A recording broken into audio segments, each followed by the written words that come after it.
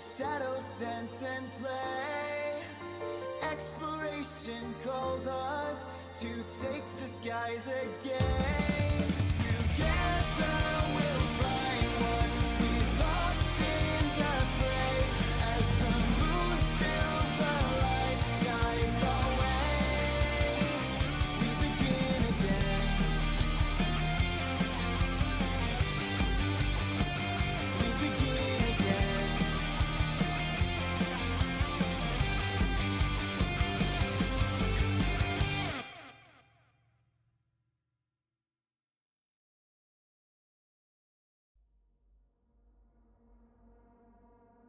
Hooray!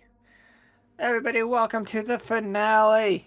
This is Renaissance episode 24, but it is also the finale of season 4?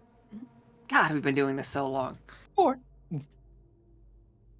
Just so we know, the energy is a little weird. I'm not feeling the best, but we're gonna do this shit. We're gonna do it. He deep-throated a Rupert is banana. screaming. He just woke up. Thank God. I was worried that we wouldn't have Rupert just trying to fuck everything up.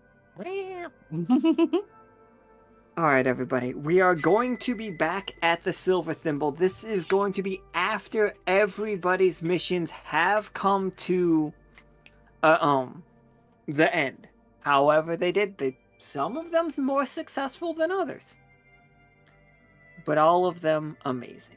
We still have the main character energy packs, the Pirate Queen packs, the art upgrades. Those are all available still until the end of this month. So, but also, every time I say it, I want to make sure that I mention thank you all for your support. You guys have been killing it and keeping us alive. And we're just so happy. I prefer y'all alive. That makes one of us. But all non-mechanical cards on Streamloots have been dropped in rarity. The last epic Apprentice is out there, the mushroom art, all of that stuff. We've dropped it in rarity because we are about to just fucking go a full purge is the wrong word. Purge is the word. Purge is the word. Apparently, purge is the word. We are going to just rip the thing completely apart. We're also about to rip you guys' characters completely apart, as well as your items, the entire world. Everything is changing. Don't panic. I think it's gonna be better. Kate got ripped apart once. Like, to be fair on that note, we're gonna make it up. So, be nice. I'm a little loopy from not feeling good and just maybe not enough sleep. I don't know what's going on. But that said, we are going to get to today's game. Today's game is taking place in the Silver Thimble entirely. You are all back at the Thimble. You have the reports from everybody else's missions.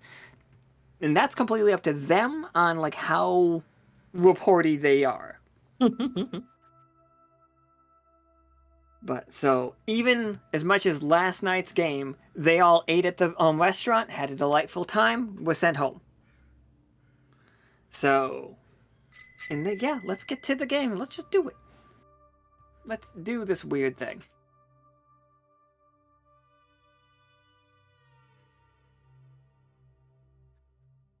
You're pissing?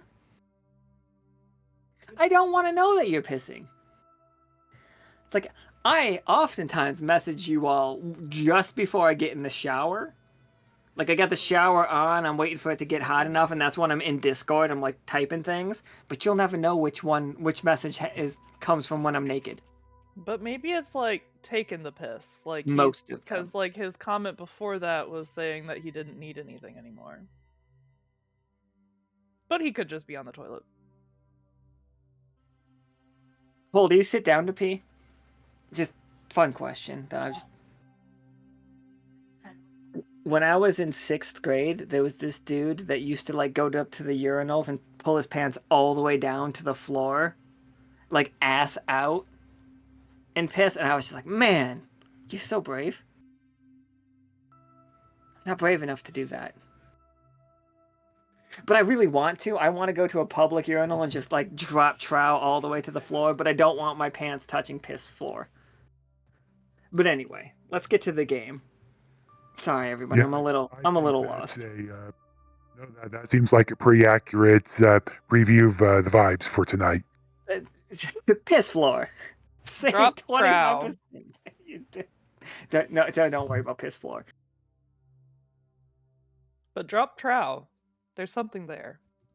Friend of the stream and like player once, maybe twice, Marcus.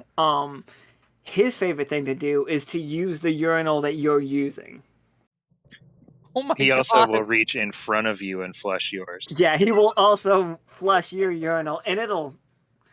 Oh my god. It Those is are scary. some power moves. He is. Oh my god, he's done this to both of us. He will also use the sink if necessary. Not even if necessary. If slightly more convenient, he will use a public restroom sink instead of a toilet. Or if it's single-use McDonald's toilet on your way to New York City, perhaps, and you're the first two in line, while I'm using the toilet, he will use the sink, and then everybody in that line that washes their hands is washing their hands in a piss sink, and they don't know it. I did not wash my hands that day. Well, at least not there. Sorry, everybody. This is the energy. Anyway, we have Senior Officer Leo Levin, played by Leo. Hello, I guess? How often do you piss in the sink, Leo? Tell us honestly. 0. Thank you. Okay, thank you.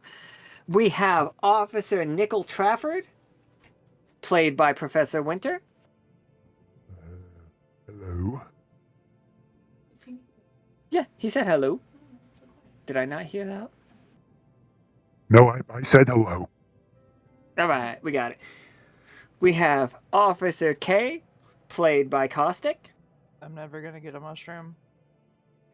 It's just not going to happen. And we have loving mascot of the Lockstitch Academy, and just Lockstitch in general, and best friend to all, Simmons, played by Nick. Nick, played by Chris. I wish I had a voice mod right now so that I could say hello in the other voice. But hello. I did. Resident Evil, the first movie, we were in the theaters, and we afterwards we were both in the bathroom at the same time in Crystal, and he was at one urinal, I was at the other, and I was like, "Man, don't you hate it when people try to talk to you when you're taking a pee?" He goes, "Nope, I hate it when they do this." Reached across in front of me and flushed my urinal, and then walked out.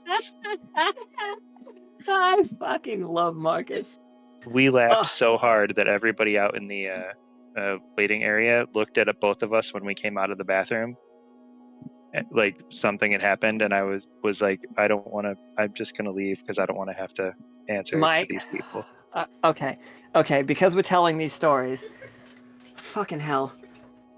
Because we're telling the Marcus stories. So, we went to see that terrible movie, that was made by the same director as Sin City.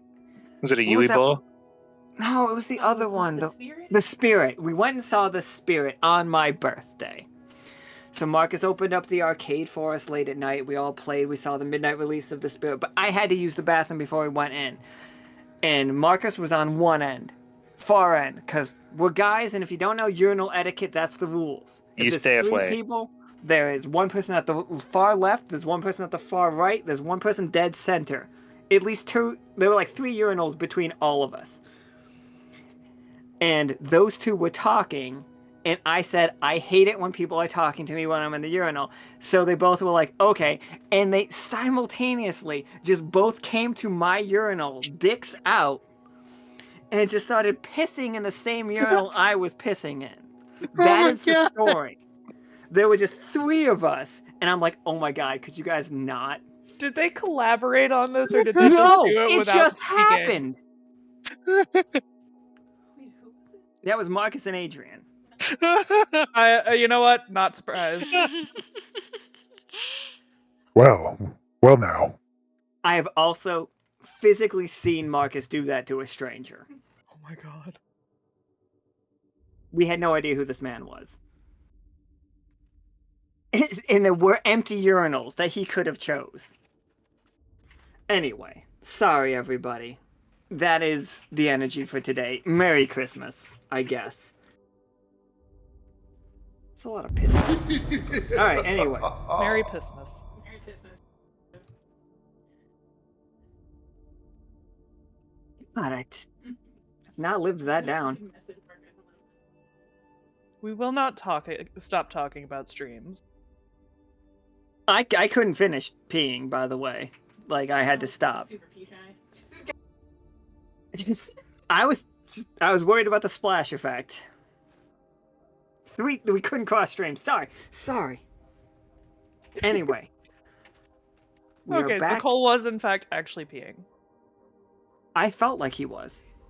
Wow. Why would just you feel finished. that? I can feel when people are peeing.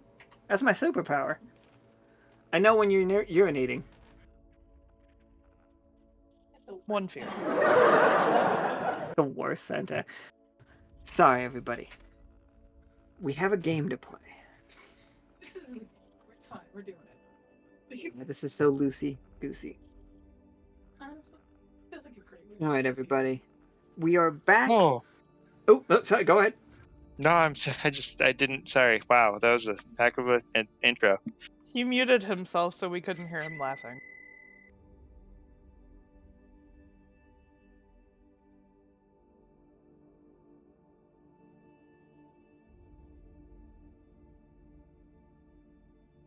I think everyone died. Yeah, everybody died a little bit. The Rupert made a noise. There's a bunch of crows outside. There's a lot of piss going on. I can sense it. I'm just stunned to silence. Just stunned to silence? Really? Okay. All right, we just got to talk about pee a lot. We got it.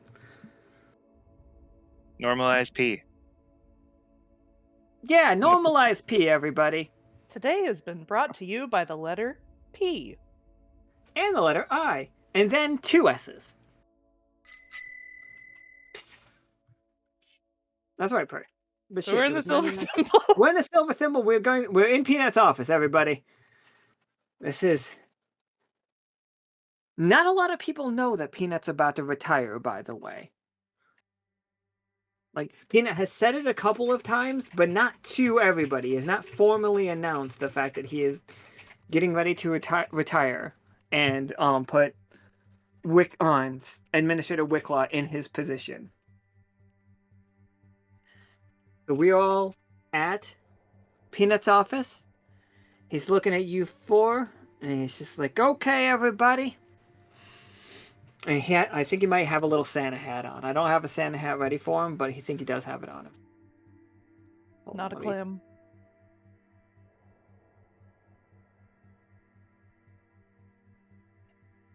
Looking at you 4, he's just like, "Okay. Simmons, Kay, Leo, and Nickel. You 4 have done great work for us in this last year.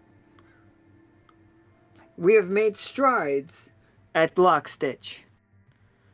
All across the Echo, we have made ourselves known. We have made ourselves what I believe to be welcome. Would you all agree with this statement?"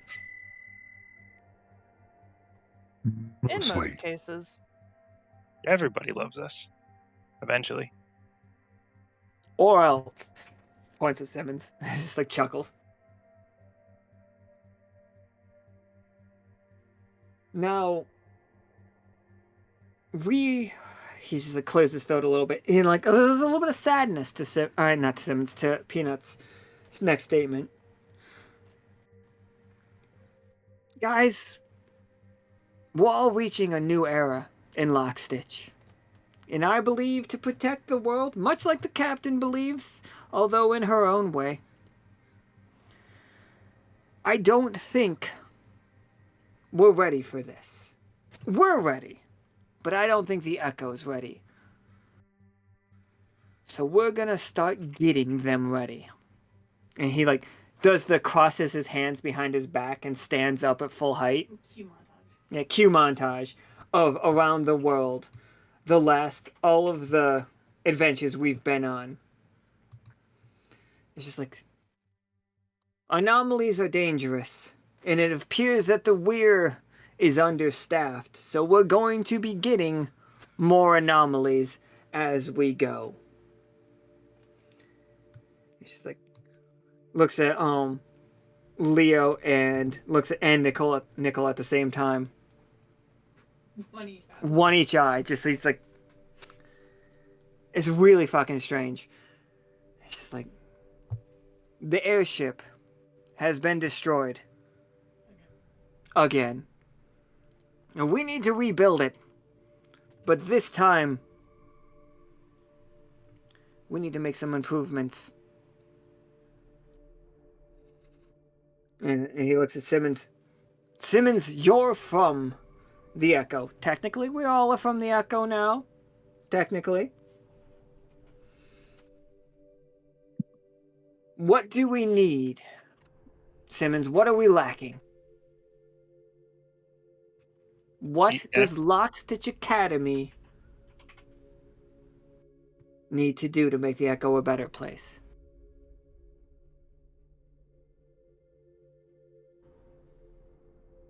I mean, we could put like tassels on it.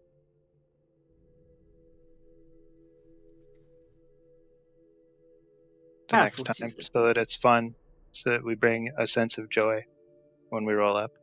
Tassels or castles? Tassels, you know, Tassels. tassels with a T. Like a decoration. Okay. It's like, I think I'm picking up what you're putting down. We need more showmanship. We need a little bit more flair, is what you're saying. Yeah, so that when we show up, people know that we're not, gonna light their libraries on fire. But are we not going to burn their libraries down? I would I prefer think that we this did should not. probably be in the past. I did wonder, since some of us have dealt with some of the technology on Luna, if we might be able to work on integrating that. Maybe not even just with the airship, but moving forward.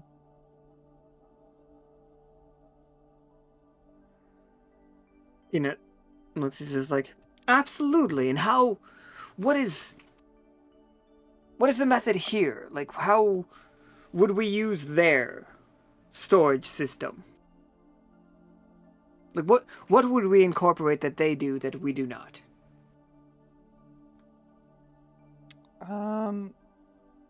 For them, it's more plant matter. With us, we have... We could look into more of the science route, or we could look into the magic route with it. I'm not sure which would be preferable here, but it would be transferring data more directly. Kind of like, you know how our communicators work over distances? I do not actually. Yeah. I don't like it. I don't trust it. From a top-down perspective, you understand that we can transfer information across vast distances with our communicators. And I'm angry about it. That's It's one of the leading reasons that I'm retiring. I don't trust it. That is okay for you. I feel that we could potentially hold classes to further explain this to people so that they are not afraid of it because it's not unknown, it's just new.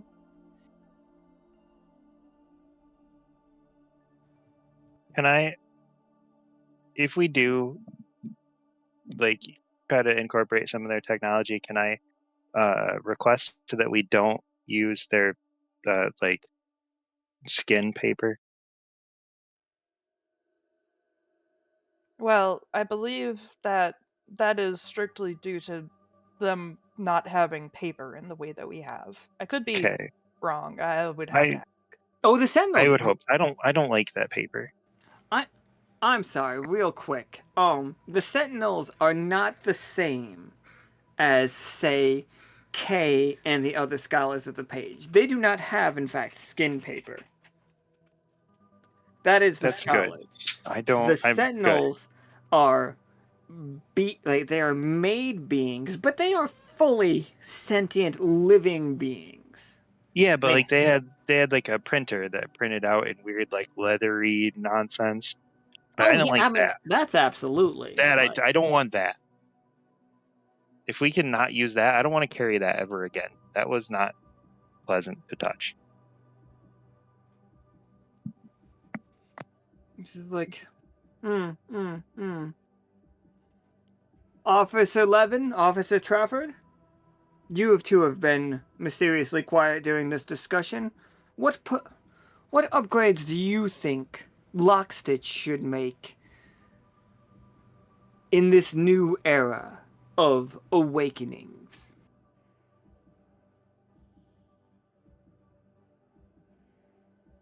It's like, do you agree? Like, you four did such great work while on the moon. I personally was a little bit preoccupied beating the hell out of 4 of our crew members. And he like moves his arm like he's just like getting an old shoulder injury. It's like it was so easy. Oh, incompetent fighters. I'm sorry. Yeah, maybe that's something that I need to work on a bit with people. Hit the gym a little bit more. Maybe if nothing else, if if we want to be able to help other people or be able to protect ourselves, we're going to need to make sure people know how.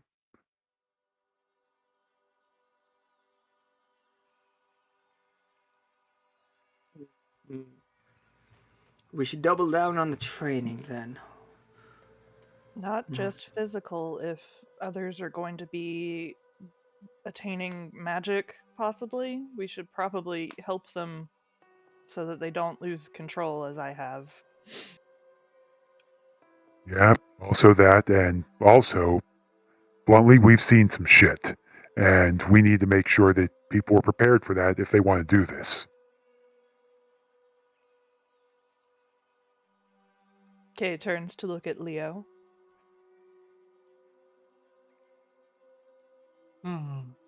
It's been a while since we've put any, like, serious effort into the academy, aside from what it's always been. In terms of strengthening the crew, both physically and mentally, I'm pretty certain we have a few that would be able to fit such roles for the newer, well, for newer cadets that potentially may be joining us.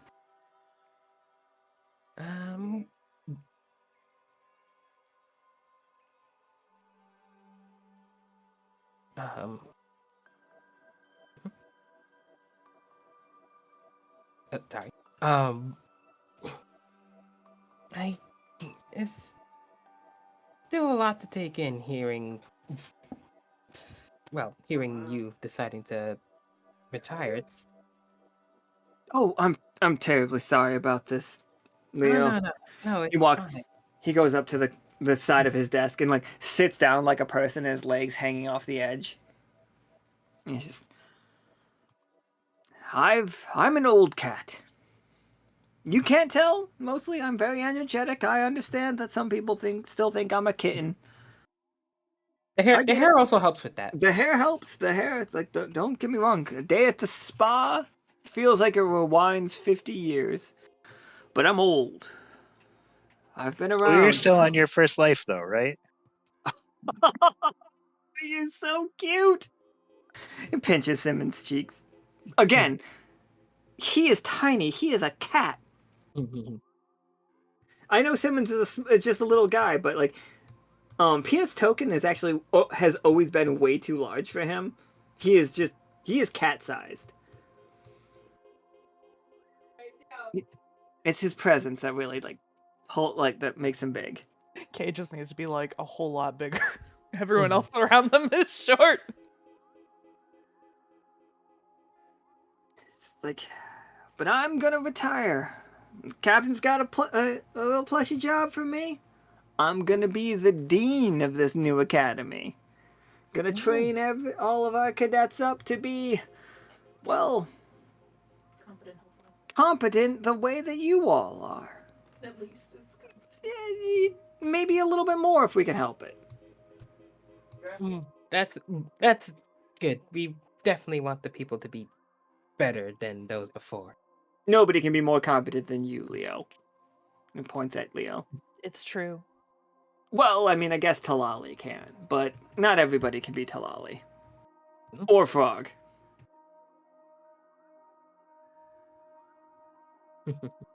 Now you said Dean. Is this are you going to be working similarly to the one in Dorian?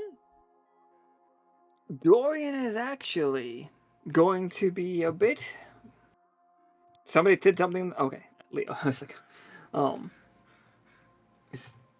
Dorian is a situation that we are going to mimic a little bit.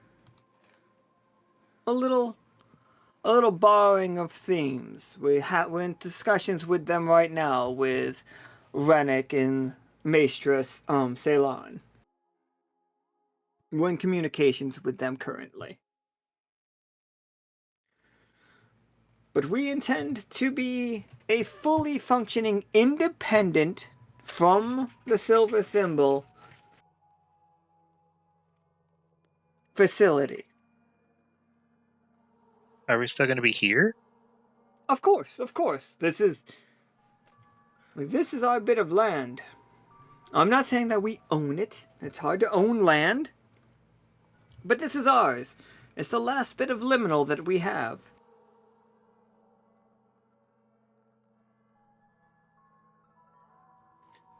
Peanut looks sad for a moment. Like he's looking away into the distance.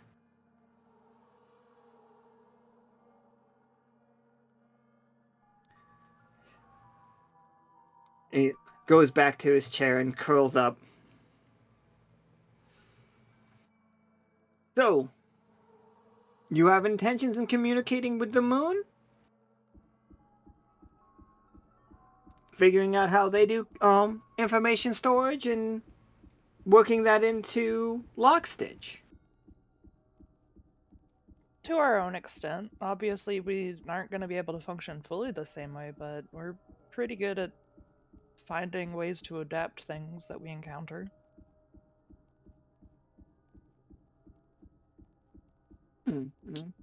Speaking of adapting, you were saying we needed a new airship.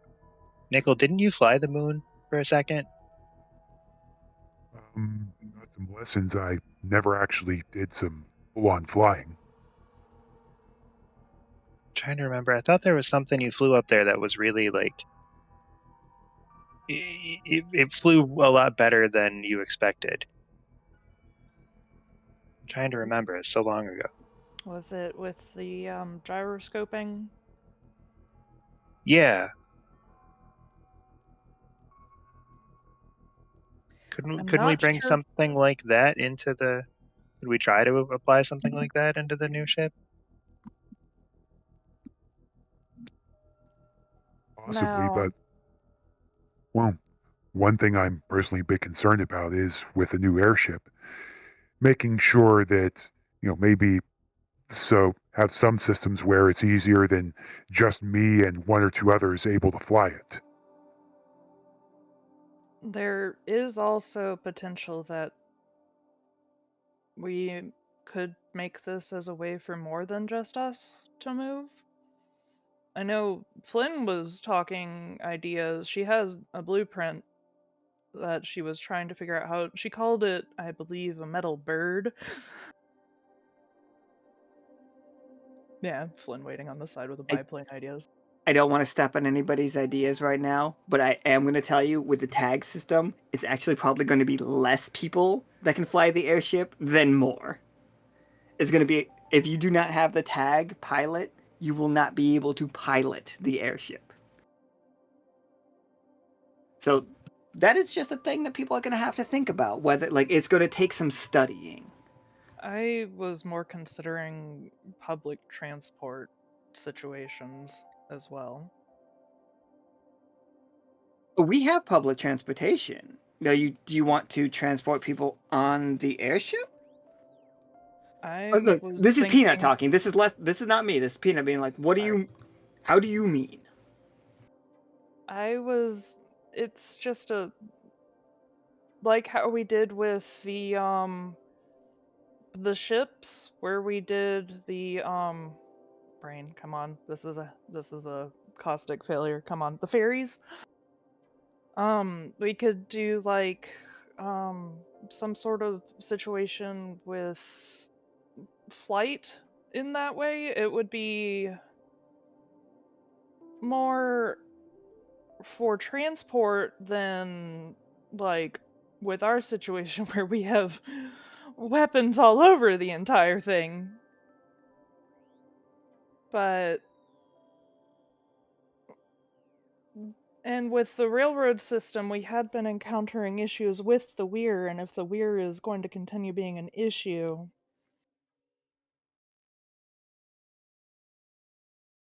it was just a thought for considering. It's certainly not my specialty. It would be more in Leo or Flynn's vein, because I know that she was one that has been looking at that.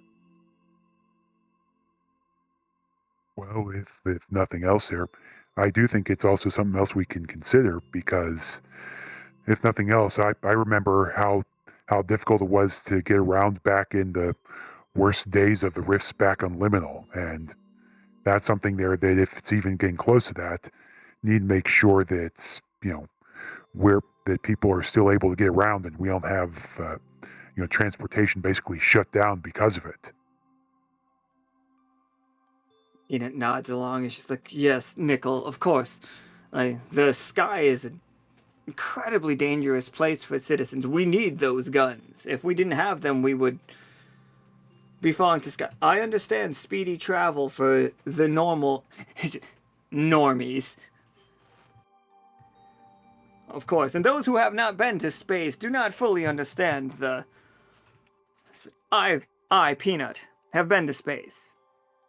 Have I told you about that? Have I told you about my time in space with Gemini and Osiria, Pollux-Caster, and Rennick? Have I told you about this adventure? Sir? Let me tell you about our time at the planet Plaid. How have you been experiencing any memory discrepancies lately? No, I was in space. Correct, but You all were only in moon space. I've been right. to outer space. Yes, and this has been explained before. This is why I'm a little concerned I'm about. bragging at this point. I Okay, see. let me Okay. have my moment. I'm about to retire. I'm gonna retire. Let me brag. I'm an old man. That should go on your plaque, by the way. That I'm an old man and I'm about to retire. That I've been to space. No. That you've been to space. That should I be have like been to space. one of the accomplishments on the plaque. It should be an accomplishment on it. I should have a badge. Let me tell you. I should You have a don't have a tag. badge? Been to space. Have you considered getting someone to like perhaps cash paint a portrait of you to hang up with this plaque? It's like, I have an entire book on it. Have you read The Red Planet Plaid? It's an autobiographical story of my time in space. He's not listening to a word I say.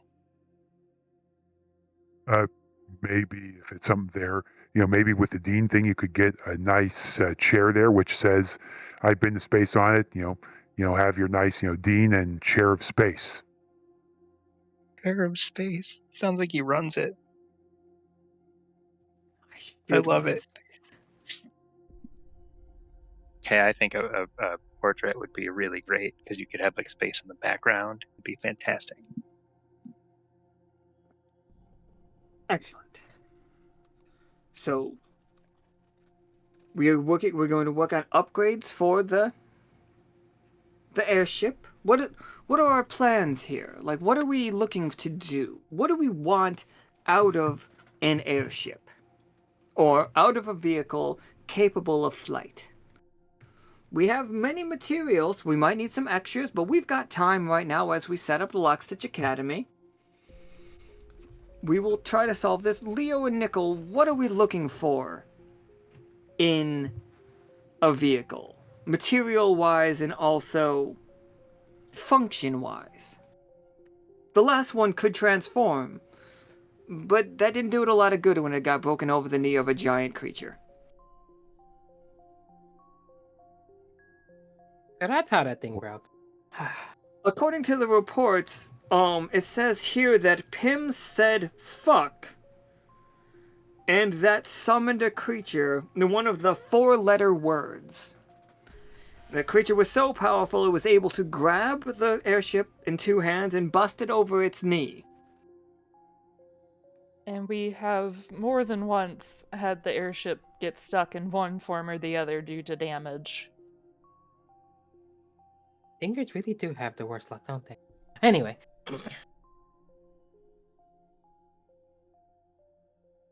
So. Well, nope. Hmm. Please, go ahead, Leo. Oh, no. I'm listening to you first. Sorry.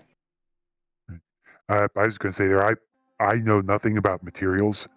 My first thought is whatever we do, make sure that it's good at maneuvering, especially given, how many different sides there are and how different so many of those sides are. Need to be able to get into a lot of tight spaces, unusual spaces, and otherwise be able to, deal with whatever comes its way. This is a stupid question. Mm-hmm. Could you make it soft?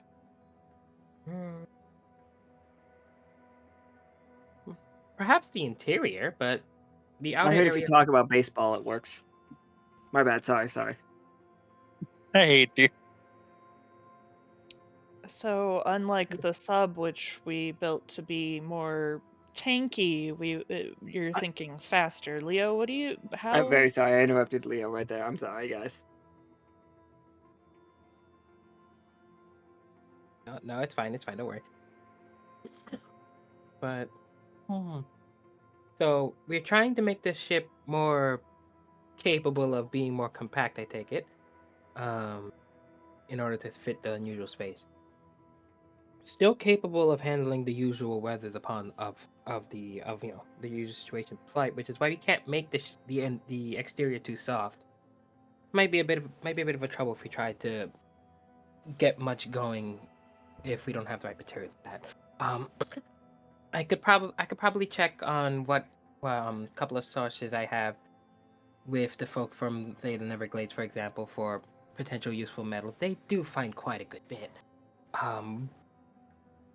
We've also gotten some shavings from the weir that could be potentially useful, perhaps as like a lining of sort. The bits we had weren't necessarily like big, but they were like long strands.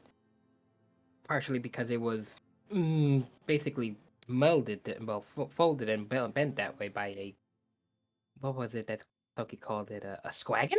I believe it was a squagon. But those can be useful for like lining on the ship. As for the interior, well, what was that inn that we've been to with the rather giant sheep? The Lowland Inn? Yes, if we could have get an Lowland- amazing birthday situation. You've been to the Lowland Inn? Yes, I have. Not. It was Those back are when. like Dinar, the sheep that follows around Rennick. Yes, exactly. But that one's a smaller one. I think that one's a bit young.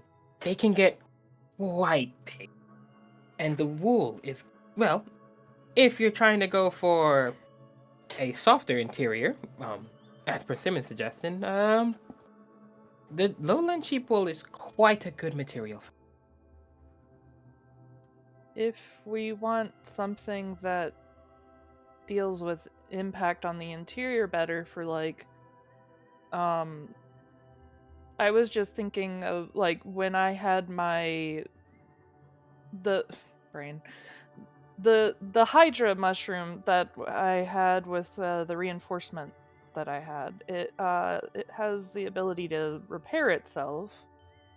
Could that be worked in with it? That could be good to be placed in between. The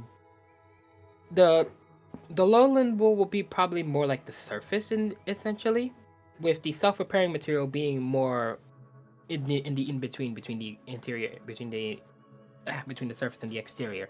That is Something that fair. can It is a strange texture to feel. that's why I would prefer it. You said that the mushroom stuff is a strange texture, Yes, I had it inside of me. It was a strange feeling. and that's why I would suggest it to be something for it to be in between the surface and the exterior, Yes. as opposed to us walking on it.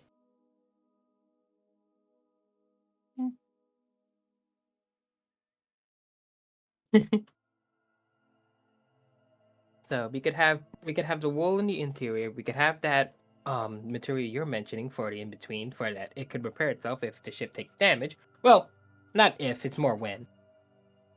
And then for the exterior, we could probably source some metals from the Weir and the Neverglades, among some other spaces. I could potentially speak to Akana about something she found, provided she was able to carry that in the bag. But she got an interesting material that a rather sizable amount of it that could be useful. Are we going to be using silver again?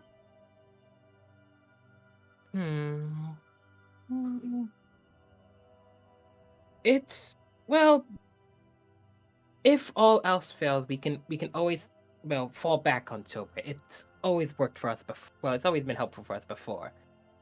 But if there's other more suitable materials that we could come across, we can start with there first.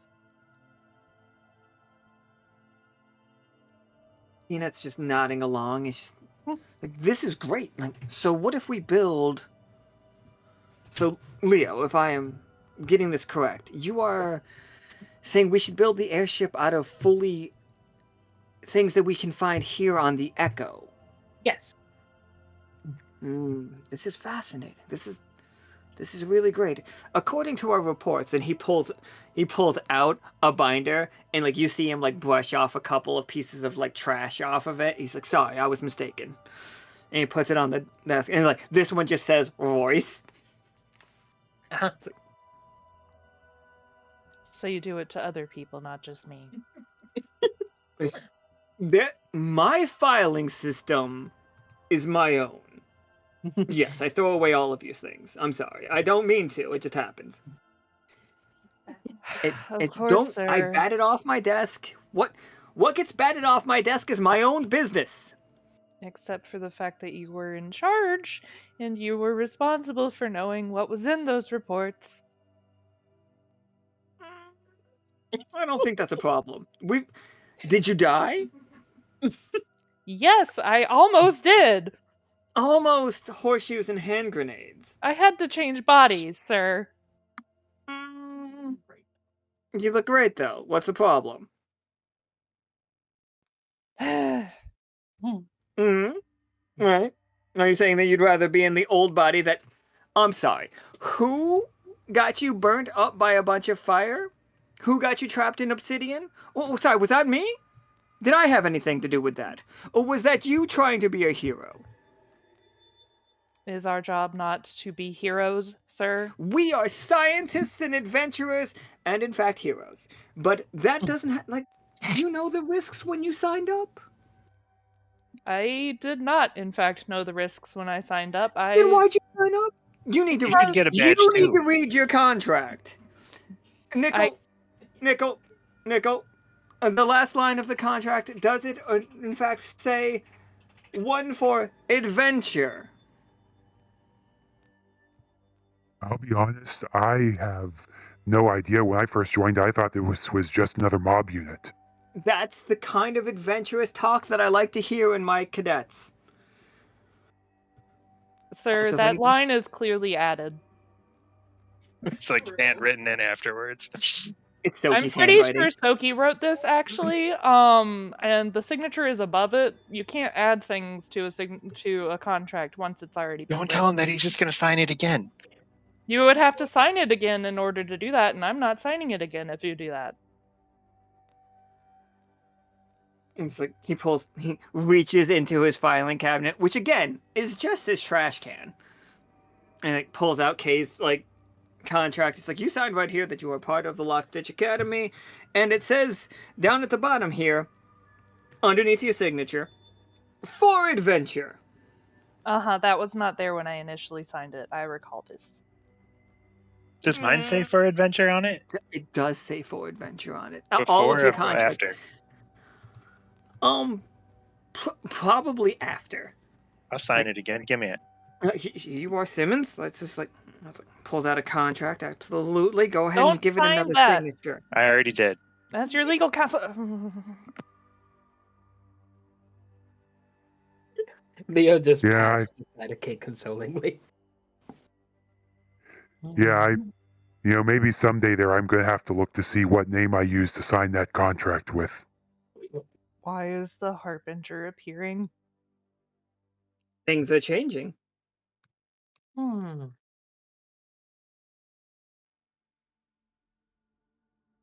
are feet. Sir, y'all see that, right? The group see it? I think only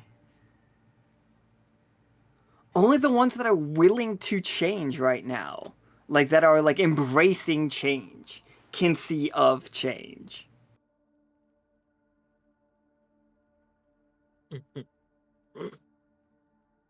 So what? He's hidden in the narrative so I can't see him? Unless I'm embracing... To be fair, Kay is embracing change, less so adventure.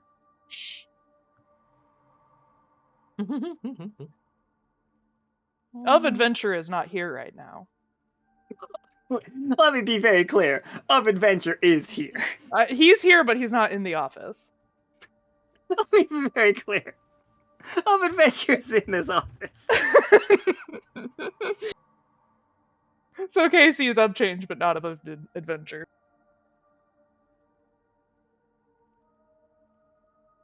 I'm glaring at you. Not forgiven. Out of character glaring. Wow. Simmons ever seen a Harbinger? Chest?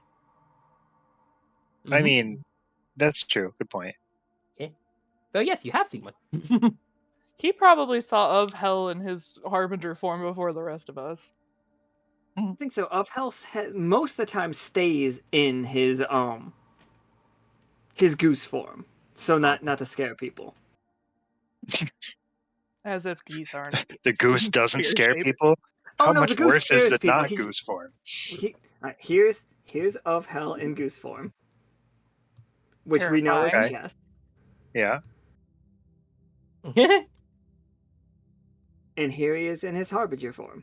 Okay. All right. In his goose form, he stands at one height. He does not change his height when he's in goose form. He is 13 feet tall That's a big goose.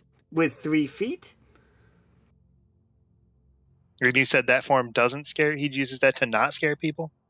He uses it to threaten people, But not scare them. But that is also horrifying.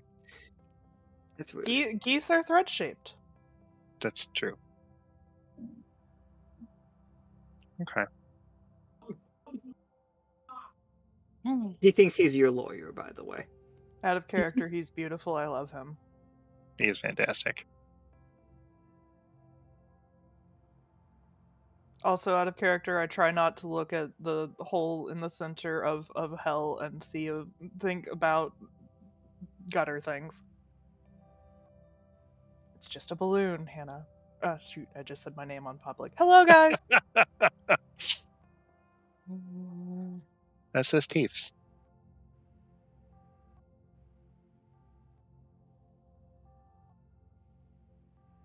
In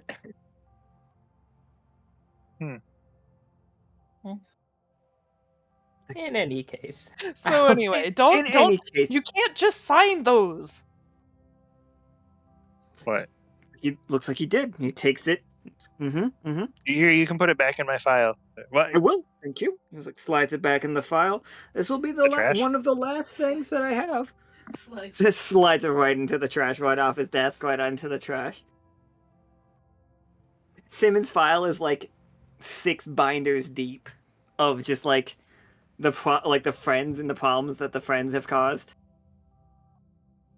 Known associates is like the biggest part. Random notes that are like that are sent to him, and they're like, "Hi, Peanut. Nice hair. Bye, Simmons. P.S. Nice hair." Oh, those probably don't end up in the trash. They're probably just plastered across his desk. The important bits are on the desk. The contracts are in the garbage. Anything that you might think is important, garbage. Anything that's actually important, on his desk. Also garbage. About to be garbage. I'm sorry, Okay. the official term is not garbage, it is the circular file. Yes. Thank you. Now, Leo, we are working with some in-echo materials here. Are you confident that our engineers will be equipped to deal with this? If they're not, they're going to have to be. Royce and I have worked on this ship for who knows how long. We've always been leading with fixing that. And it's about high time that these people start learning more about the vehicle that they rely on so much if they intend to keep this thing more operational. So are you thinking like repair classes? So something to that effect, yes. Because quite frankly, a lot of the people of Lockstitch, well, weren't. They are, but they aren't of the Echo, as we've already, explained before. And frankly, a good chunk of us probably don't really know how to use these materials as well as we should. I'm going to speak to Royce about this and see if we can't get things set up for people to know actually what to do. And with more solutions than just duct tape on everything. You might want to collaborate with Akana as well. I've heard she's been doing real well with her welding classes. I intend to speak to her about it. Frankly, I kind of have to in order to speak to her over the quartz that she obtained that could potentially be of use as well, if she's willing to share some of the material.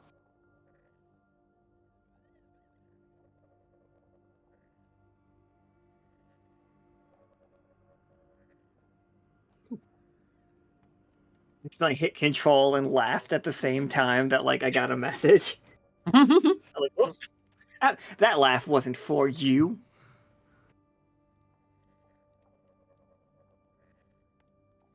Everybody. So, all right. Peanuts just absolutely. We'll contact Royce and get him in. We'll have a little talk about supplies that we need to better the airship. Now, he stands up full height. He uncurls himself because he's been curled up in this chair for a while.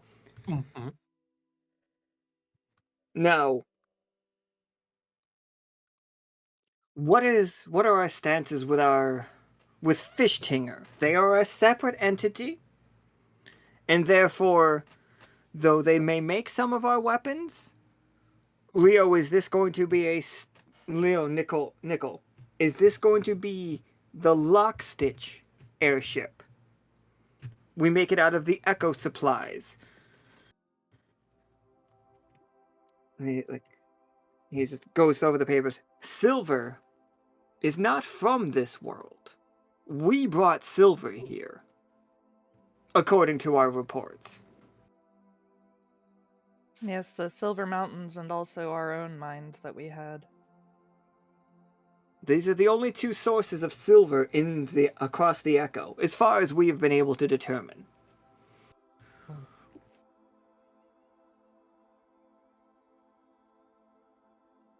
Simmons has never seen it in any of his engineering, right?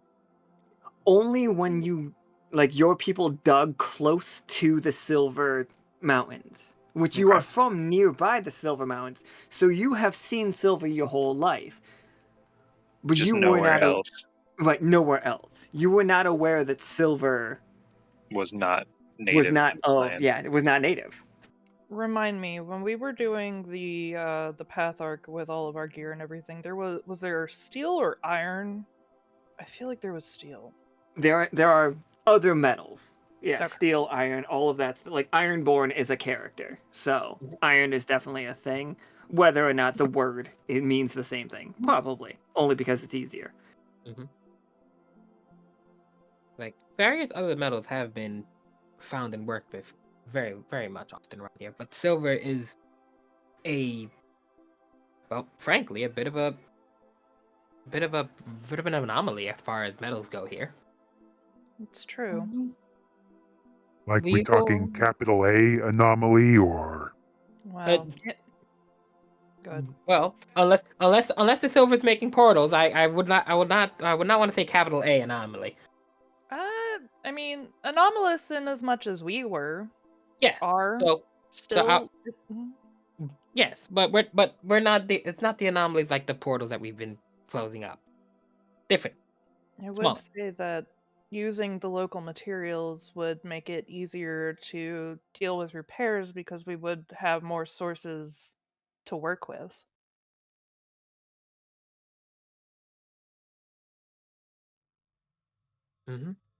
And so as for the silver and Fishtinger, we'll need to speak to Pim and Laura about it directly. See what we can.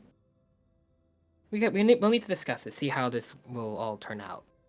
It was originally more of a Lockstitch project, but the customizations ended up becoming more of a Fishtinger, so it was a little bit of a gray area.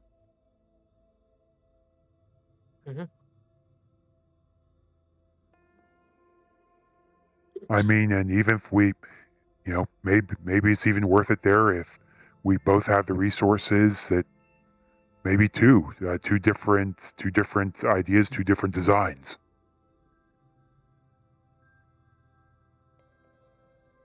Peanut slaps his hand on the desk. Now is the time for experimentation. In this time of uncertainty, since everything is unknown, then we can try everything. Who knows what we could make, what adventures we could have. I just got try everything from Zootopia stuck in my head. Well, as long as the people actually write down what happens, at least it will actually be properly scienced. Now, as a consideration, obviously we would not want to use it for the entire ship. That would be bad. But gold has an amplifying factor for magic. Would we want to use it for potential tools or parts? Something like that. Much squeaks.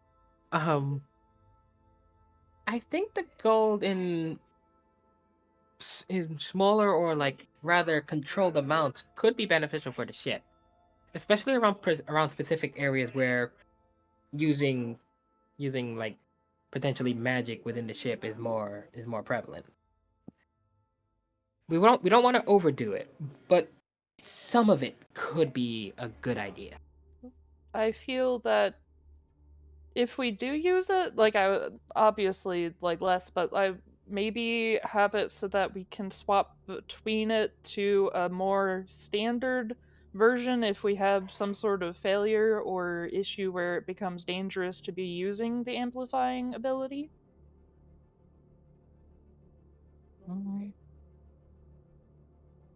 I'm starting to Like get the a feeling you like may need panels. to.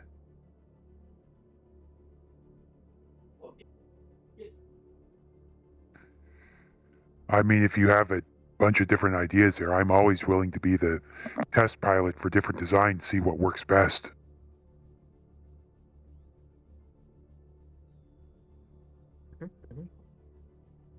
Nika likes the words arcane canon. Yeah, The word cannon has We do have bad luck with canon. it's a sour note in Leo's tongue. But with any luck, if folks are keen on such weaponry, well, let's just make sure Tinker isn't the first one to operate it, please. Well, yes, that would certainly. Yeah, but. And that way, since we would have a fallback to not use the gold, those of us with inclinations, anti-magic inclinations, will still be able to use it without causing issues.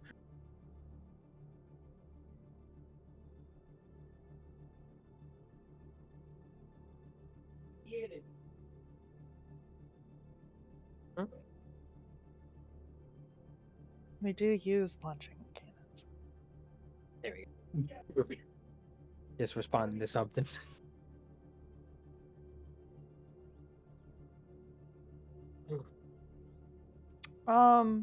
While we're discussing the airship, the submarine does need wing repair. Do we want to look at that as well? Or are we going to put it back the way it was? Peanut raises his hand. This is like, us four, are not in place to discuss the submarine. I see. That is not our concern. That's a Royce. Mm-hmm. I would never go against the build of that ship. You'll have to speak to Royce directly for that one. And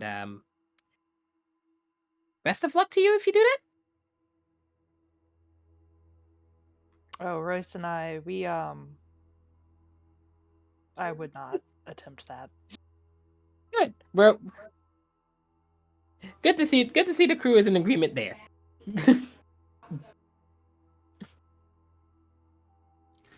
Peanut's just like, Royce's place in this academy and Lockstitch in general is solidified, and therefore we will not make any changes to his invention unless he directly states. Mm-hmm.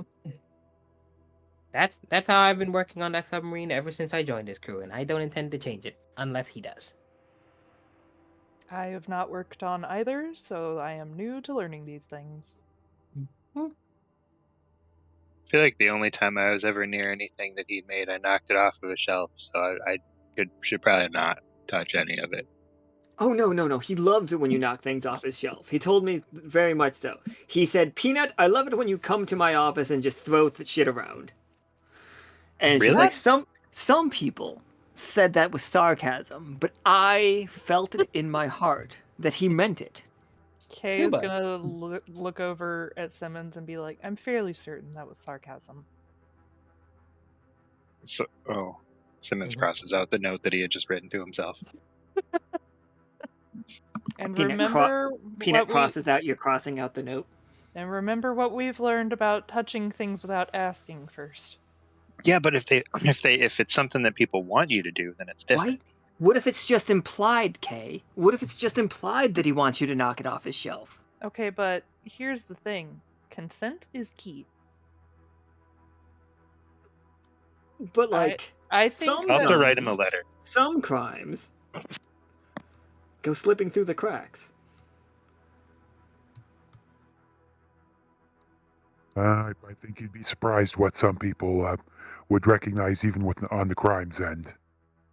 and who holds grudges. Definitely writing a letter first. Okay. You could ask him in person. He doesn't bite without consent. Also, if you can connect it with science, I can tell you from experience he does really enjoy science. Science is breaking things. Okay. All right. Got it. Science is attempting things and then seeing what happens and then making sure that you make notes.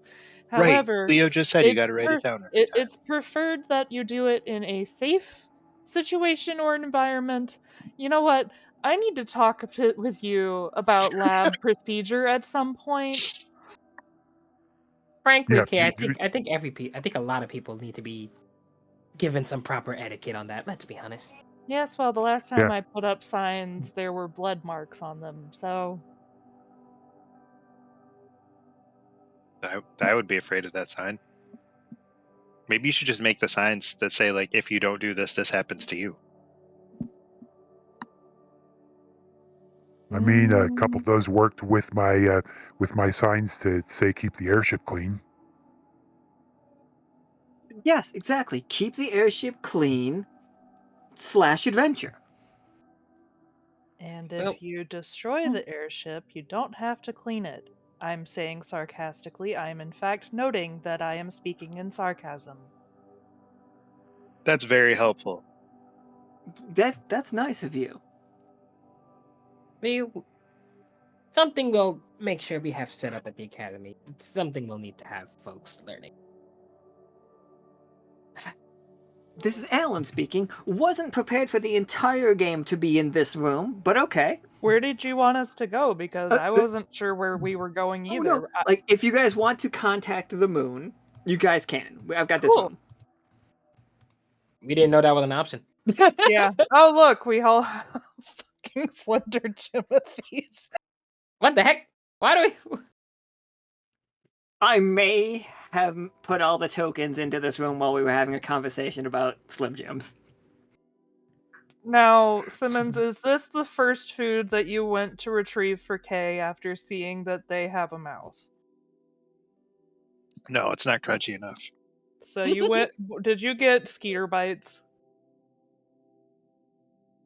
Now, that said, there's also if we didn't want to, we can go to the moon first. We can go talk to the moon, but we could also let me give it a voice here real quick. We could also just have a conversation about airship stuff because we have been talking a lot about the airship. We can go here. Well, we would need to discuss with the moon about integration, but if we want, what do y'all think?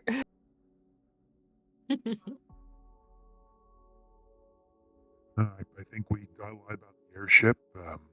I think talking about the moon may be appropriate here.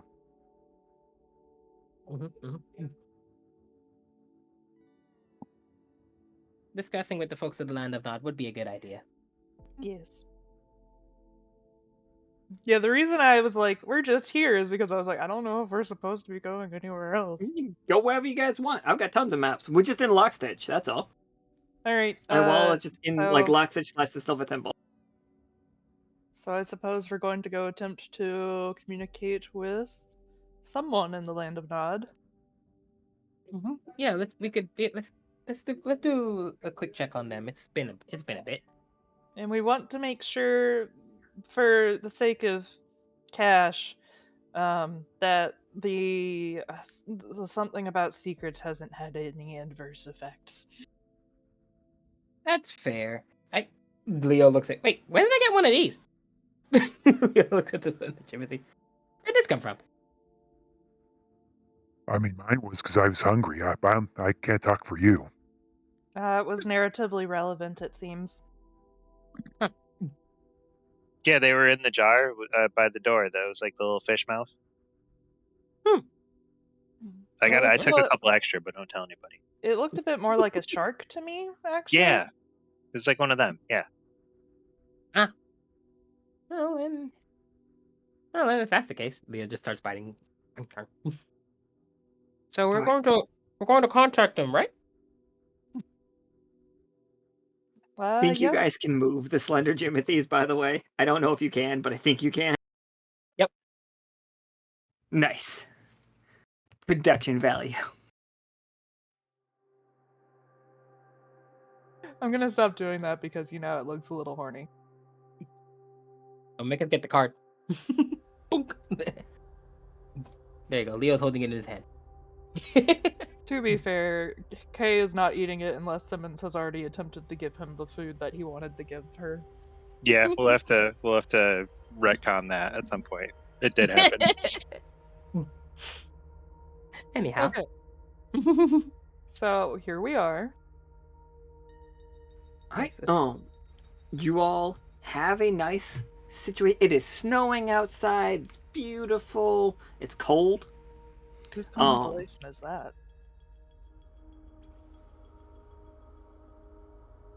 AI. Yeah, disgusting. Just a thing about the backgrounds is like never focus on them, please.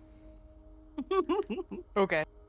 The thing is, you snuck in like actual constellations once, and I missed it, so I thought like maybe that was a constellation that like someone had put in. Nope. That is just Okay, AI art. Like that is just ignore that. All right, so we are going to communicate with the moon. The land of Nod. yeah, absolutely. So I'm going to roll a number. Let's see. Uh-oh. And this is going to be okay, so 18. Now 18. you all are trying to get close to 18. Oh. To attempt That to is how contact? you'll it's attempting to contact. Exactly that.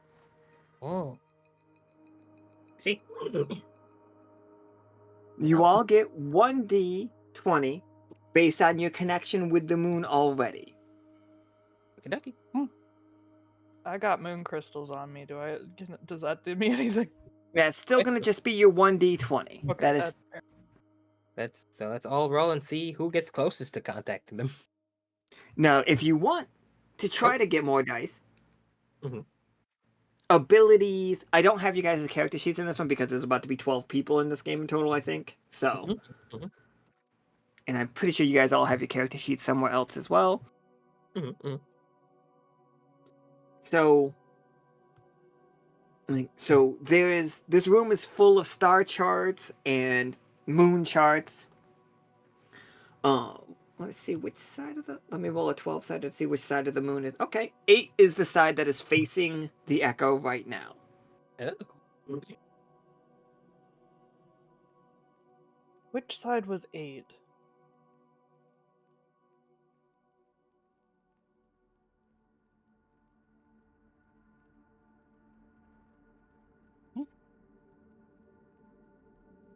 Oh, are you asking me? Yeah, because I, the player, am not good at memory things.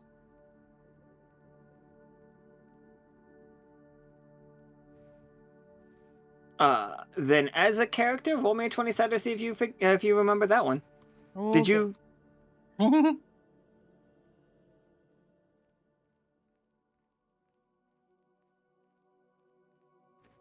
Vision, not vision. Fucking. What is? It's the Crystal Garden one. What did I name that guy? He had a big part in the RP. So the coffin side. The coffin, yes. I think didn't it start with an A?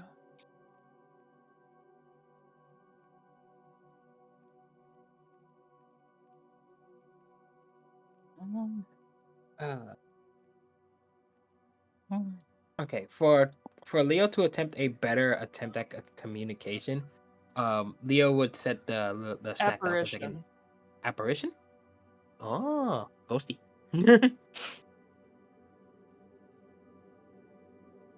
I actually made notes of like the the sentinels and their names, but I did not make a note of like where the hell they were.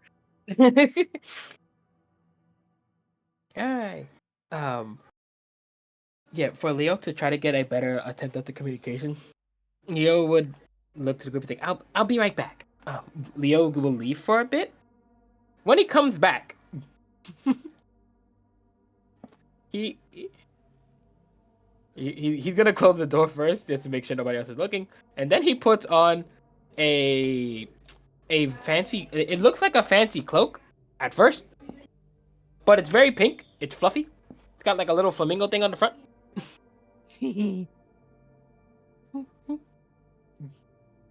Because he has a certain item called the Cloak of 100 Billion Stars. However, it is a Albert style one that he's gotten way back, but it allows him to invoke without needing to use AP. or in his case, considering it allows you to invoke even if you don't have the ability at first. So it's like it's the only way he can invoke while he's wearing this flamingo cloak. When he's comfy. Pretty much. When he is comfy and he is not in danger, which he isn't, he can invoke. So he's gonna use that in order to attempt to increase his chances. Though he looks to the group. I would appreciate if none of you spoke of me wearing this. Thank you. Understood. Thank you. It But does it look looks good. comfortable. Yeah. It is. But I look silly in it. Leo, We're all allowed I- to keep give you an additional secrets. D20 for that. No, it's not Leo, bad. I wear t-shirts with like teams and stuff on them when I'm sleeping. You're fine.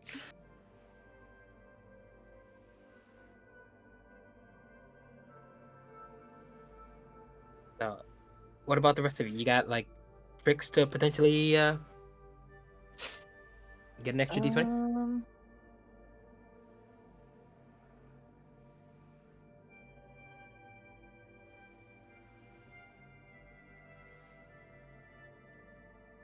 I mean, I technically have scrolls. I could attempt to see if I have any ability to like influence data transfer like this. I don't know if I do or not because I'm new with this. So, Fervor was on the moon, right? Fervor was in fact on the moon. Sure was. Could I use like Evil Eye to try to like focus on when Fervor was on the moon?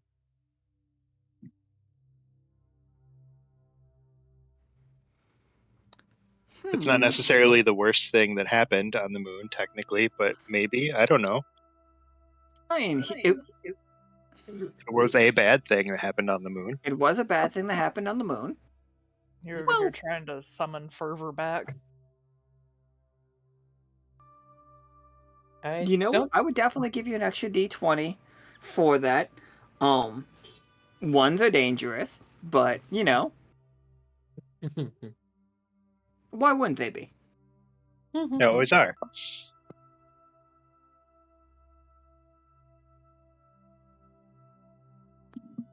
Right. That sounds good then. Yeah, at least for me, the closest thing I can think of is using that eye patch of the Gushing God that Nickel has hidden under his normal eye patch, and like using the web of relations there to try to figure out, it does say connections, to try to figure out maybe which connections may be the strongest to try to get the link in. Mhm.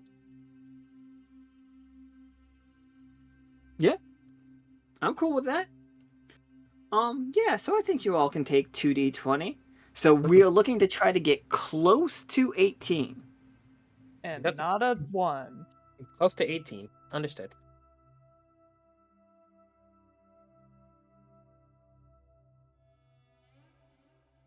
$17. Very 17's close. real close. That's not a 1. 5 and 3. So far, Simmons got the lead. Yeah, The dice have been so mean to Nickel lately. 18 and a 20, 20. 18, it's like really good. Leo's just like got straight in contact with him. Flamingo hoodie is apparently stronger than he realizes. The great thing is Aperture's also wearing pink, so it's just like hilarious to me. Probably will help the connection. It wasn't aperture. It was I lost it already. Apparition? Sorry, not Aperture. Yeah. Apparition. Apparition is wearing pink, so he just like shows up, he's like, Yeah, it's true. Rabbits do have a connection with the moon.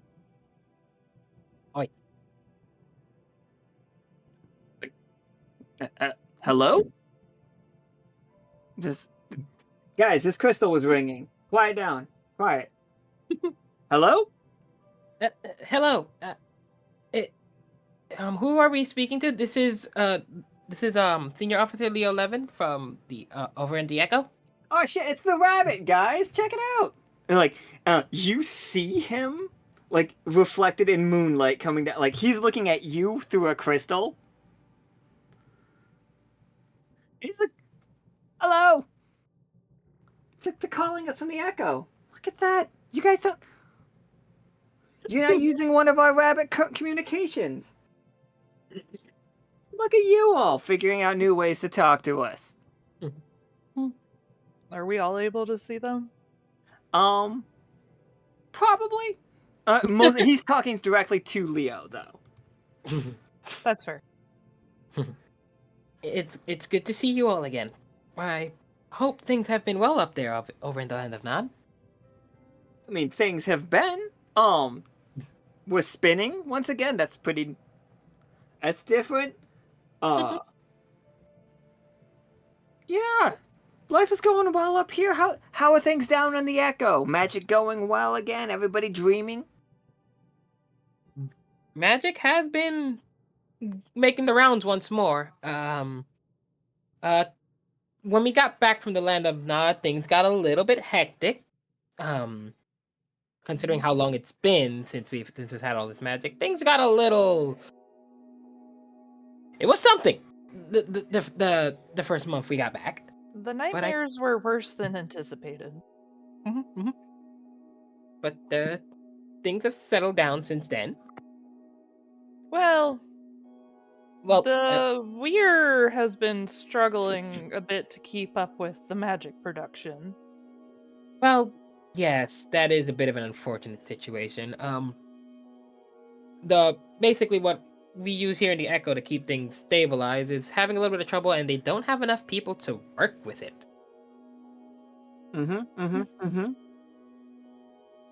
So it's been a bit busy trying to keep that under control. Was to say the the least. Weir in use back when y'all were last awake? We have no idea. Fascinating. I'm pretty sure basically with the weird stuff, it's just on our side. I was Yep. just wondering if perhaps they had heard of it.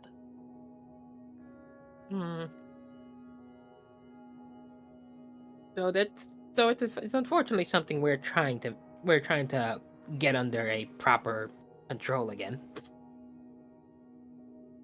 Magic isn't something that you control. Magic is something that you vibe. Well, yes, but not everybody vibes well. You know how it is. I don't. Oh, you tell me. Fancy's having the hardest time. She says this new song is just driving her crazy, but I love it. Is New it song. something about secrets, or is it a different one? Oh, what's the name of the song? If you know, like- if you know of it. Do you know? I can't really figure it out. It's just really catchy, though. Like, it's. Some people say that gives you nightmares, but, like, I think it's amazing. It really gives me a feeling of loss and longing. Like a bit of a melancholy kind of song. A little bit melancholy. So it did make it up there. I think it might be something we'll need to keep an eye out, probably on a year, like on a basis. They haven't been experiencing strange worm-like creatures, right? I would hope not. Has there been any odd instances with like worm-like little critters up there? Yes, no. Well, aside from what's normally up there.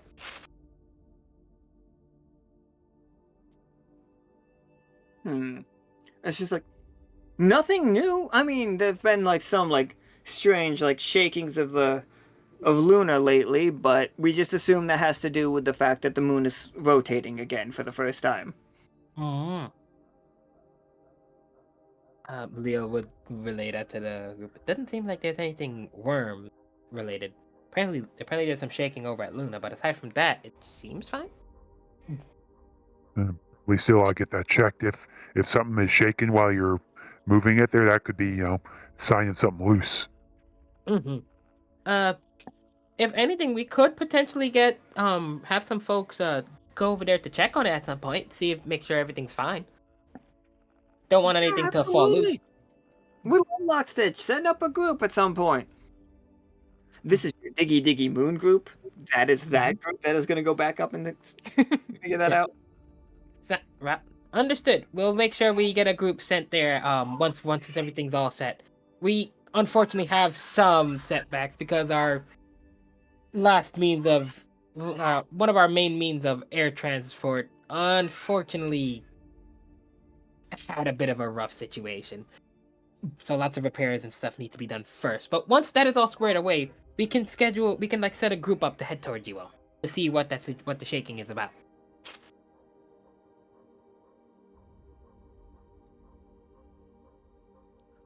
Well, quite excellent. Had you guys got the celestial, like, got the stairway to heaven going up? Great. Curly cues Uh, and all. Mm-hmm. So did we want to go ahead and ask about potentially integrating similar technology?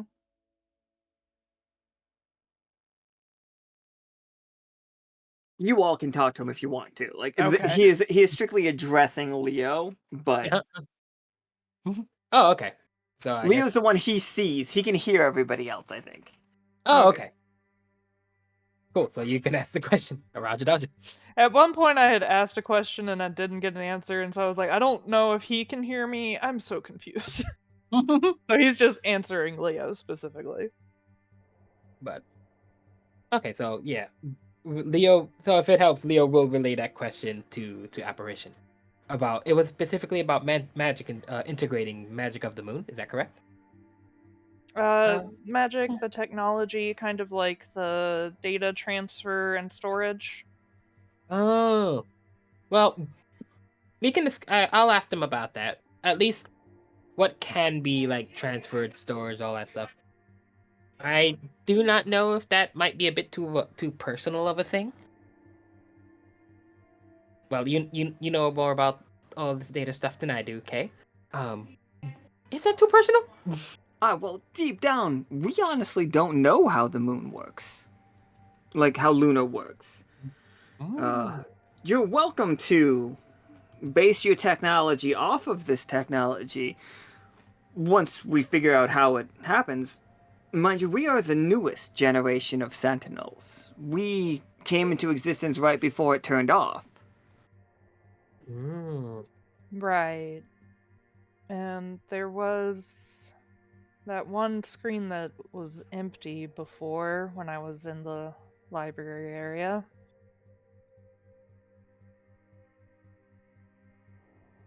Well, we.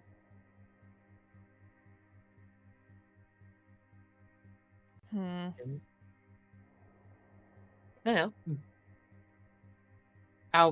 We'll need to mention that to the folks that we send to the moon about that as well. Get more information on such so that the technologies being integrated is a bit more smoother and well, whatever we can learn about the moon, well, the better. Absolutely. Cultural exchange is very high priority.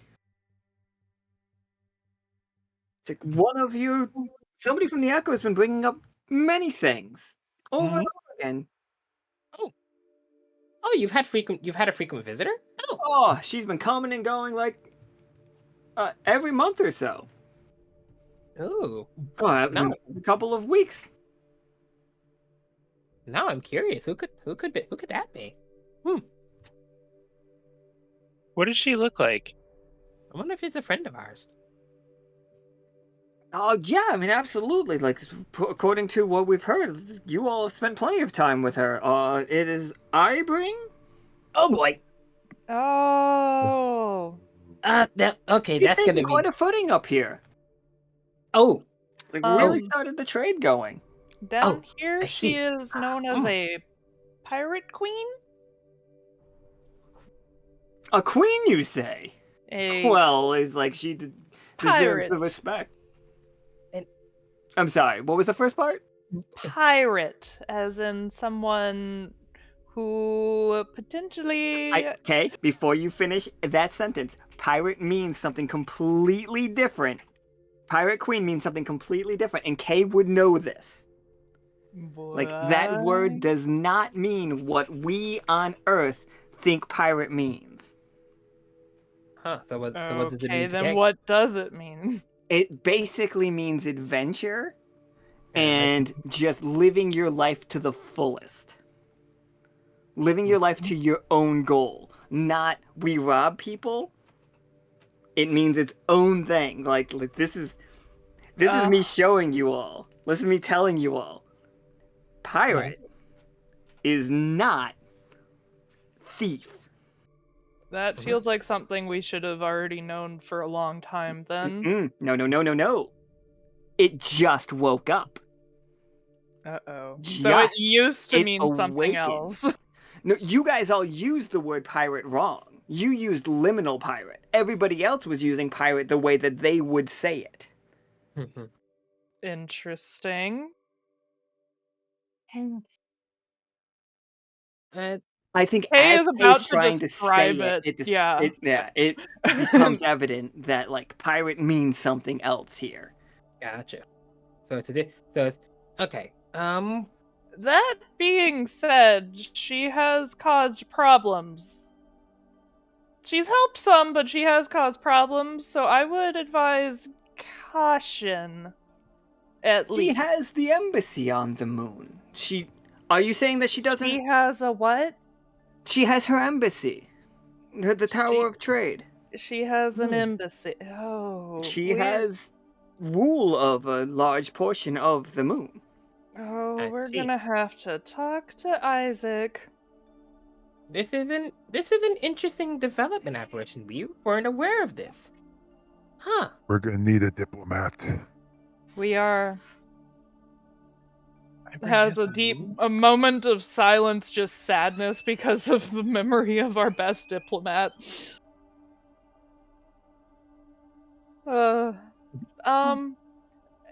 I would still say caution. I doubt that she would do anything to shoot herself in the foot if she does have such a station up there, though, so you might be better off than some.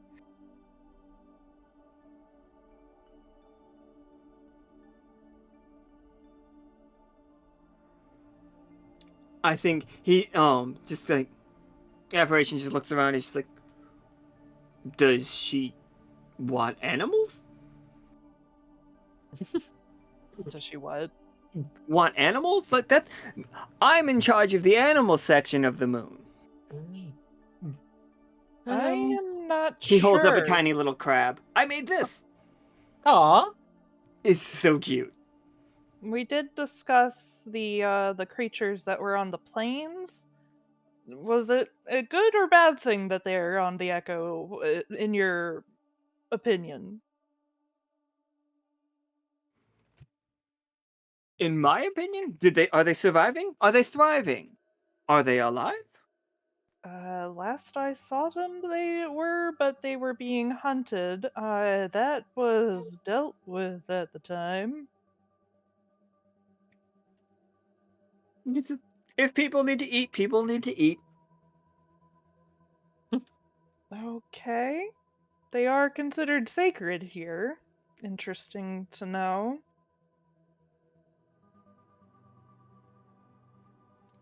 Folks from the Echo worship some strange things. Wouldn't I know it?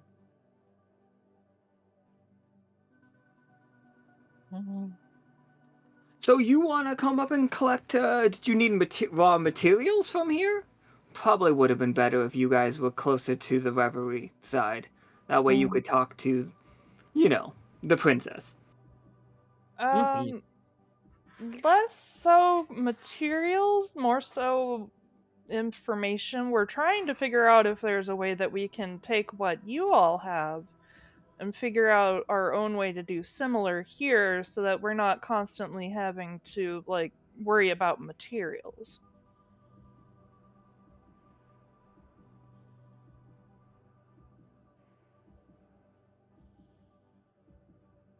Ellen died.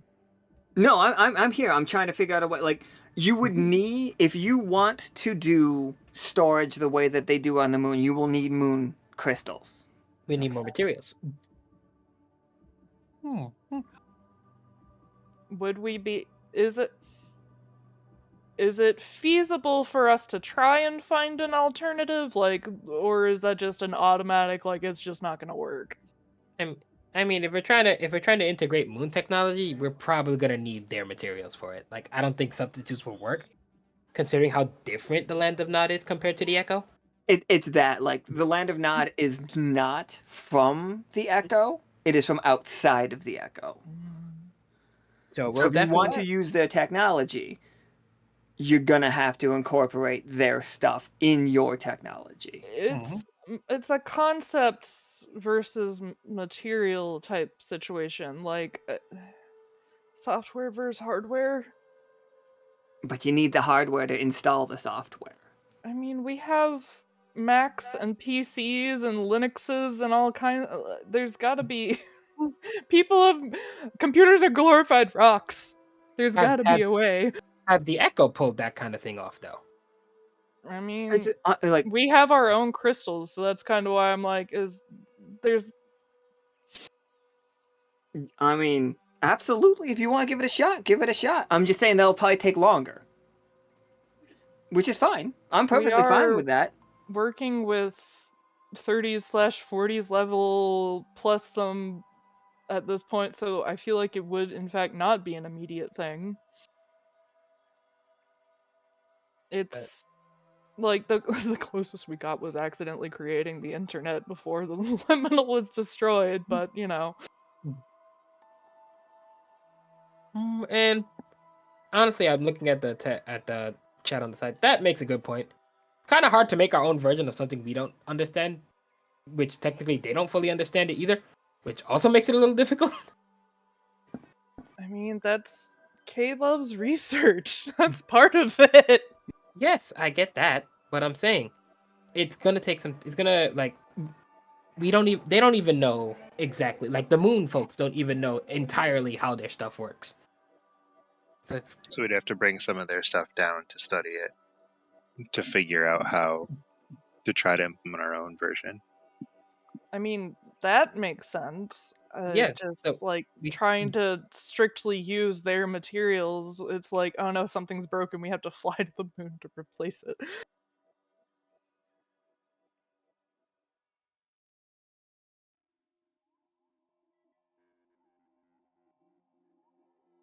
So, like, Kay is trying to find.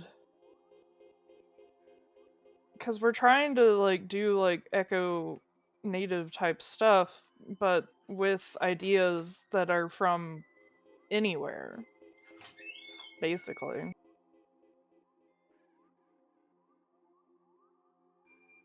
I mean, if it's impossible, it's impossible, but that was just the thought. I do not think it's impossible.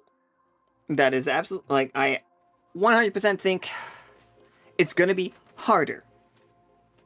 And I'm not saying that this isn't, you are talking to your senior engineer right now. If he thinks, like, this is me talking to you as players. Like, if Leo, the player, believes that as an engineer, that would not be the way that we would spend our time, that the first thing we should do is get the stuff and then research it and then work on it. Then the first step is that we go there first, get the stuff. If Leo, as senior engineer, believes that if Kay can convince Leo that the other way is better, then we'll move that way as well. It's just straight up, Leo is the one that makes this call. But I think Leo, this is me talking to the player, that Kay as a character does have some points at working on it themselves. And I'm not saying that's impossible. I do think Leo would understand that that is the harder way to do it. Mhm.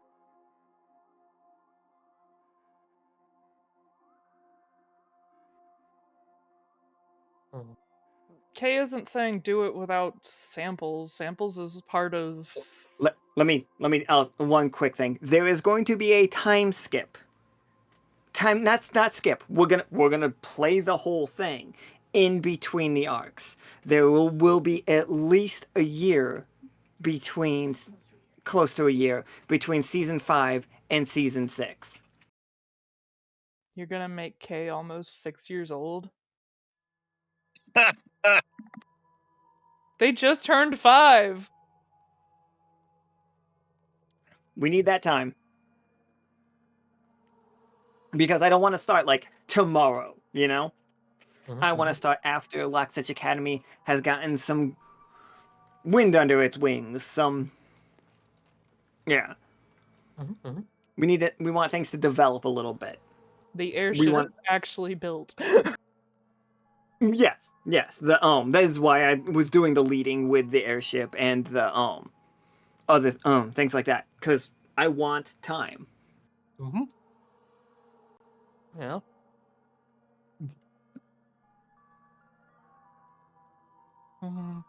Well, okay.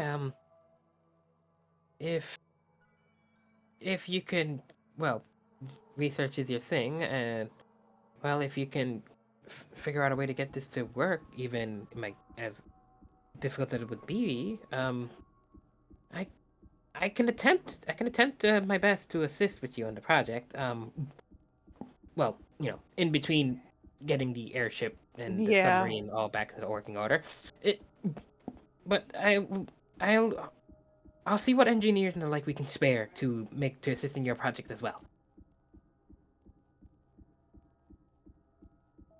I figure that if we have materials enough to study so that we can see how they work, that would be a good starting point.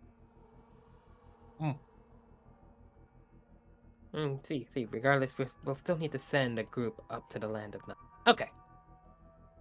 We can get that organized as well. Diggy Moon.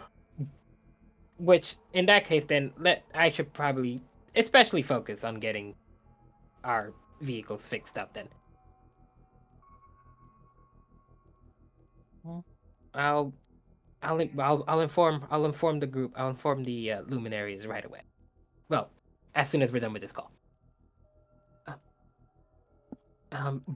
Apparition, thank you. Yeah, what's up?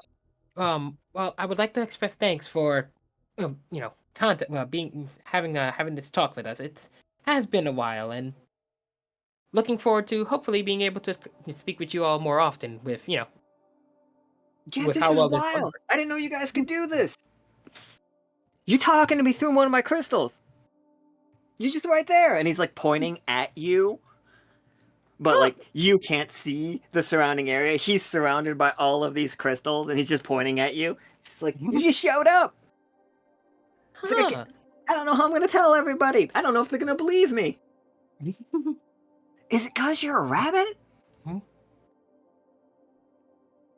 He taps the crystal. It's like, oh man.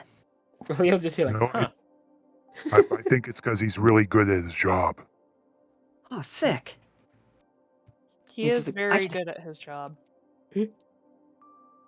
Not gonna lie though, Leo is also very confused. Like, wait, do rabbits have like moon-related things? He doesn't know. Kay is gonna look at Leo and be like, they had the communicating rabbit-shaped creatures. The things that It- healed the ship? No, they were. Those are little bug guys.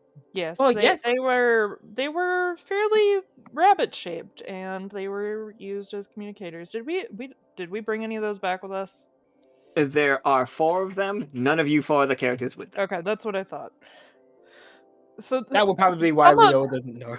Yeah, some of us, there's, I believe, 4 of them here, but they are with the people who found them. I see the third group has them. That's funny. Well, hopefully, I'll be able to pull this off again sooner, and we can bring proof to what you've seen to the others. Leo, I'm going to ask you a real question because you rolled an 18 and a 20 for connecting with the moon when I was asking for an 18. Mm-hmm. Do you, at any point, as a Leo, like, and like, as the crew, do you know how to communicate with the moon? At any time, can anybody just come in here and be like, moon? Did you, like, install that button, or is it a Leo-specific thing? And another question, is can you only communicate directly with Aperture, or did you guys like? I feel like you figured out the way of communicating with the moon, whichever side is facing it. Oh, But okay. that's what I So feel. But is it Leo exclusively? Is it and not like a magic rabbit thing? Could be if you wanted it to. We could magic rabbit that. Not a problem. We've already established rabbits in the moon. hey, lordy. But I'm also thinking it's kind of like a safe cracker thing. You know, when you're like tuning the radio. None of you are that old. Professor Winter is that old. It's like when you're trying to find just like when you've got the knob instead of like a button to press. Oh you're yeah, trying yeah. to get gotta- Link 106. Yeah, you got to move it, or else you're just gonna get a lot of static until you get that right Right? spot. It, like My mouse had one of those. it could be a safe cracker almost style of it's not because Leo is a rabbit, it's because Leo listens. Because he is good at his job, he knows exactly when he's there. So even if it sounds staticky at first, you actually tapped in. That's kind of fun.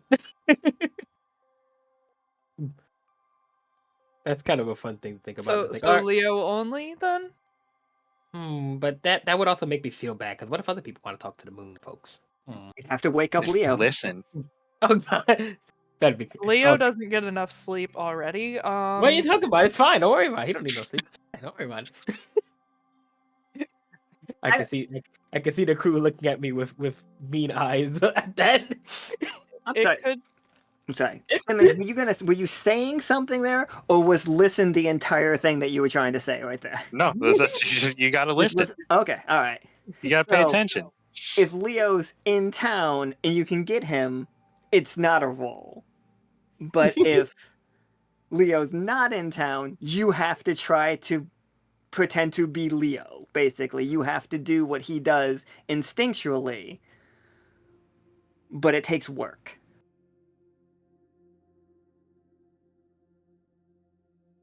Does that sound fun for everybody? Or do you like Leo? It's up to you. I'm sorry. I'm sorry. I mean, I want to see what everybody feels like with that. Like, is everybody okay with that kind of thing? That I it's don't hear.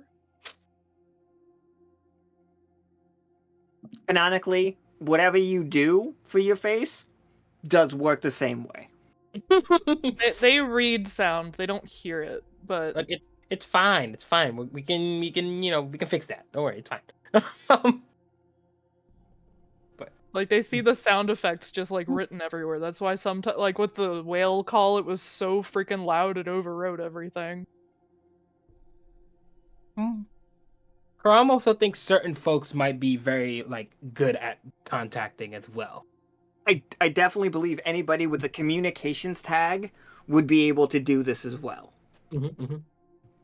So Tags are communications going to make this wild, everybody. I really look forward to discussing tags at the end of this game. Fair enough. So like communications or a rabbit or a Leo shaped rabbit. Understood.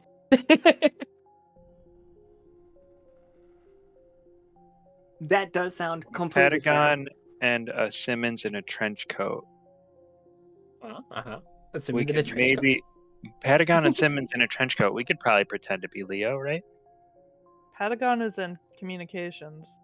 Oh yeah, You so don't- we wouldn't even need to. He'd probably play along with me though, just the humor. just for the funsies. Yeah. I can see that.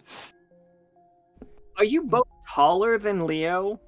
I'm pretty sure everybody is. I'm taller pretty than sure me. they're both taller than Leo, so stacking them on top of each other Yeah, we just have to makes stand you further away. less like Leo.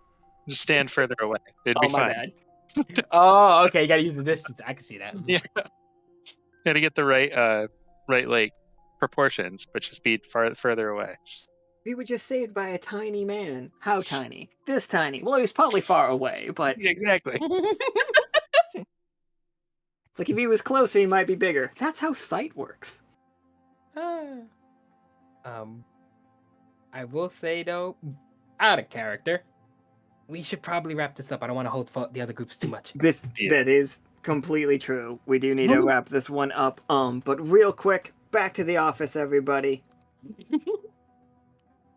Peanut looks over at Simmons. He's just like, okay. So we talked to the moon? Everybody good with the moon? Leo, talk to the moon? Yes. Yep. Leo talked to the moon. It was amazing. Talk to the He's moon. very good at it. Apparently, I can talk to the moon. Huh? Who knew? So like, before he gets to Simmons, he's just like walks back and forth at his desk, and he's just, Nickel. We've had reports of everybody saw what you saw in that dream of yours when you were in Dactyloid. And we've kind of sent out some feelers. And yes, there's an entire village of Devil Ray people living here on the Echo. And I do Yeah. hesitate to bring this up in front of people. But it appears that some of your history in the liminal plane has carried over to the Echo. Some of your, let's say, reputation.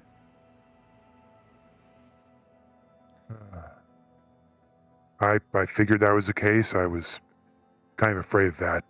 How bad? It's not too bad. Mostly, what we know is the Devil Rays owe a lot to the Dactyloid mob.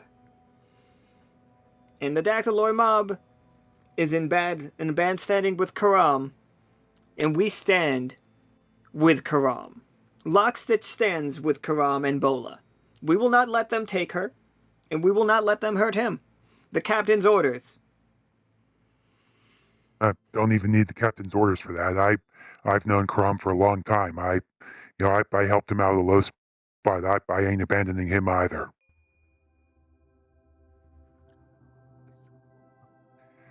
But yeah, that could make some things difficult.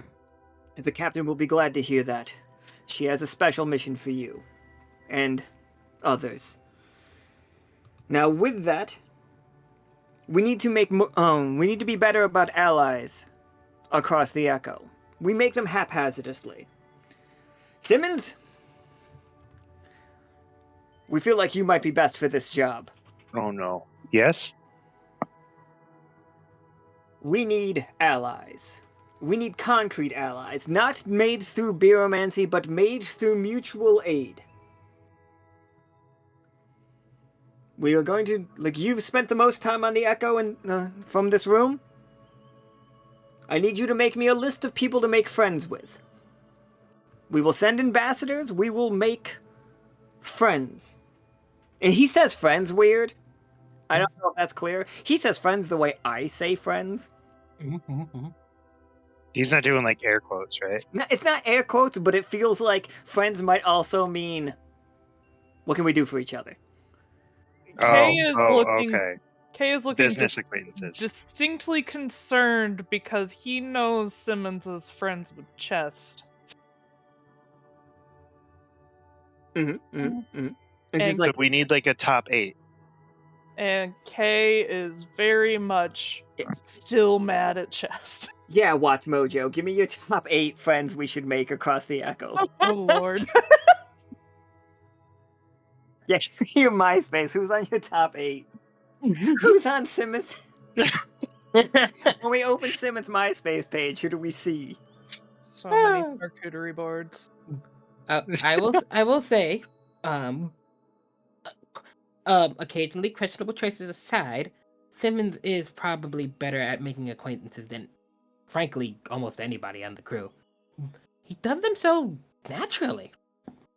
We just need to be sure on who we become friends and allies with. He's Everybody. Not. He did eye contact with Leo as he pulls out a file, brand new. This one hasn't even had enough time to be thrown in the trash yet, Oh shit. and it just says the train job. And he looks at Leo. He's just like, "We've been forgiven for some of your past deeds." Turns out, Officer Levin. Oh, what? Now Leo's confused. Wait, what did I do wrong? There's one. It's just like it says here that you murdered one of the devils of hell, a gatekeeper of hell. It says one named Drake and or Drizzy. Out of character. Was that the person That was the one that that's the one that you and I bring murdered. Right. Chris has a point. I thought Kendrick murdered Drake. Of course, in the that real world, in the Echo, turns out Leo is Kendrick Lamar. the fuck. It's Kendrick Leomar. Ah! But right, Leo's like, right. Of all the things to actually not be a dream, that would be it, wouldn't it? We've been doing some research into that. Pointing to Kay. It's just like this is from the desk of Akana. It actually states it just says Hazel was was exploring hell. It's just like turns out dreams and hell happen in the same place. That makes a lot of sense. So, Too much sense, actually. so what you're saying is within hell, what happens in hell will frankly be a sure thing. And this is Where- hell specifically, not Sonnery. Oh no, Sonnery is its own place. Mm-hmm. But hell in particular isn't as affected by dreams as the rest of the world is. More Or- affected by dreams. Yes, hell. It has a feeling, I suppose. It's very real. There. Oh, jeez. No, Leo's just like, oh, jeez, I killed that man. You sure did. You yes. And don't get us wrong. Everybody appreciates that. That dude was a piece of shit. Even Chest. It was like, let us know. Dude's a piece of shit. Good job killing him. He's glad to have him out of his employment. That said, you still did kill one of his employees. Jeez. And me, personally, Peanut talking to you, love it. Want to see more initiative out of you. Great job. We need a list of friends from Simmons, Is though. that another note? Make friends, but also kill more people. That's right. Make friends and kill the old. Wow. I still. Okay, should I not write that one down? Probably don't write that down. Don't write Okay. that one down. I'm not please. going to write that one down. I would like to Simmons. Just out of caution, before you decide anyone on that list, could you perhaps run it by some people? Not necessarily me, just like more than just yourself. Yeah, sure. Peanut. Absolutely. Run it by me right now. Oh no. Timmy, top 8. Come on, Mojo. Let's go. And Let's go, Joe. I mean, and I suppose with any new acquaintances we make, we would have to speak to, well, whoever is taking Peanut's spot from here on in as well. And that would Would be Isaac. It would be important for Isaac to know who we will be acquainted with. And have things organized and set in a bit of an order. You know what? Now that I think about it, why don't you run it by Isaac? Okay. Hold on. This is still my job. Correct. Yes, but I did. No. You're saying you don't trust me. Why not have you Sir? both? Why not have both you and Isaac here at the same time when he's doing so as a test for Isaac? Sir, This is fine. Also, I kind of expect this to happen all in this scene. Peanut is making eye contact with Simmons. okay, Oh, well God. then, but sir, Good luck, to be Simmons. completely frank, you sold our trauma last year. I do not always trust your judgment. But did you Sometimes, die, though? but not always. Yes, I did die. I was burned to death in a fire while holding Quee. Screen goes black. Peanut is just again, almost, and then just All right. With that, I'm sadly have to move on to the next group. Yeah, I figured. But definitely, in the downtime, we will work on a new airship made of echo materials. Chris, I would love to talk to you as Simmons. I know Chris might have different opinions than Simmons does about who we should befriend, but I do want you to do that. Like, Okay. even if it is just like the Hill Kings, because the swamp is getting cleaned out. That whole area is changing. The Neverglades is changing almost completely from what that is. I forgot to have Peanut talk to you guys about Pixel. That one's on me. That anomaly is Real gonna bad. be funny. Oh yeah, I'm pretty sure Bad is like the wrong word. Like bad is it's. I want the artist. I want Wouter to redo the Neverglades for us, like really bad, because I want to see a solar punk city instead of the scrapyard. I want to see what if the scrapyard looked like New York City, but also solar punk, like very gridded out, because that's how I feel the squirrels have changed the Neverglades, and I want to clean the sick and sea. We did all that stuff. We got rid of the corruption. We have the mushrooms that suck up the leftover pollution. Let's clean that up. And then if he's already doing all of that, what if Pixel changes a little bit to reflect How we rolled 2 ones.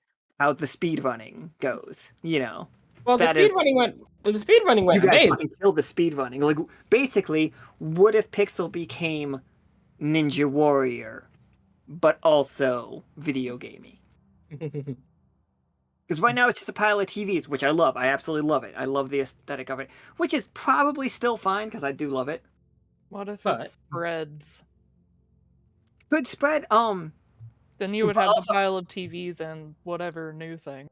Yeah, I don't want to like it. It could be different, and I love the idea of it. But also, we used it to get into movies to do Star Wars in the game, which We I didn't wanna do Star do Wars in more the of game. What are you that. talking about?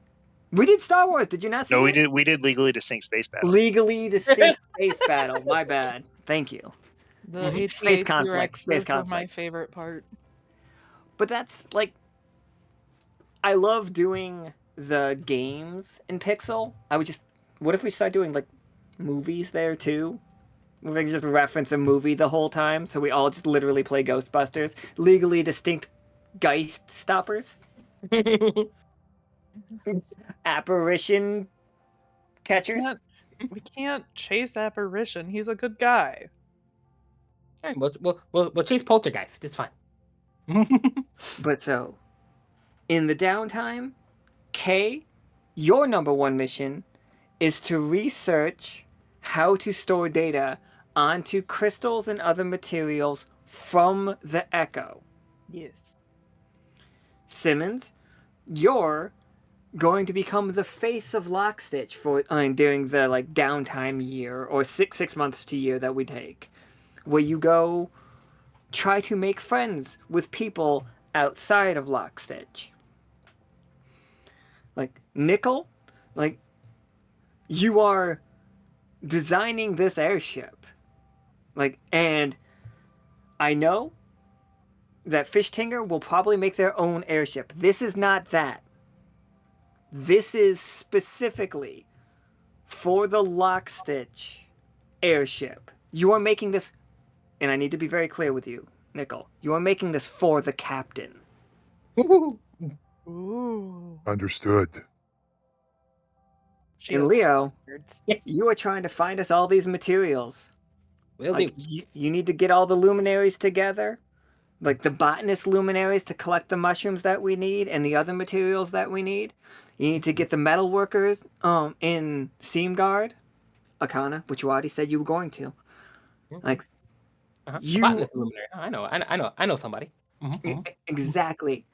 Leo, your mission is not to build the machine itself, but to build the party that builds the machine. That is who Senior Officer Leo Levin. Oi. You delegate now. Is You know, that I Go ahead. forget. You know, sometimes I forget I have to do that. I'm so used to just joining in on the work. Weird delegate. Huh. I'll give it my best. Oh, Akana's here for it and excited. Good to hear. Peanut goes down the row shaking everybody's hands, and thank you for your service. It has been an honor to know you, even for this short time, Simmons. Just bawling. Aw. Leo Hey. hands him the handkerchief. I know we have not always seen eye to page and or now Crystal Visor. You look very nice. I love what you've done with this whole thing. Thank you. It's just like, but I trust your logic, and I appreciate what you bring to Lockstitch. He puts his hand out for you to shake it. Kay is going to shake his paw and say, "Good luck, and please stay safe." It's like I will probably be a danger every single class. That's fair. At least have someone look over your contracts before you sign them in the future. Just like, I won't. Kay just As he sniffles. does a long actual sigh with their actual mouth because they can do that now. Look, Leo, he's like, and Senior Officer Levin, you have always brought something that consistency, competence, and let's face it, a little bit of adventure in there. I saw you turn all weird and purple. You got a dark side. Let's go drinking. It's like me and Soki.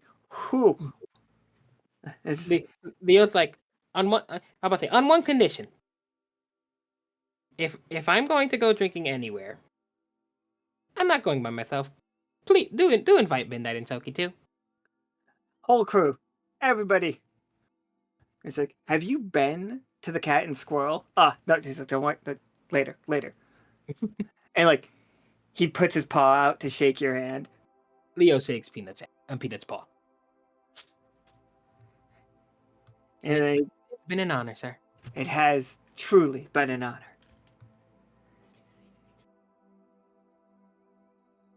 He goes up to Nickel, and he's just tacks his neck. Did you guys hear that? That was great. Yeah, I was did my hear that. actual Oh boy. neck. Oh boy. I'm just doing the Foley shit, and it's okay. Just got that freaking Majin Buu DBZ neck cracking going on over there. You good? Man, I wish I didn't ruin it by fucking immediately being excited about how weird that sounded. It'd be like that sometimes. It's just like, he sticks his paw out to Nickel, and he's just like, the captain would like to see you. Ooh.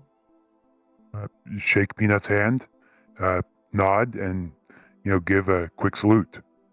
I'll be on my way then. In your hand, Nickel,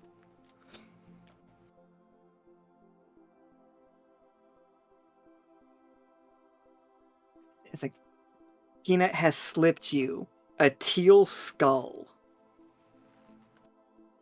Like a little teal skull that fits like in your, like that would fit in Peanut's paw. Oh, Yep. snap. I glance at it for a split second, sneak it into my pocket like nothing ever happened, give a slight nod, and understood, sir. It's like, it has been an honor to serve with all of you. And I look forward to hopefully some of you helping me along the way at the academy. Train up our next batch of adventurers.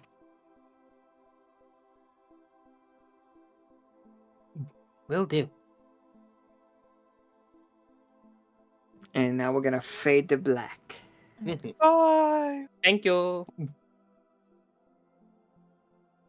All right, we're gonna fade to black. Then we're gonna like do this music, and then we're gonna move on to the next group. But thank you all so much for playing this, and thank you all for playing all season, all the seasons. Like we love having you. You guys have killed it every single time. Mhm. Just, It, just that. it's fun. been a lot of years, I will say. Don't It's say been quite that. a bit. Don't say that. We're young. We're youthful. Bruh, Goodbye forever. I've been here since episode 0. Don't talk to me like that. Don't give me that shit. Listen, he just specifically said that you were not old enough to know about tuning a radio. You're still young. Goodbye forever. Bye. Goodbye. You guys killed it. Thank you. Goodbye.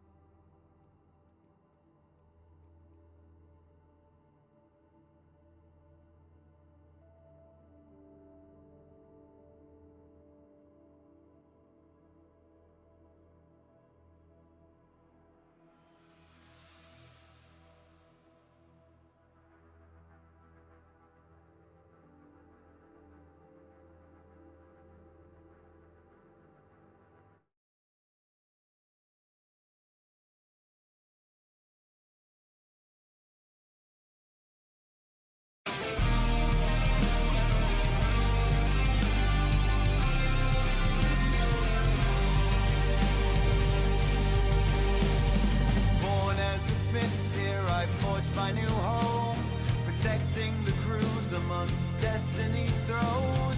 Which is the right path that I value more? My tinkerer's tools or my magical form? In the danger, don't know what comes next, weaving my way with each step. On the path we wander through shadow and light, marching through valleys deep and wide, carving our fate and finding our home in this world unknown. Tracker of wolffolk, cursed with a plight, to embrace the darkness or chase the moonlight. Loyalty binds me to all I hold dear. Eager to help, I'll embrace every fear. In the danger, don't know what comes next, weaving my way with each step. On the path we wander through shadow and light, marching through valleys deep and wide, carving our fate and finding our home in this world unknown.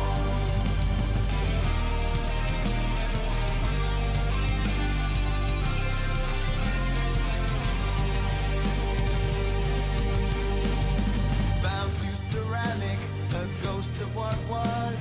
I yearn for the path to break free from my curse. Brave in the face of all my hidden strife, forward I journey to seek a new life. In the danger, don't know what comes next, weaving my way with each step. On the path we wander through shadow and light, marching through valleys deep and wide, carving our fate and finding our home in this world unknown. Trained to be loyal to colonies call, yet torn by desire to be something more. Only in combat these bonds we renew, together we journey steadfast and true. In the danger, don't know what comes next, weaving my way with each step. On the path we wander through shadow and light, marching through valleys deep and wide, carving our fate and finding our home in this world unknown.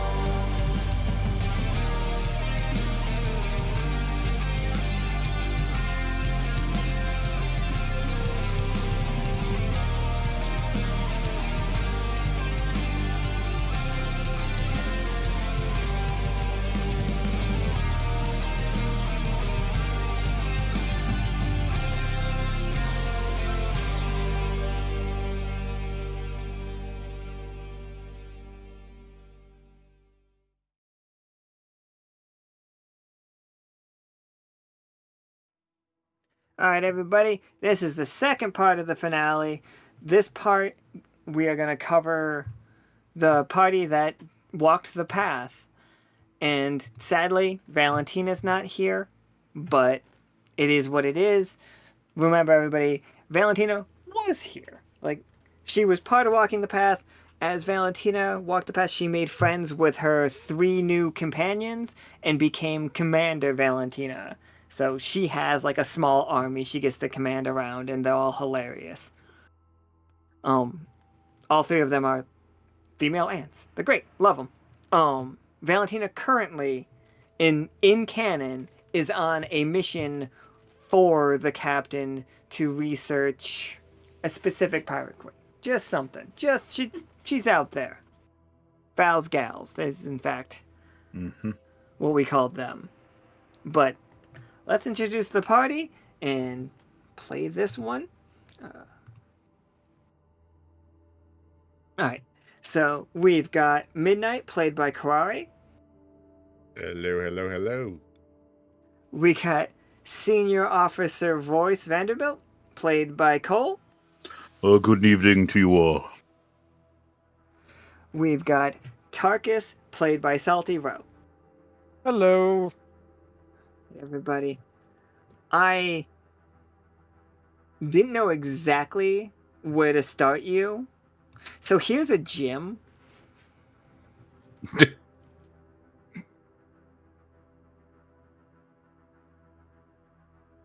And what is you three's workout regimen?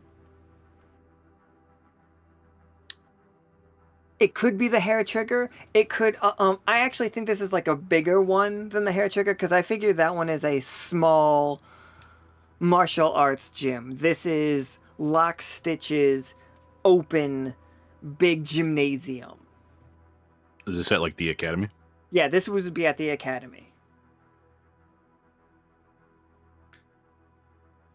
I don't physically train anymore. Only part of I don't have like muscles. That's fair.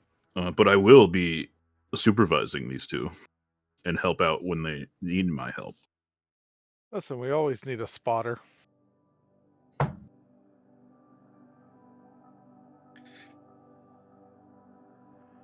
know Midnight very much varies his training regimen, but I think today he is pretty much like, you know, those gymnast loop kind of things that on the kind of on the hanging from the ceiling on this picture. I think yeah, right totally. now Midnight is basically doing the splits across two of them and meditating. Hmm.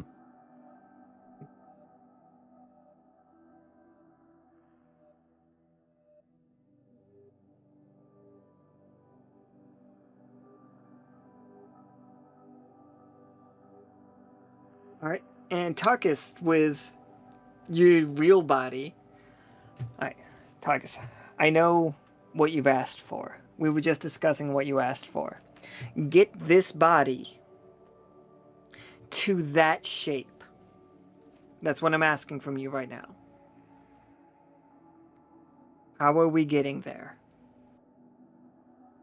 Well, first, the legs are definitely important, so probably gonna put as much weight as you can on one of them bars and start doing squats. Mm-hmm.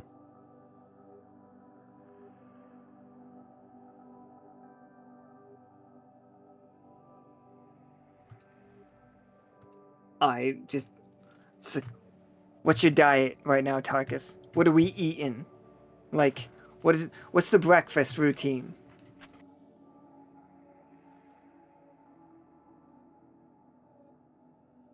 Do you have a protein powder?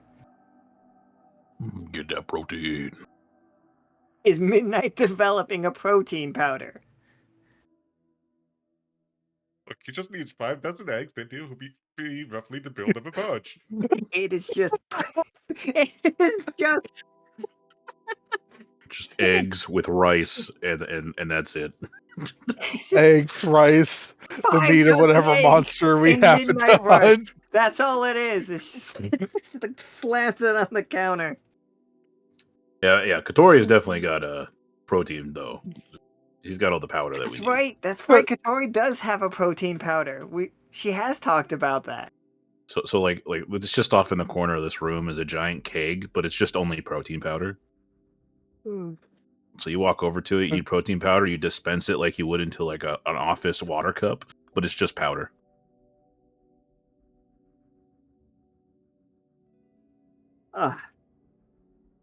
That's so great. It's like, what are you benching right now, though, Tarkus? We got a bunch of null weights in here, by the way, so you can't use magical enhancements to lift. It's all body, baby. I mean, yeah, if you use magic, what's the point? I'm just like, I'm not saying don't use magic, but like if we got the null weights, you know that you were doing it all muscularly. Muscularly.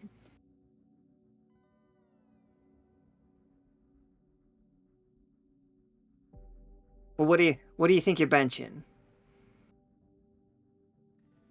How much? Go ahead. How much did the Bergstormer weigh that we hunted? Yeah, that thing was a ton. That thing literally weighed a ton. It was like a minivan. I think the goal is to get somewhere close to that to start. Alright. Yeah, absolutely.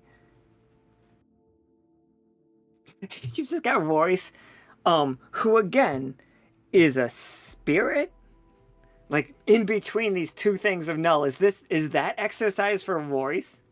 I mean, sure, yeah. I mean, What's we've established that I ingest null metal on a somewhat regular basis, so Even when whatever. you're not a physical being. Yeah, It's resistance training to resist null. Yeah, It's got a- absolutely. it's got a flavor that only a few people can handle.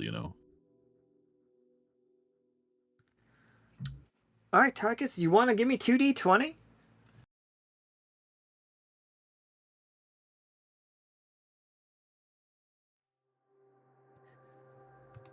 Okay. Yeah.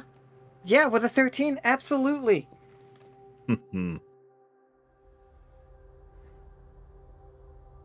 The weights burst into silver flames anyway, like all around it. Like you can feel like the energy of it. Tarkus, you were feeling great. You were able to like do this weight. Like I'm not gonna say it's no problem, but you can do the 10 reps or whatever you're after, and you feel great for it. Like your baseline is you can get there, especially with 5 dozen eggs in your stomach.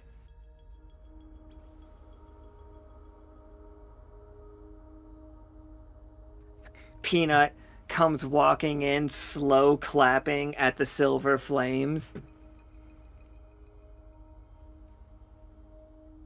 And he's just like, looking good there, Tarkus. Looking good. I managed to crack my neck twice there. He's just like, now, would any of you three like to do an old man a favor and give me a little sparring practice? Yeah, I've never sparred Peanut before. Yeah, I'm up for that.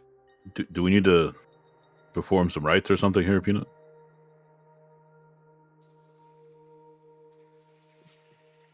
Do we need to perform some funeral rites for you? Is that what's happening here? No. I'm not that old. I wanna remember when I didn't sit behind a desk all day.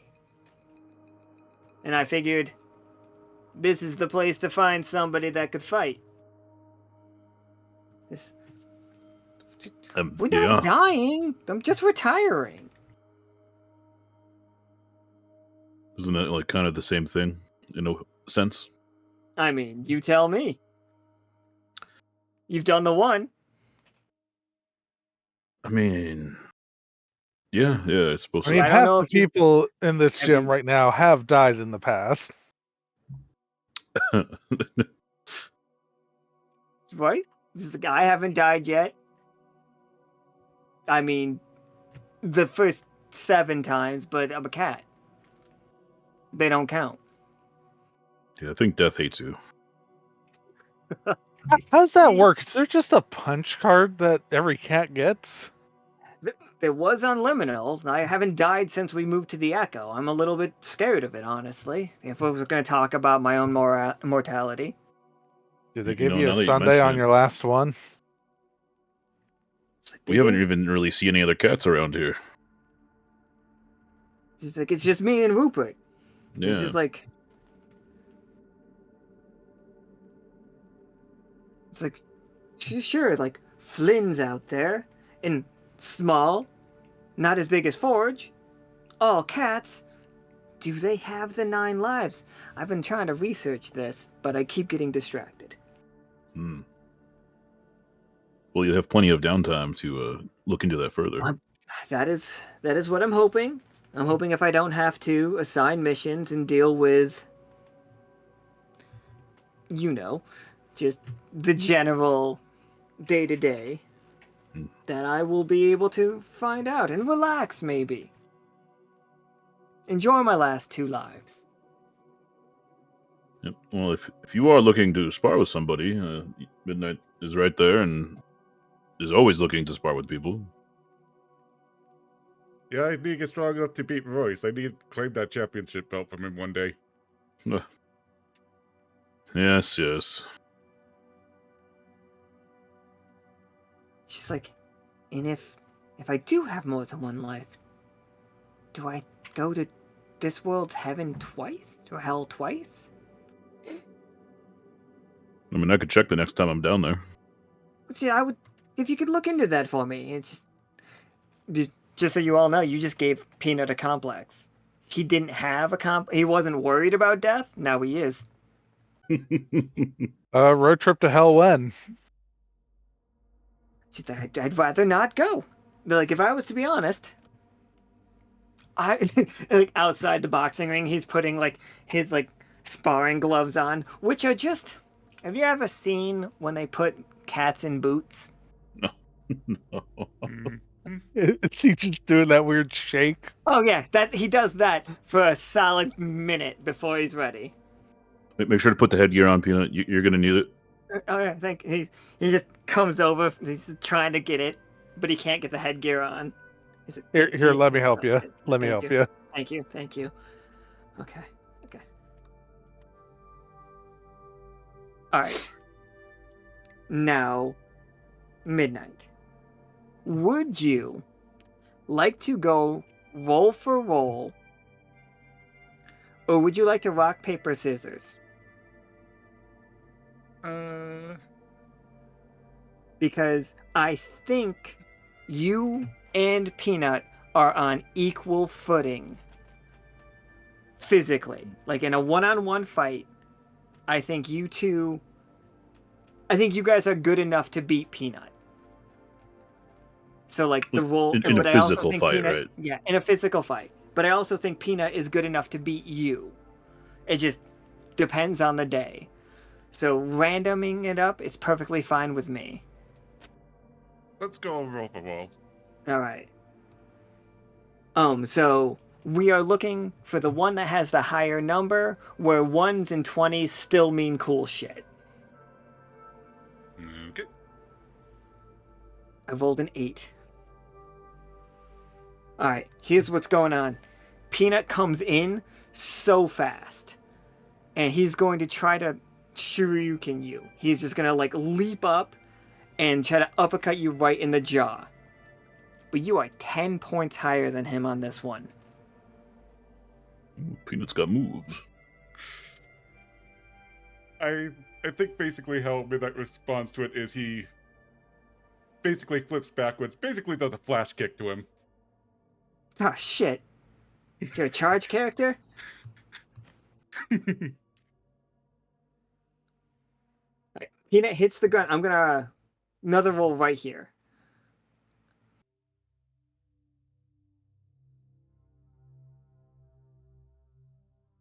All right, Midnight's better. Like, so he's going to kick up, and then he's going to try to like spring himself all the way at you. Have you guys ever played Tekken, and you knock somebody down, and then they do the kick up move? Mm-hmm. That is what he's doing to you. He's just spring kicking at your chest, but you still beat him.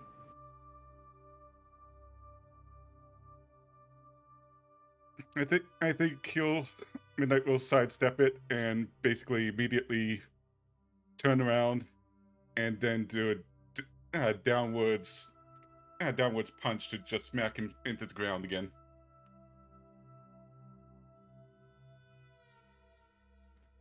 This is like Peanut does the thing where he's like folded in half and goes. Ugh. He is going to if you win this one, you got him beat. He is going to do a sweep with one of his feet and try to like take your legs out.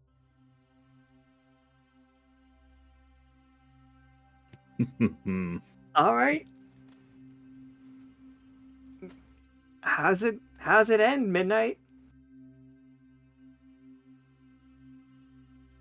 Oh, this is just gonna be a little bit mean, but Midnight just hops over the sweep and lands on top of Peanut. Like the Bruce Lee stomping on him, like and crushing the heel in him, or just like butt slam? What the heel in him. Remember, everybody, this is like a 7-foot tall wolf man crushing your favorite cat. 6'5", I don't. But like the thing is, Peanut would have done the same thing to you. He would have stomped on your throat. It's like everybody in the audience, like, oh man, savage. But everybody, like the 4 people in the know in this room are just like, no, he would have done so much worse. And everyone knows that Midnight does not show mercy in a fight. If someone challenges him, he takes it seriously. Just out of respect for them. Peanut gets up, coughs a couple of times, like, okay. Whew. Yeah, all right. I see the crew's in good hands. Everybody's, whew, don't need me to protect them anymore. Or maybe ever. Yeah. Midnight's been steadily training forever. I don't think I ever see him not train. I mean, if you're slowed down as a monster hunter, you die. So, yeah, of course they train. Mm-hmm. Just like, and look at Tarkus. Were you on 5 dozen eggs? Yeah, we're at 6 now. 6 dozen eggs. Whew, that's too expensive.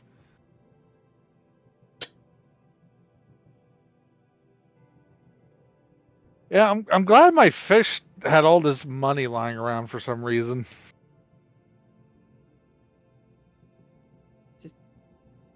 This is a world filled with strange, like, you both have weird fish, pointing at Royce and Tarkus. Yeah, what about it? I'm just, pets on this world might, I've been to space. I don't know if I've mentioned that. And I fucked the moon. Your point being? It's, all right, it's not a contest. Listen here. I'm just stating a fact, Pino. Yeah, I mean, yeah, okay, like, but, sir, just, with all sincerity, gross. With all due respect, you. You wouldn't be saying that if it was you. I have never thought about Peanut's sexuality because he's a cat. Don't think about it. I'm trying not to. Rupert is just blankets. Rupert's sexually attracted to blankets. Blankets, man.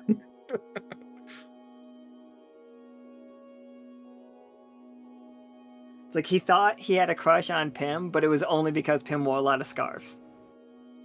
You know, that tracks. That tracks a lot.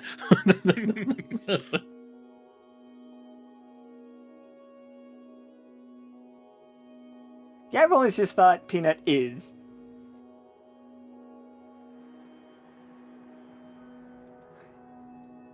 So, Peanut, like, looks around the gym, like, looks at, it's like Midnight, and he's just like, looks at Midnight and then looks at all of you, like, it's just, you all understand that this awakening of the Echo is both very fun, but incredibly dangerous. We were, like, this is to Midnight and Royce, we were the big dogs for a little while, but it seems the world has caught up. And honestly, I'm here for that. It's an adventure, absolutely, but we're gonna have to hand it over to the younger crowd. Look, you don't even have a body anymore, Voice. No, yes, I'm fully aware of that, and the limitations that brings.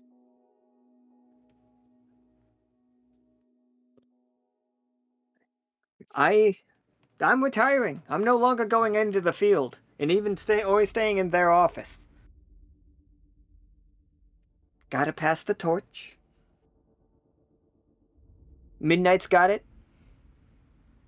Tarkus, one of our newer members, grows by the day. Look at him. I'm pretty sure when I first met you, you were made out of ceramic, though. No, wait. You were made out of Yeah. scrap at first, and then ceramic. The echo's weird. Please, Peanut. Liminal was also very weird. The weirdest parts of Liminal followed us here. I am so mad that Reedy's here. I You and me haven't been both. able. I haven't been able to talk to people about this. It's just like it's just us girls. Let's all just sit and like. He wants to have a slumber party in the middle of the ring. Yeah. What's the problem with Reedy? Come on. Okay. If you Oh, guys boy. you didn't know Reedy back in the day, and he was not a womanizer. He was equal opportunity, but the man never let me finish a sentence. Slept with literally everything that moved. Would not stop bragging about seeing this giant catfish. Got STDs weekly that we had to go get cured, but you know what he did? He banished his medical advisor. He banished his doctor because he thought the council thought he was having too much, and he just goes on and on and on about Reedy's backstory. Because Tarkus, I'm not sure that you know this, or Midnight. No, Midnight was there. The very first game we ever played of this was the crew curing Reedy of an STD.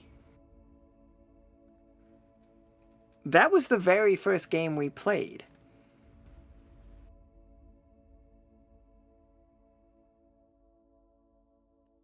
And Peanut has been here the whole time.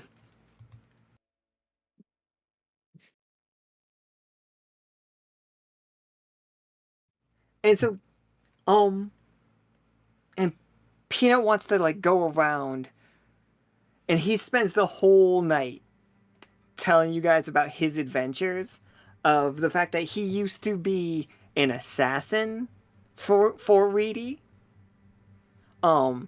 He took out threats that Reedy didn't know were even there. He was his spy master, and then he saw Reedy's daughter die to the hands of an enemy spy that he never saw coming. He suspects they were hired by Taupe, but he has no proof, and he never will now. Liminal doesn't exist anymore. Sham.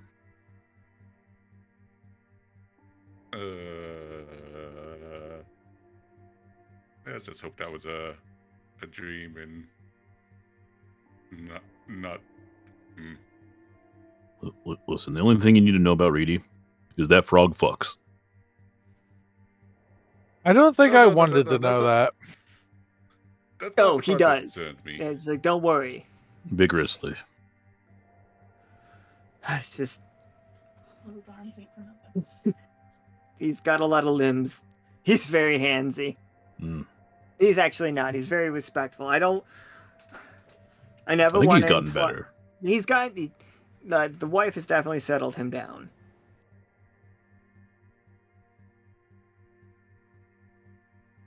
You ever seen a frog fuck? Profwinter played this card, Frog. Just to check, are we sure Taupe never made it to Echo? It's just like, not that I'm aware of. Like, based on all of the reports from before I joined up with Lockstitch, like her body was found in the what was that city called? It wasn't Consonant.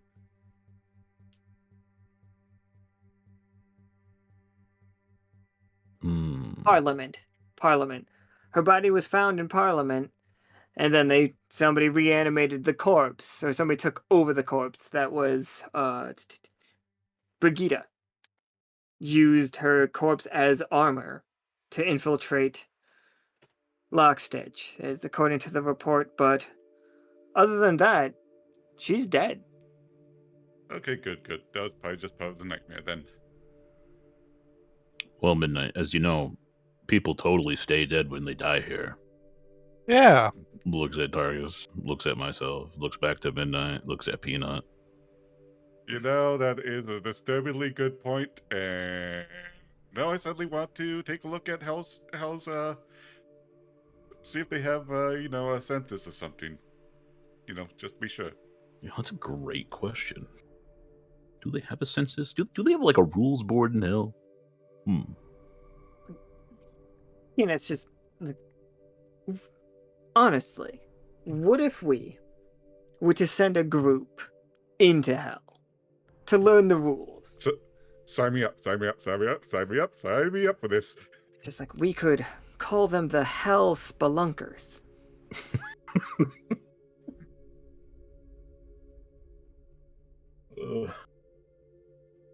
I mean, that would be a good idea, yes. I, personally, am far too afraid of death myself now. I wasn't afraid of it, like, literally a half an hour ago, but now I have become aware of my mortality and am being confronted with it daily. Minute by minute. Yeah, that's what happens when you get more experience there, Peanut. If nothing else, if it makes you feel better, I'm pretty sure you've reached the point where when you die, no one will ever forget you. I mean, that's great. That's wonderful. It's like I love to have a legacy. It's just like, but it'd be cooler than being remembered. Being alive. Yeah. I just I literally, you just stepped on a conversation me and Nika were having literally last night. I don't think Peanut says any of those things. We were talking about a legacy last night. It was really funny. Anyway, Peanut's just, I am proud of what Lockstitch has become, and I am proud of what we do here. Sure, some people give us a little razzing over our unconventional attitude. And sure, we've messed up a couple of times, but who hasn't? It's like all of these worlds were smashed together. Well, without us, all of the world would have been destroyed anyway. The world was being drained by, all of it was being siphoned away by Ezekiel. If we didn't do that, if we didn't stop him, the liminal plane would have been destroyed. We did one thing that was really good, and then everything else bad kind of happened from that. Yep. Yeah, I mean, can't always help that we didn't have access to a lot of the knowledge that we really needed, but as long as we learn our lesson. Right? And we're doing cool stuff. We can save the world. We save the world, all the time. literally every week. It sounds like hyperbole. Yeah, it sounds like it, but I've been listen. I'm month, retiring. maybe. I've been looking through my files lately, and according to Kay, you're not gonna believe this. They actually write a lot of stuff in there. And turns out the mission reports. The mission, yeah. Oh my! Why didn't anybody tell me about mission reports? Well, see, I'm supposed to be filling that out every week. How did you not know about those? I literally thought they were just the mission that I gave them. I didn't know that they actually gave the details of them succeeding. Have you actually looked through the files I've sent you, Peanut? I just started. I just finished K's. Okay, I'm gonna apologize in advance. They're all blank. Just let me tell you. Akanas scare me. That file is huge. I'm a little worried. I think this might be a good thing. Okay, now you gotta be curious as to what's in Akana's files. Yeah, there's a lot of black highlighter.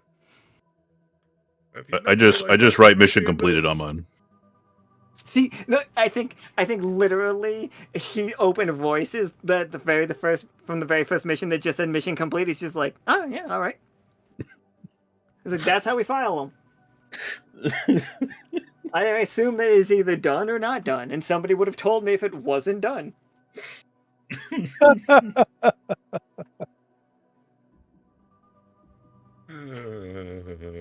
She's like, so, but like I've been reading them. I forgot what I was saying. Whose reports were first? K's. Talking about K's. No. Statistically, we save the Echo, or at least a large portion of it, every week. We've had a couple of backslides with a coup or two, but who hasn't? Right.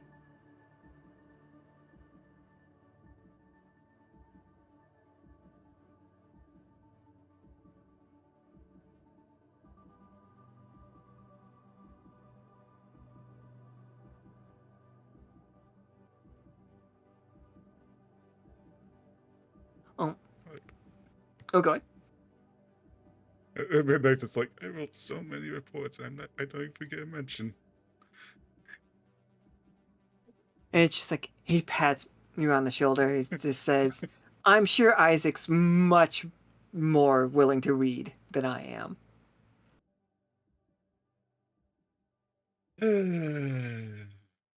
Yeah. I can't imagine him not reading something put in front of him. I mean, he's the librarian after all. Right? With a capital L. Oh, is it a capital L now? Huh.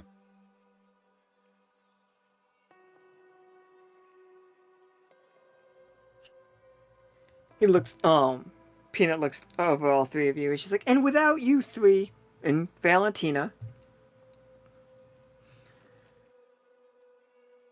like, they never would have solved the path.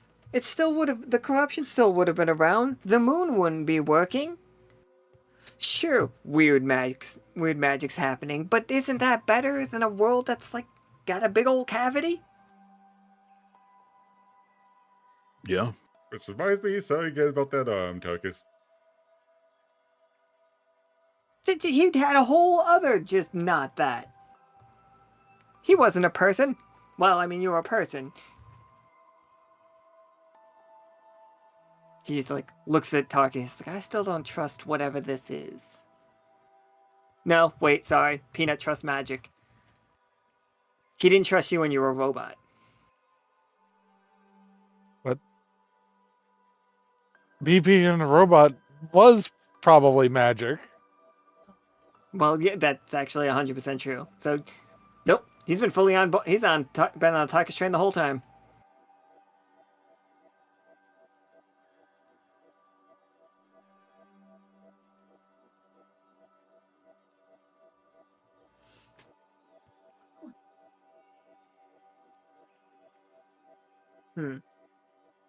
I think Peanut was gonna spar with everybody, but now it's just like he had like a whole introspective moment.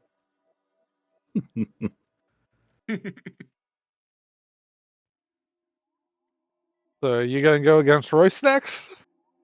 It's like Oh, please, I don't need that. It's fine.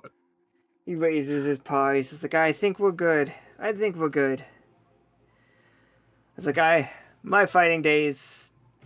Clearly, I'm not putting you down, Midnight. But if I was in my prime, I would just, oof. Let me tell. Like, I wouldn't have been perfected so hard. She's like, It's out of practice. Peanut, perfectly fine with losing, not perfectly fine with being perfected. Hmm.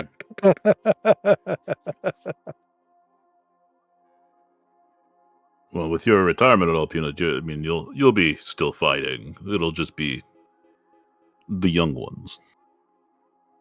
That's right. I'll kick their asses when they're young. Well, no. It's just like, I've been looking at some of these cadets. some of these cadets look like they might as well be heroes already. Like they might as well be as, like, some of them are about as strong as you all. Some of the Cult of the Ram have signed up. Hmm. It's just like, we need to prepare them.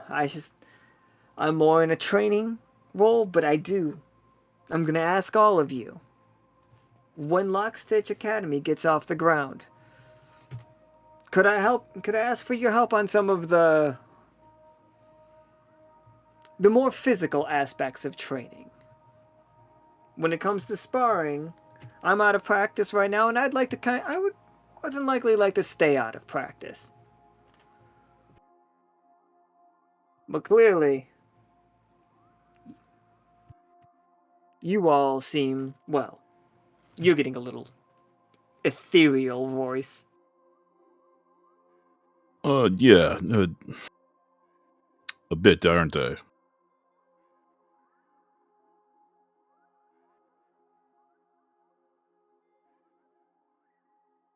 I'm certainly up for helping out. I mean, it'll be something I've never actually really taught before. Well, I suppose there's cash. Yeah, I could do this, I think. Like, don't worry, it wouldn't be in a full academic thing. Just, a lesson here once in a while. Yeah, certainly. Have you How to jump out of skyscrapers 101. spoken with the captain at all there, Peanut? Yes. I do believe that we discussed this extensively between the two of us, but I mean, I'm open to the position. And he's like, I did want to be forward. She did say something about you would come on as a professor of sorts. But are you sure? Is full retirement what you are looking at? Is that something that you are looking for? Well, Peanut, with the world waking up as it is, someone such as myself who's full magic, as it were, is more at risk than I was before. And while I have no fears of going into combat, I think I'm better suited at the academy here and staying within the thimble. Would be one more line of defense when the rest of the crew is out. And also, let's face it, who is more experienced on the crew than you? You've literally done everything. Mostly everything, I'd like to think, but yeah, it's been a thought of mine for quite some time now, and I like look over at Bindai, I was like, so we're gonna have to get that final fight in sooner rather than later.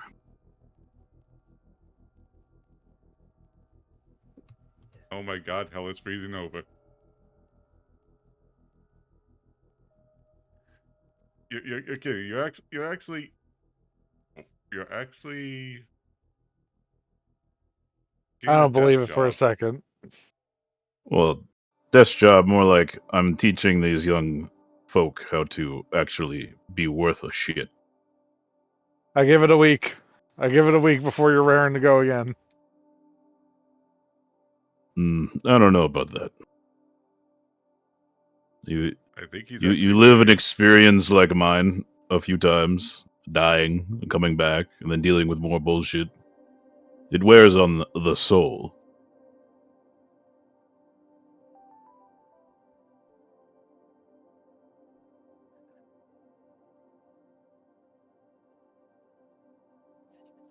Peanut does just look back and forth. It's just like, it'll happen to everybody eventually. But we would be honored to have you as our first official professor. Well, I'll be there then. After all, I have to step back. I can't keep carrying all the weight for the crew all the time. I mean, They've been slumped over your back for so long. become something of a trump card for them. I need them to grow their own wings. It is. I personally love the idea of Royce and Peanut walking down like the hallway of of a gym, being like, "Yeah, I can't believe like you didn't have to wear a back brace and after all of that, just dunking on everybody." But I don't think that's actually. I don't actually think that's the tone.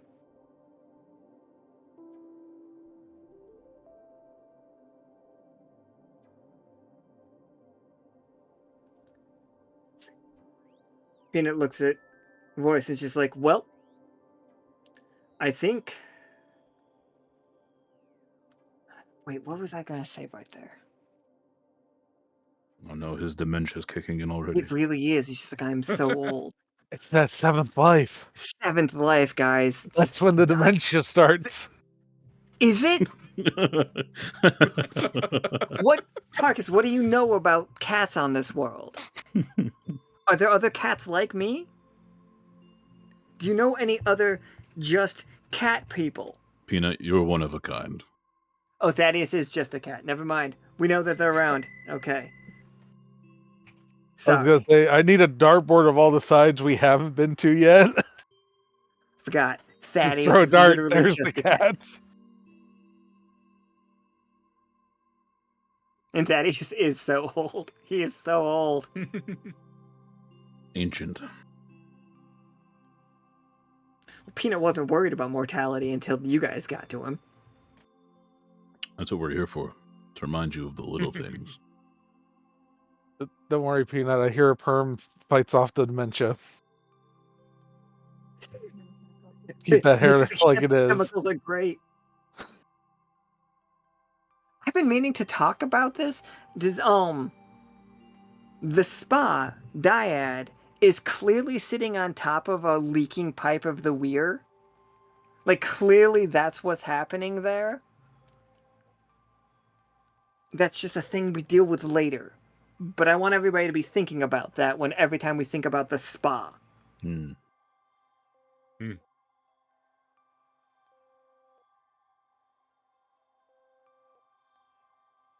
Yeah, Oh,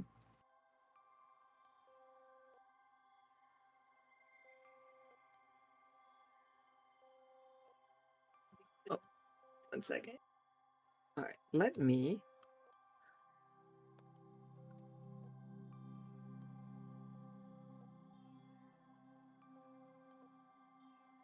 Sorry, my roll 20 was messing up right there. So, did you... Ah. Absolutely. Let me grab you guys and take you to Peanut's office, because I think we're done in the gym. Alright, hit the showers, boys. Make sure you clean off all the equipment you used. Don't be gross. Mm-hmm. Yeah, I know. I mean, God, do you see all the cleaning product I bring with me? That's right, Tarkus. You sweat now. Remember it. I've been remembering it.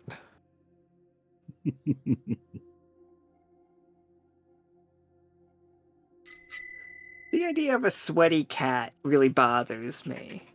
Except for, like, Rupert is just sweaty, but, like, when I think Don't about cats cat... sweat through their paws? Is that what happens? Huh. I think it is. Yeah, no. Rupert's real gross.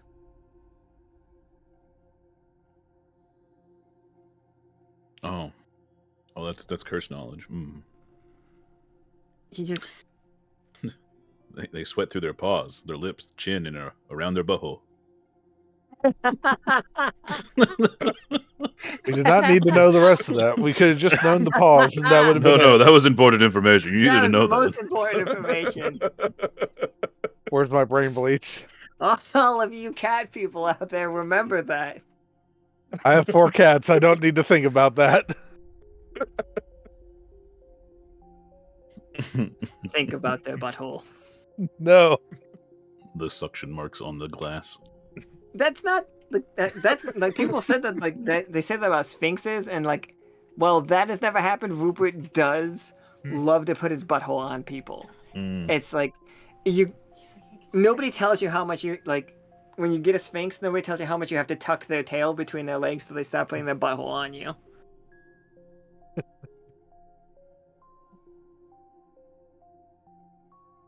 Okay, all right. So.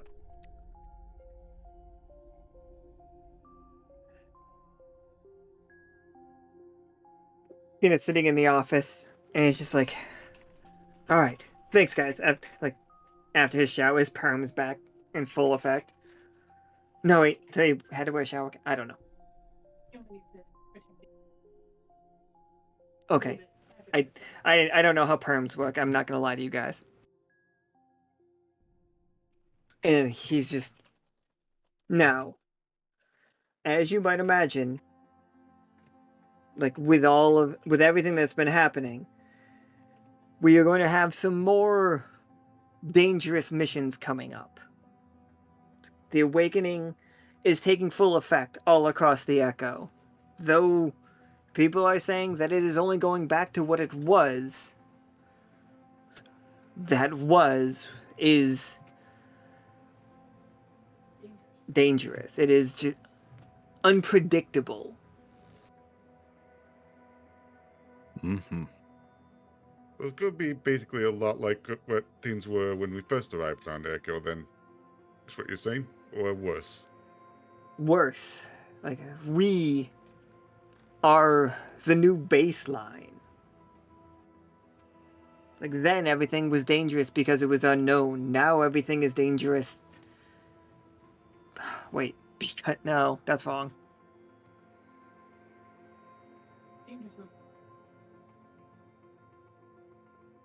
The threats are here. The things that are as strong as we are waking up.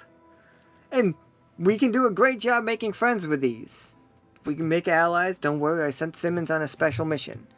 He's going to return with his top 8 friends of the Echo. Like, I'm really looking forward to that report. He's going to be at that for days. I'm hoping he delivers it in the video. To 8? Oh, man. Look, Peanut's really excited about a PowerPoint presentation about the top 8 friends of Lockstitch. But he looks at Midnight and Tarkus. And he's like, Voice, you're retiring. I would have asked you to be in this role, but if you are stepping aside, then we'd love to have you at Lockstitch Academy. It means we're gonna have to find somebody to fill the hole. The void I'm leaving behind is, I think, what you're looking for. The cavity. Yes. There's many up to the task. Obviously, if the crew still needs advice, I'm more than open to be available. But you do have Leo. He's a bright young lad.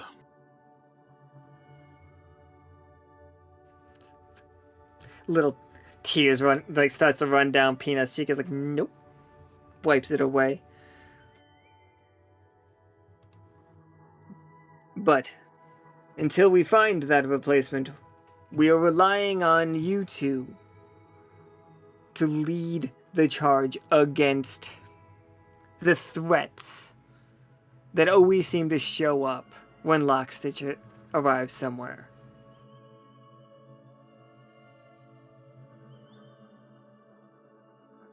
I think I can manage that. The crew has a tendency to pull giant creatures out of the woodwork.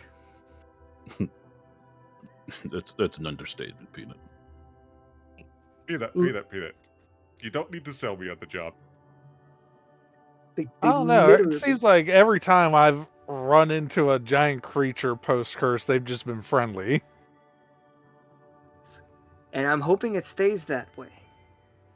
And she's like, a lot of our crew love to make friends with them. But to be clear, some of these things are not going to be friendly. We've already seen examples of creatures that have no intention on becoming friends.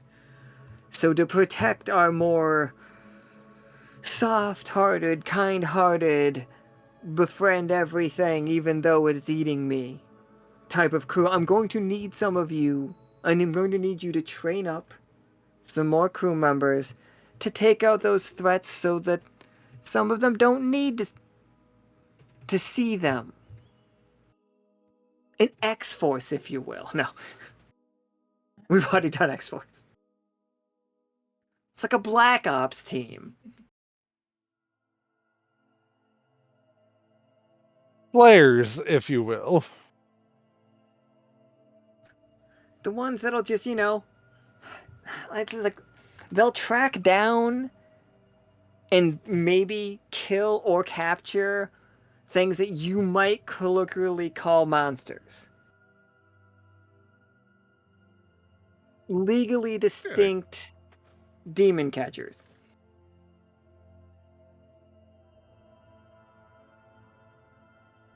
I think we can manage that. Although on that note, has there been any word about the giant in folk song for a while? Like, I feel like that would have responded to all of this somehow. I'm gonna be completely honest with you on this one. I don't have a lot of connections in folk song. Since we were on like rocky relationships with the Oak for a while.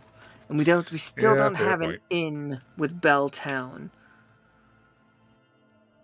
So, and don't even get me started with Atlantis. I'm so glad that's Isaac's job. Wait, what? What did about we? Atlantis? Why? What did we do to I Atlantis? said, I literally just said, don't get me started. It's just like I can't even go into it. It was such a big pile of paperwork. I just went into the trash. I'm not reading that.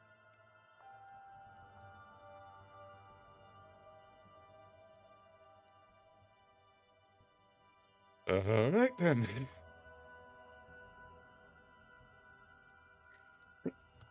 He stands on his desk and he looks over at Royce and he's just, it has been an honor, like, seeing you out there in the field. It has been an honor working with you in the field. And I look forward to seeing you in a more scholarly light. Yes, I'm gonna have to dust off the old clothes. When I met you in Reedy's castle all those years ago, and you had a body and a wrench. Oh yeah, the wrench. I just go thwomp, and it forms right next to me. Like, that one!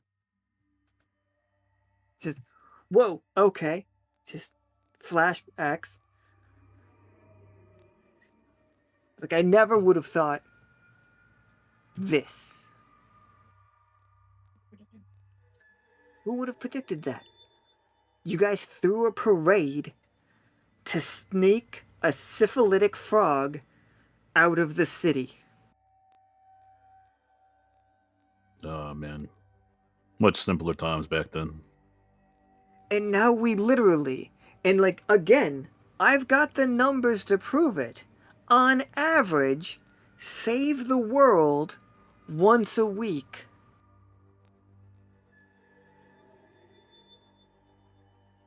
I want to know why the world's in danger every week. I would like to get to the bottom of that as well. My guess is alchemists. Entropy. Really?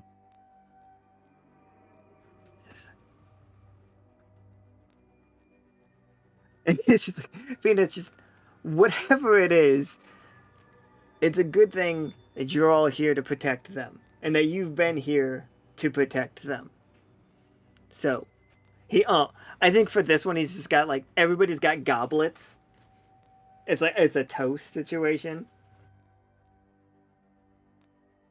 Mm.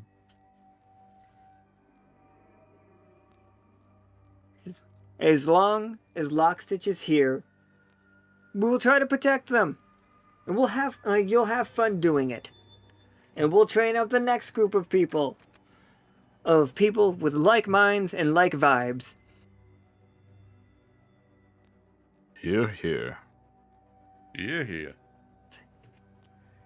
And he's just like, to adventure. Your adventure. To adventure.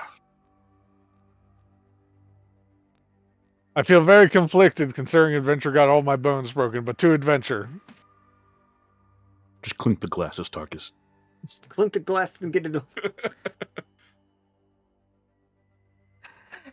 You guys are all drinking that beer and like that what do they brew? The moonshine. Yeah, the moonshine from outside of Haven. Taterade. Taterade. They called it Taterade. Yeah. That is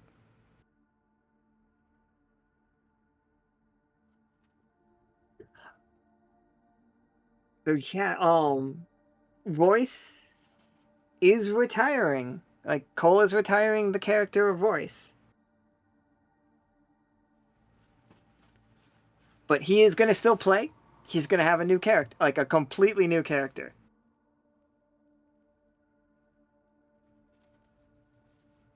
But we're keeping it a secret though, right? Everybody? Yeah. Mm-hmm. It's not a character I've ever played before. That's all you need to know. Darn, my guess was going to be Paladin Chad.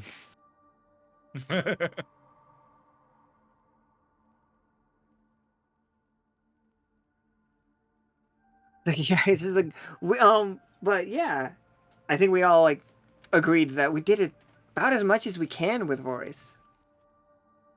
We killed him. He killed people. Went to hell, came back. Went to hell, came back, went back. Fuck the moon. Fuck the moon. It's really. Yeah, like once you fuck the moon, what else is there to do? There's a reason it's on his resume now.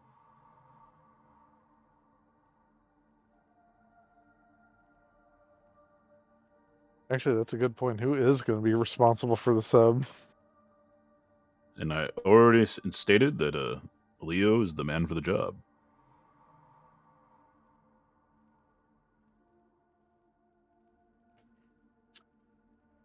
Leo's in charge of the sub. We're building a new airship. Like, yeah, Royce is not dead. Royce is just he's becoming professor for Lockstitch Academy. You gotta remember, originally, when Royce quote unquote died, I did leave Leo with all of the technical drawings and instructions for the original sub. So Leo has all that information already. And that's canon. He just needs the confidence. I'll make sure it's back whenever he gets underconfident. Yeah. But yes, Professor Vanderbilt is going to be at the academy, and he will be running a joint on the side for a small little dive bar. Mm. Oh shit! Competing with the boneyard. It's a more They can be- refined dive bar. Oh, okay, like a little speakeasy-esque. Mhm. Like everybody has to wear like flapper gear. Yes.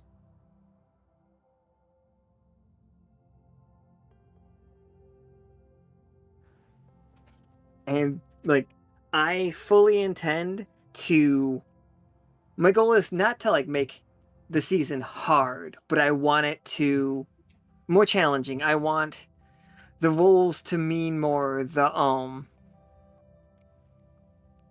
threats to be threatening. Like I want you guys to be able to lose if things break bad. So like I want you guys to know that it's gonna be tougher. In a fun way. I want consequences to stick.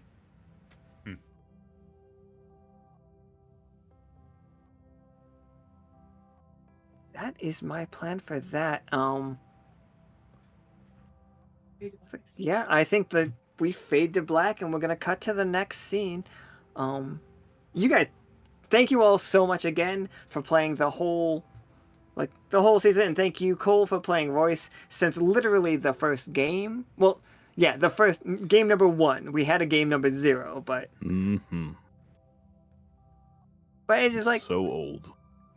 like Royce and Krieg are the 2 oldest characters, I believe, and Tobias. But Tobias, like yeah.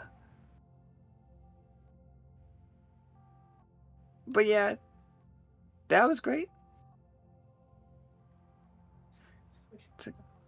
Yeah, no problem. So thank you all so very much for playing. We're gonna fade to black and we're gonna play the next theme song and get all that stuff played. I'm gonna go to the bathroom during the break. Thank you guys so much. Say goodbye forever though. Goodbye Bye. forever.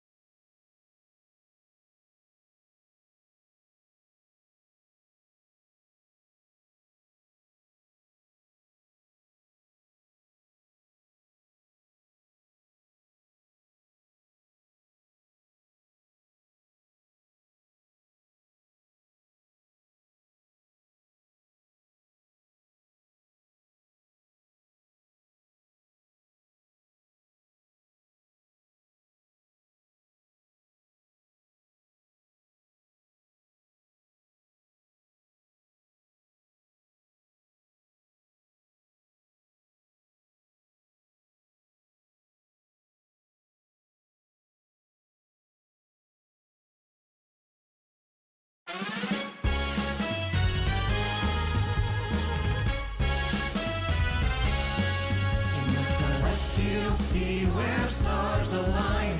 Lockstitch will go where wonder lies.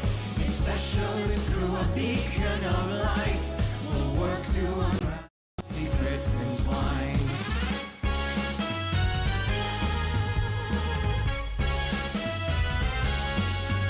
As I study the maps, ancient realms unfold, combining the knowledge of new and old. My heritage whispers in my ear, power stirring within me, eager to appear. Starborne Melody echoes in the deep. These questions torment me, so answers I will reap.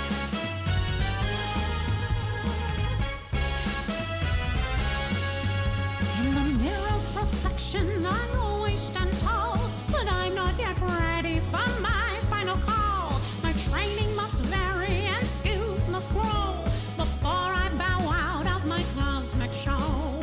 Starborne Melody echoes in the deep, awaiting comfortably to forge my masterpiece.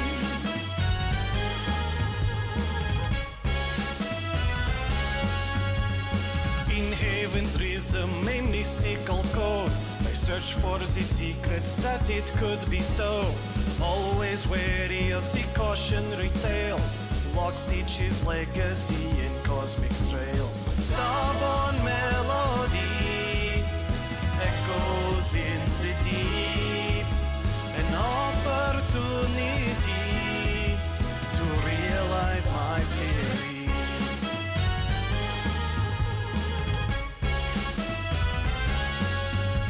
We yearn for a home in the stardust light, searching for answers we want to know. Liminals call a curious delight. We were drawn by strange signals in the starry night. Starborne Melody echoes in the deep. Our curiosity and all our cosmic dreams.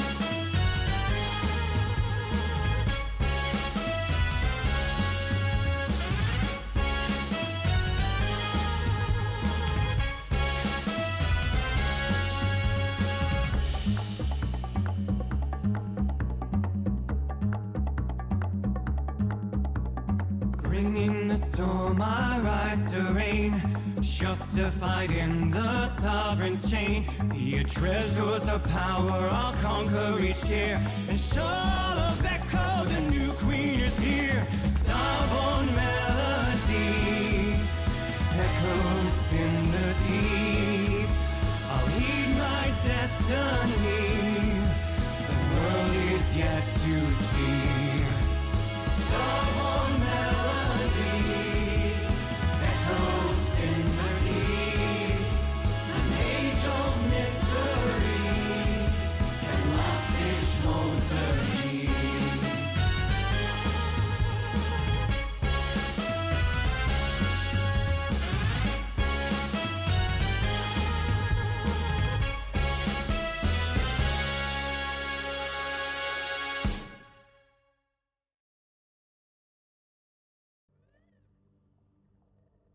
All right. The ensemble version is the best version. That's just ridiculous to think otherwise. Yeah, this is the Starborne Melody section of this. So we're going over.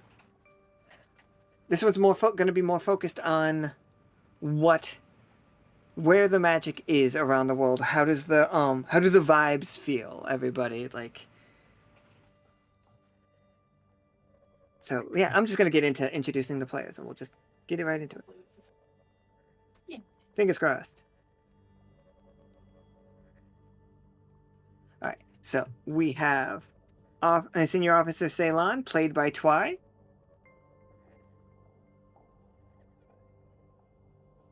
Maybe, maybe not, maybe dead.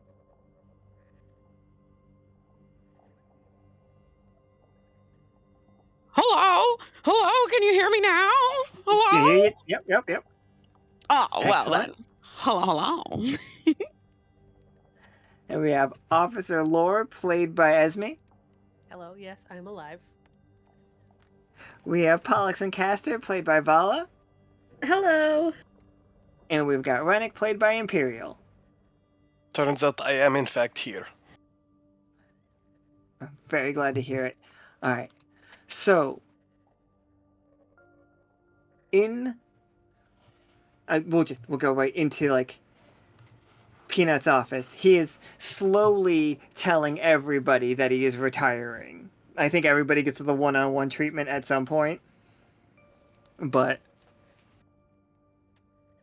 Or at least seeing him in person and not just hearing about it from somebody else. But for you four, he is interested in what research, like what it is that you four wanted. Oh, sorry, I'll just get into character. Oh, my bad. It's like, hello, crew. It's just like, he jumps up on his table because that's what he does.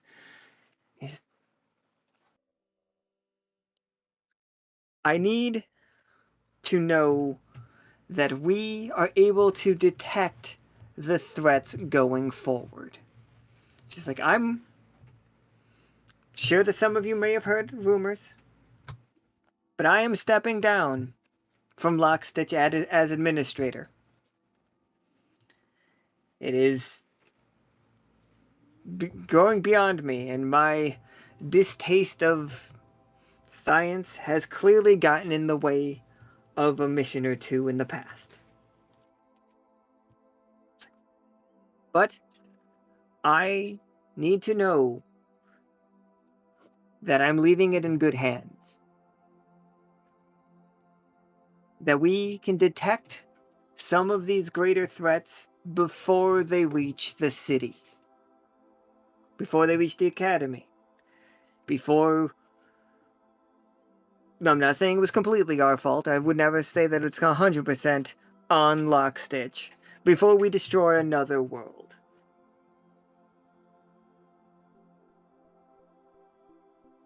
So, I've invited you four here. After you found a way for us to make it to the moon in the first place, I want to do a little pitch meeting, a little spitball. Hit me with, like, your craziest ideas. How do we protect the silver thimble? More ways than just physical. We have the weird magical shield, but what if they come at us with null? How do we detect these threats?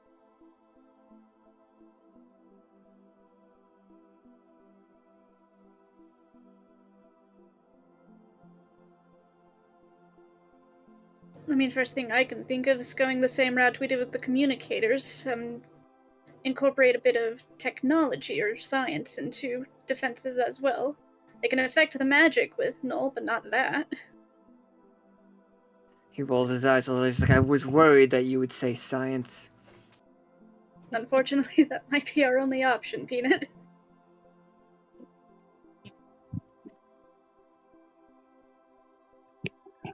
Okay, alright. Is this a resonance thing? I am concerned with the awakening of creatures all around the Echo. I have received some odd reports.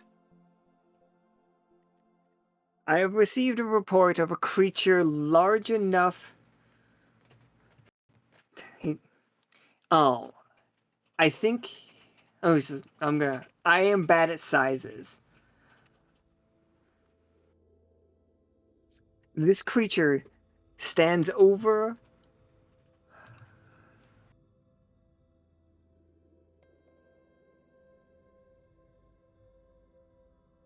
It's just... and his problem telling this is actually the same as my problem. It is an incomprehensible size. It is larger than a continent. They have creatures so large that they walk furrows into mountains. Creatures large enough to build cities on. If one of those were to turn into a threat, I would want the warning far ahead of time.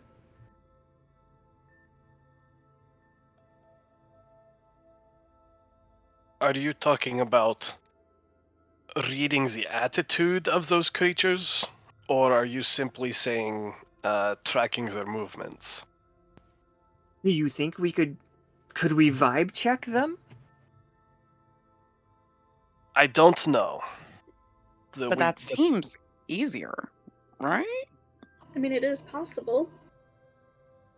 But then we have to determine, are the vibes directed our way or directed at whatever it is they are encountering? Mm-hmm. Okay. Alan was mostly thinking about a detector thing, but I'm currently in love with just figuring out if something's mad at us or aggressive at us. Vibe check. Yeah, but the vibe check is so good. Like, I know I said it, and I don't want to like toot my own horn. It's just good. But like once we observe, we're in the equation. So like we're like inserting ourselves regardless. Yeah. Love it. Let's do it. Well, Okay. given ahead. everything that has gone on since Haven, and since Ibring stole the tower, we have not had as much time as I would like to do the research on the hijack device that we created for the operation. But it makes me wonder if we could not use it to project a calming vibe, or use it to project a what is the word I'm looking for? Something to make it distasteful for said threats to come our way. Make it so that there might be just seem to be more work than it is worth for them. I think a dampening.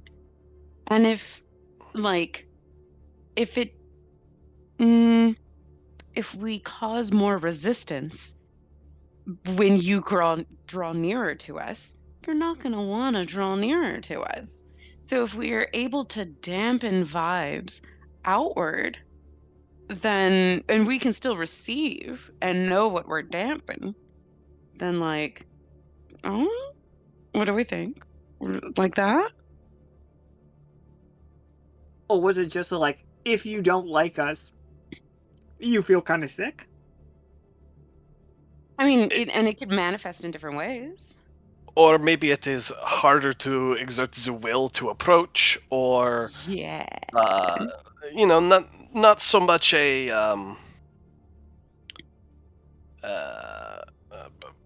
what is the word I'm looking for? An active attack, so much as if you are, if the vibe is bad, if the vibe check is bad, yes, assuming we figure that out, then it makes it just, it's easier for you to just leave us alone.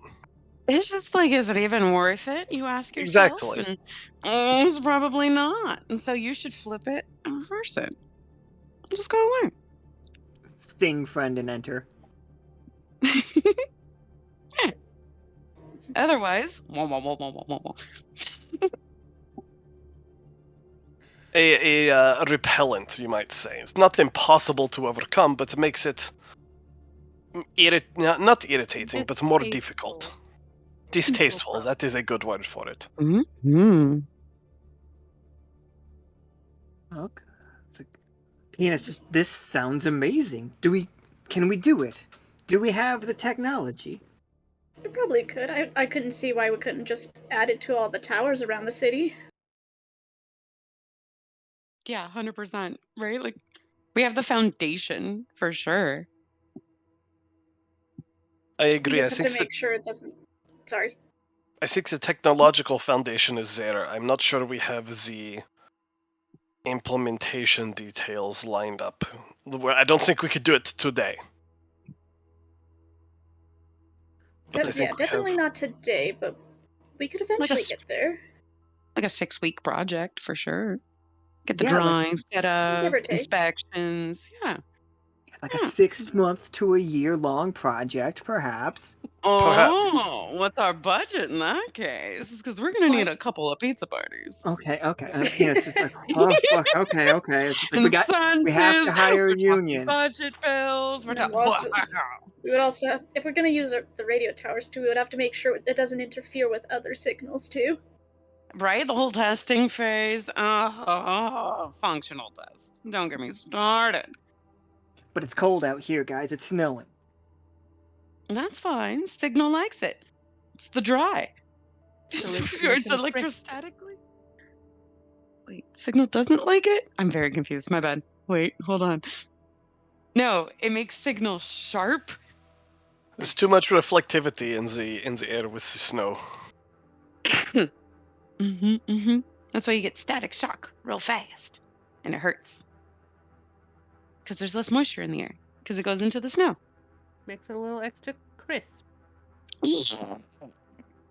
Honestly, that's the best sound. You want that crisp note?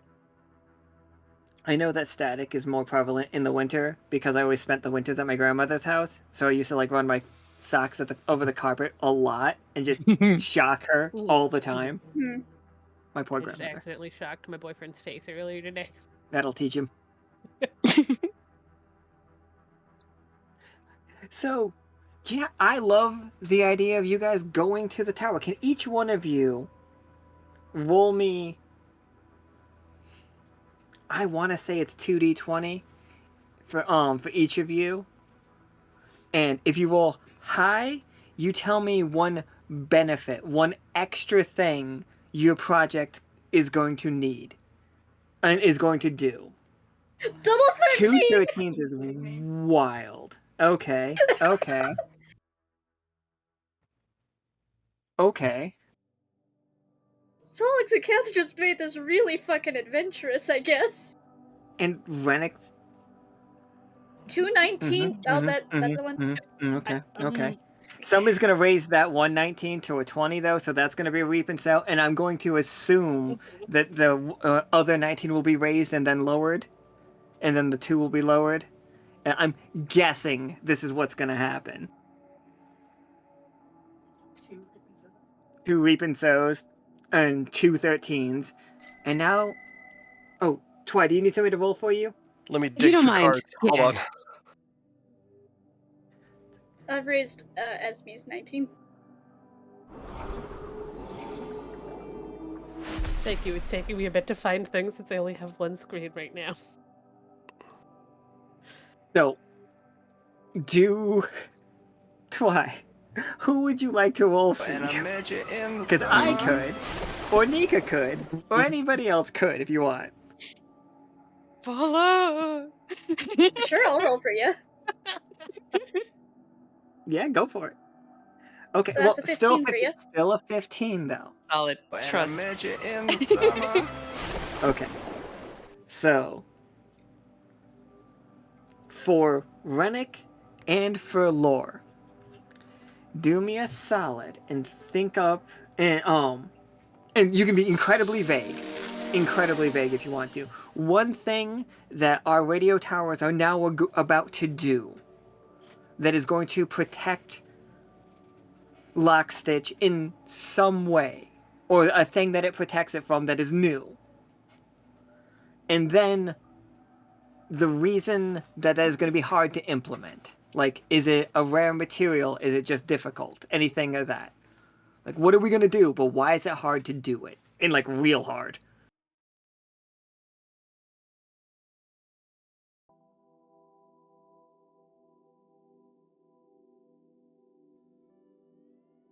And while you are thinking of those, Ceylon, like, it's not like middle of the road, but something you don't have to worry about the negative. What is one thing that makes this tower incredibly useful? Like, can we change the vibes? Like, is it always the same vibe? Or what is the song?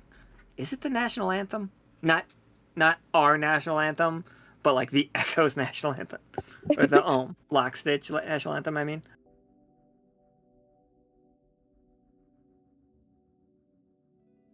I mean, that makes sense. And I think you can tune genre. And so, like, you can have the, like, soft, epic, like, intense version, and then you can have the folk song version, you can have the ska version, you can have like, it's the same content, but the way that it's being delivered, the messaging, the way it's packaged is going to, like, hit different, like hit different opponents, quote unquote. But like, yeah. So you can shift, it's genre shifting. The packaging. Yeah. That's very cool. And it gave me and Nick a really good idea right there too. And it's like us in the background, like, oh my god, that's really cool.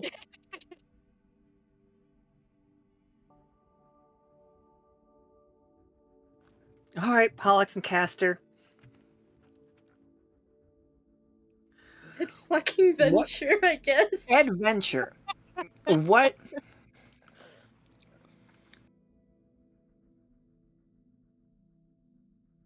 What makes it adventurous? What happens here? Like,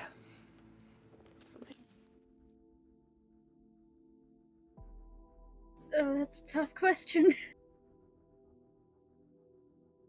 we're thinking something revolutionary, something risky, something that is both fun, but there's a danger to it. There is something. Did you just create another? Do you create another anomaly here? I don't know. I don't think it's bad. Like, not bad like that. Like, I think you inspire something. Yeah, I'd be down for that. Maybe it has something to do with the digital world that Pollux wound up in for a bit. Oh, like open a line to it kind of thing? I don't know. Okay, so we just played a game where we were doing speed runs in a digital world. They did not close that anomaly. Oh, I've inspired that anomaly.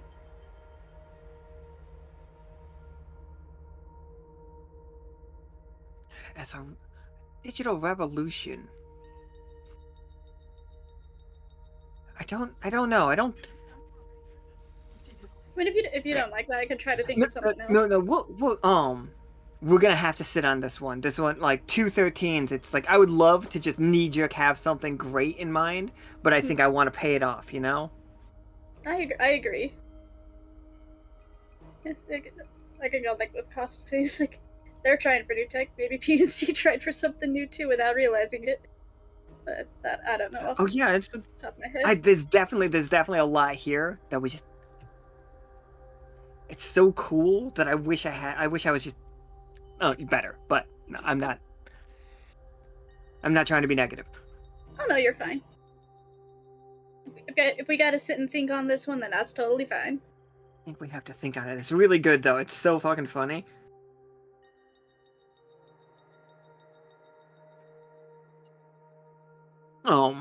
Rennick or Lore, do either one of you have an idea?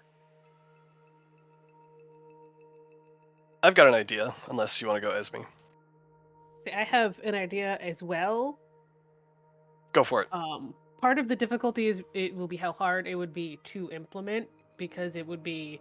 So the idea we've had right now is on a larger scale, working as a deterrent for anything with negative vibes to come towards the silver thimble. And I think in the process of that, we discover that if you can hit the exact right frequency with vibes, on a pared down scale, it's possible to fully repel like different types of creatures, but it's a different vibe frequency for different creatures.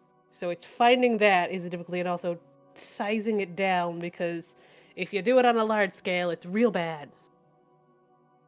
And I'm pretty sure we discovered it by accidentally doing it on a large scale. Yeah, absolutely.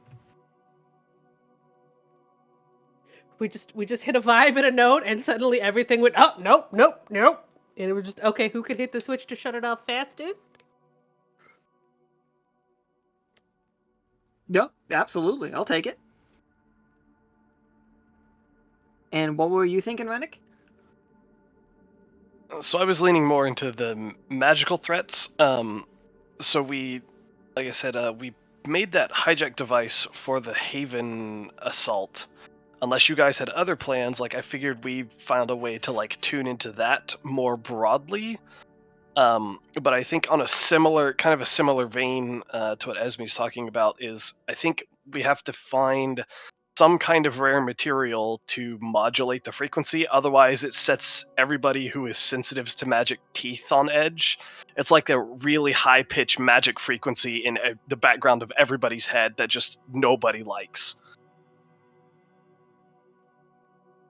It's kind of like, have you seen like the electronic bug repellent things you can get and plug in your house where they have like the 3 different versions of frequency?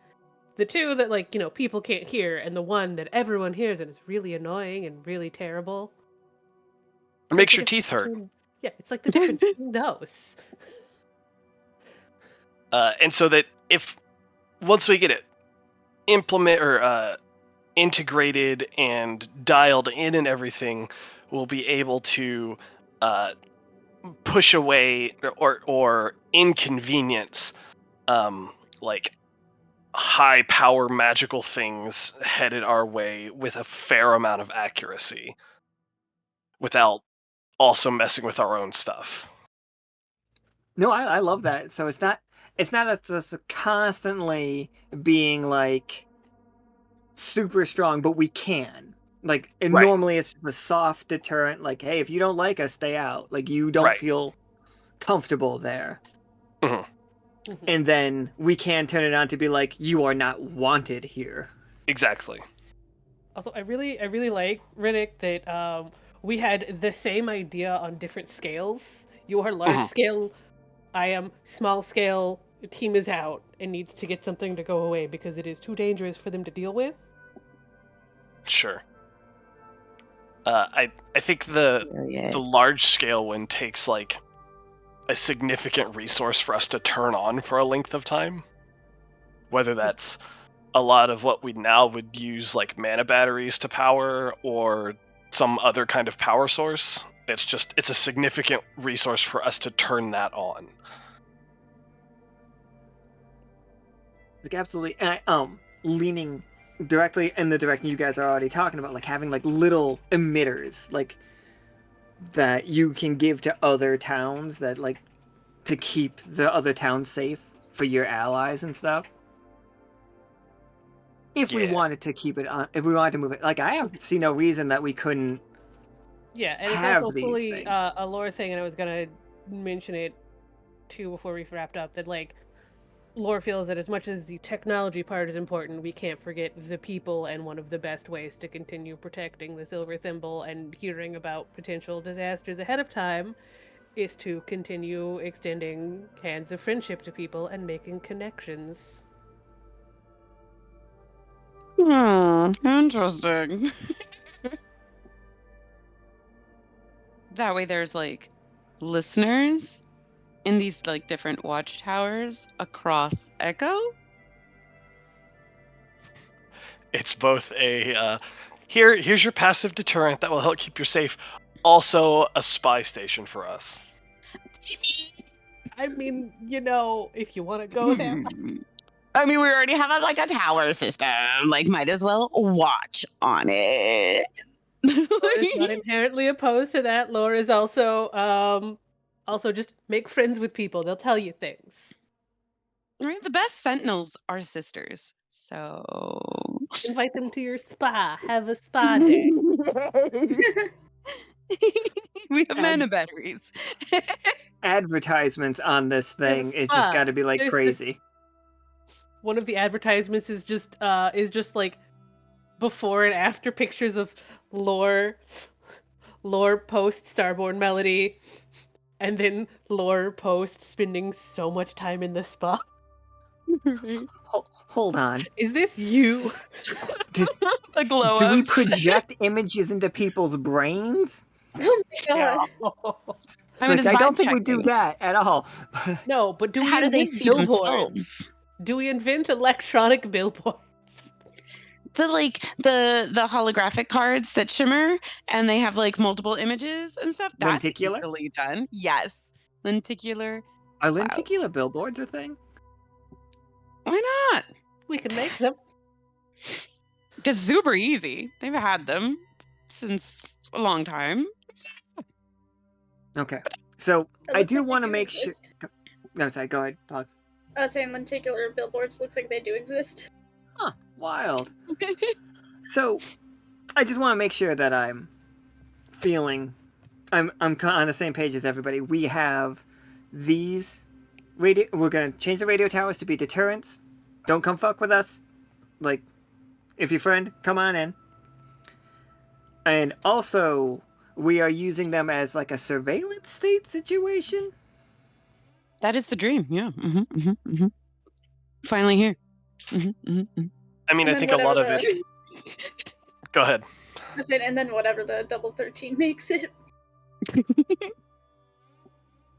was gonna say, I think a lot of it is us just more like detection more than it is like active surveillance of people. I like the Right. detection. Bringing in I want the massive amounts of detective way. data, and then we're going to process that data, and then we're going to analyze that data, and then we're going to kind of figure out from there what kind of, like appropriate actions to do with that data. Yeah, like in a Will it in a systemic share- way of observing, perhaps. Yeah. Willingly I share feel the like we said data the from same thing. the danger early warning system with our friends and allies. Only friends and allies. Yes, Yeah, interesting. using it to ping incredibly powerful creatures and or people of a magical persuasion. Yeah, and they're gonna pay for it. No, I'm just kidding. I don't want that. That's not. No. I don't think this is a negative. Like, I do not think it is a personal surveillance state thing at all. Yeah, Just as nah. like something of a threat level of energy vibes / magic, whichever we want to call it for that particular thing. It will ping on our radar, and then we will. The same way we think of like earthquake detection systems. But it's like it's vibe quaking and like ripples. If we're doing that too, are we going to end up with like an echo version of the Storm Hunters, just tracking all of the big, giant, dangerous things? Yep. Yo. I'm looking at them. Like, and we're gonna post it live. Yes. As all you guys got to chase down the tornadoes. Right. So, tornado chasers. time to re-outfit the mech for more adventure. Yes. I want time in the lab, guys. I just want time in the lab. But So what we if your build- lab was a we build a van? smaller airship with a lab for you and a full, like, small TV studio for broadcasting as necessary. Yes. Antennas on top. Have you had a slidey door in your life lately? It's pretty sick. Everyone needs more pocket doors. Like lightning rods, but instead of attracting lightning, it attracts the vibes. Yes. Oh, we can sell this. I don't want to say the word that I just thought of in my head. Say it. Whisper it. Make it sound sweeter. No, I'm gonna go put it in the. Go put it in the. This right here is the 6 to 12 month project. Oh, vibe rods is a Yeah. thing that could have been sent, but not in love with. We call them personal massagers. It's for the premiere package at the spa. Thank you. I don't like it. If I ever went to a place and they just gave me a vibrator as a door prize, like I'm out. I'm cool. Well, is the manufacturer seal still on? Because wow. I guess it's a completely different. That is too complete. If I am walking to a place and giving it, no, I'm not having this conversation. And given a $200 product right then and there, Used and it moves $90 product. TV. Used is different. That is that was the conversation I was getting ready to have, and then I backed out of it. All right. So what do we need to do? You guys already said that it's a complicated thing. There's like a hit and miss element to it as we get it set up. We're probably gonna make some people in the neighborhood a little upset because they're gonna feel like queasy until we get the frequency just right. We'll send them gift bags and the occasional spa voucher as an apology. Maybe give them a warning beforehand that, hey, some Say, hey, vibes are going to be a warning. little fucky for a bit, but we're going to fix it. We're testing our emergency warning system. I think the spa vouchers are a little too far. Like, I don't want the spa to be too public in the sense of like that it's like a drive-through kind The of spa vouchers scenario. You know what I become mean? like as it increases, and how often do we disturb these people? And that those go to elected officials, and then like to the people Elected are officials and what is the term I'm looking? Wow, I'm forgetting a word. the courts of chancery. Whomsoever is out there ensuring The equitability. ambassadors from our Yes. allied cities. Which is a really good point, though. Dignitaries, yes, Akana, dignitaries. Yes, gotta get them diggies on board. If you guys And are just like looking for a place to send them that makes them like that would make them like okay, the secret recipe is just a bridge down, and you wouldn't have to like hurt your exclusivity of your spa. You would just have to add that to your budget. It's like a sliding scale of how much have we inconvenienced and or Yeah. just like made them feel incredibly uncomfortable while we are 'Cause we're gonna adjusting and testing these frequencies, because we're gonna be working on this for a while. Gonna be testing it, and like the notes that we're gonna be hitting, we're gonna have to check them all. Because I think one of the issues is that wherever these towers are, they do have to be finely tuned to the vibe of the area that they're in. Because like the same way like background noise, right? So like whatever region they're in, what is the vibe of that? Yeah, And you then beat me that's to when it. you like tear, you know what I mean? You zero it out. Okay, that's their vibe. Zero it out. Now what are the differences in the earthquakes and the shakes kind of thing?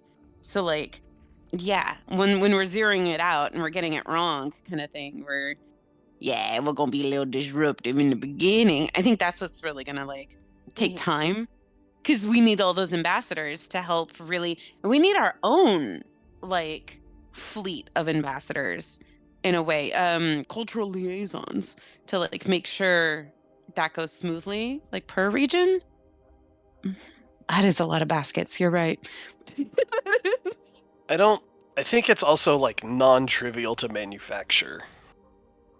Mm. So like the math is intensive and the manufacturing and engineering is non-trivial, which is why it takes us a full year to like do the project. Like the algorithm and the switchboards that are switching between like that kind of in that Yeah, well, vein. whatever it is that we're, hand waving magic bullshit. I right? love hand wave magic bullshit. The crystals that we're using have to be prepared a certain way, or we have to use a particular alloy, which is not easy to manufacture is the word I can come up with, but not exactly what I want. It doesn't have to be harvested only by a virgin under the light of the full moon who's been cleansed twice by None. whatever. But hear me out. Does it though? Because the moon, when it shines on a side, it gets hella good, right? And so maybe that is when we're gonna have the perfect baseline, like You're set. right. Yeah, So we may have maybe we have to time wait? period. Yeah, so like it's not trivial to Yes. manufacture the thing that we then install and zero in. Oh, we're gonna need that van so good. We're gonna go on a road trip. Mm-hmm.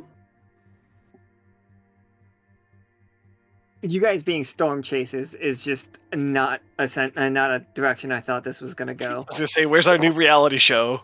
Yeah, it's like welcome to D20 Rock. Tonight we have the Patagon Show, followed by Storm Chasers. By the Starborne Storm Chasers. It just plays the Starborne Melody as your intro. I like Sick. the sound of that. The Starborne Storm Chasers. Right? And it just flashes on all of us, like each person individually, just like making one of those stereotypical like look at Oh me, yes. I'm the cool flight pilot dude poses. Oh, you were thinking pilot dude? I was actually thinking Or like my brain is 80s meteorologist. real wait. good today. Go ahead. We're storm chasers, right? Does that mean we're just tracking Ibring? It's just Ibring all the time. That's why they keep going back and forth to the moon. We're like, It's trying like to, what's just happening following here? her around. That makes sense though. Like Vibes we check. connect with them very well. If anything, they very strong cultural liaison. We like literally vibe well with.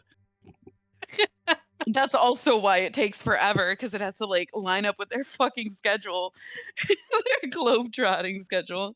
But I definitely think that is a pulse, and we're going to use this very much. We are not going to have exclusively you four sent out to like chase those concepts down, like what that is. You guys, like when it's like a storm or something of magic, for sure, but that will probably be how we detect the threats around the Echo. Well, I wouldn't say a department, but a team. Squad. But Squad.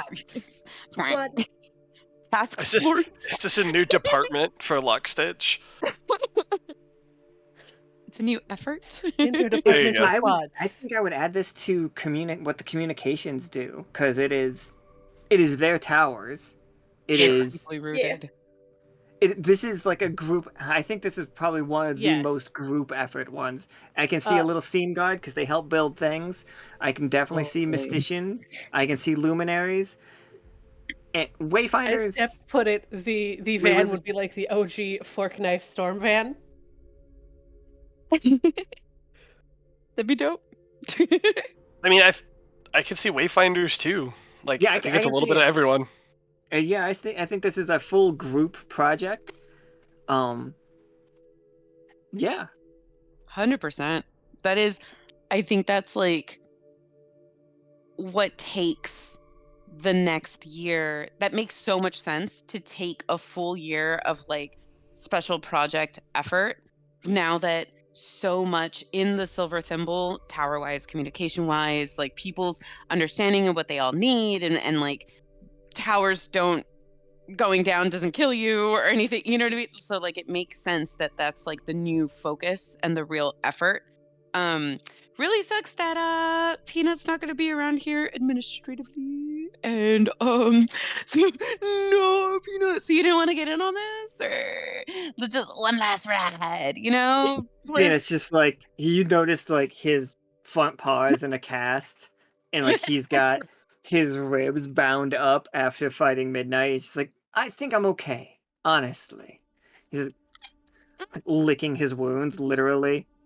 Heal on the road. Everybody loves doing that. We just gonna see the mountains one last time. Where you gonna go? Where you gonna hang your hat? Wait! I'll be healed by the time that this project is done.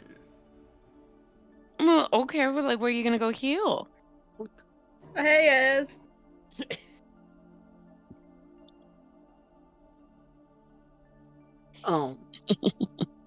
And Peanut's just, it's like, nope, I'm retiring. Gonna give all this over to Administrator Isaac Wicklaw. He's gonna take care of us. He's just like, it has been truly an honor to serve with all of you. I was a little worried at the beginning of this year, once I was put in full administrative control, but you all proved that my plan to set up teams, squads if you will, so I can send them out on concurrent missions to build camaraderie and effectiveness, proved successful.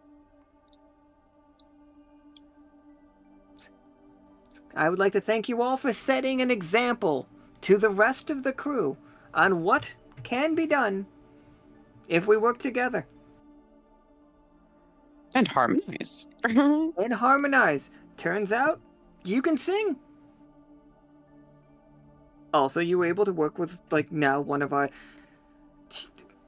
let me be clear about Ibring right now, everybody.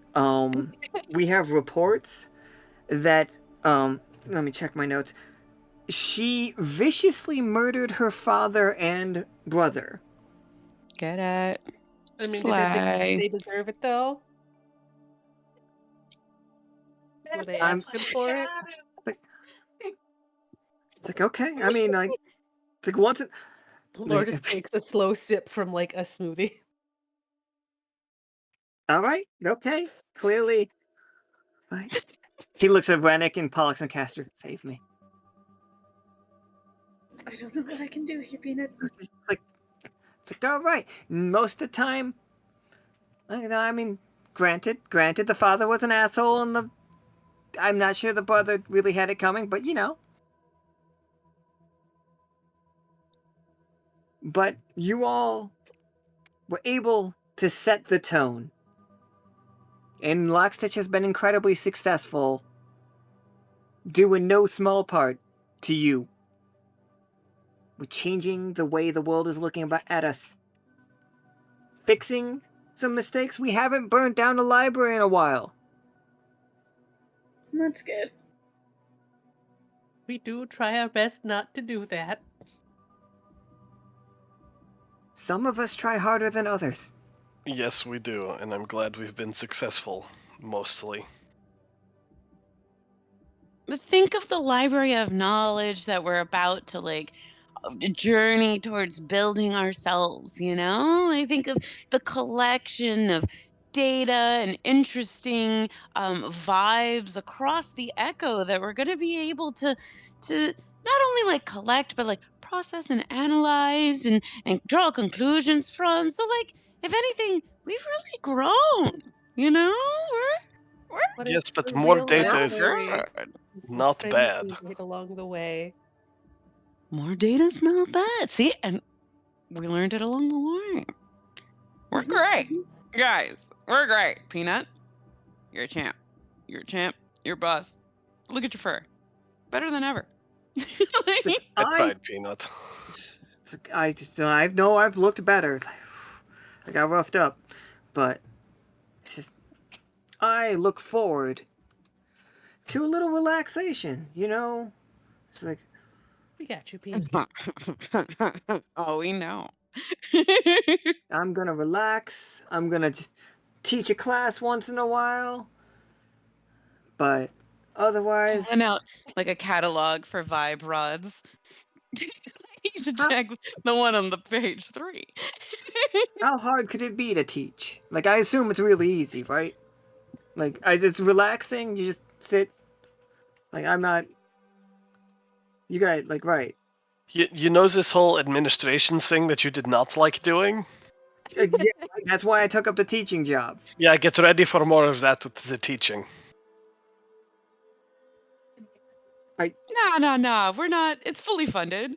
We don't have to bring in that kind of there's not as much administrative oversight. He's just, I will be needing recommendations for professors to hire from around the Echo. Does anybody jump to mind for you for you 5? Yes. Go on. Oh, I'm sorry. I hold on. Let me go. Let me scroll. We're gonna fade to through my black right notes there? here. Yeah. I'm sorry. No. Let me scroll through my notes. I would highly recommend hiring Hank. Hank, absolutely. Oh, Dorian, I bet we could get him on loan. Yeah, of course he would come with Thaddeus if they don't want. If all things willing, 2 for 1. Well, we'd probably have to pay them both though. Yes. But 2 professors. For 1, make them split their paycheck. I'm just kidding. Don't do that. That's not cool. Just don't. Ceylon clutching her gecko rosary. What? You haven't heard of the gecko rosary? It's Is it Krieg related? It is Krieg related. Yes. It's a golden. It's a gecko tail at the end of a rosary, made of coins. I don't know if like wearing it. It's like usually around their wrists or like in their hands. They like as a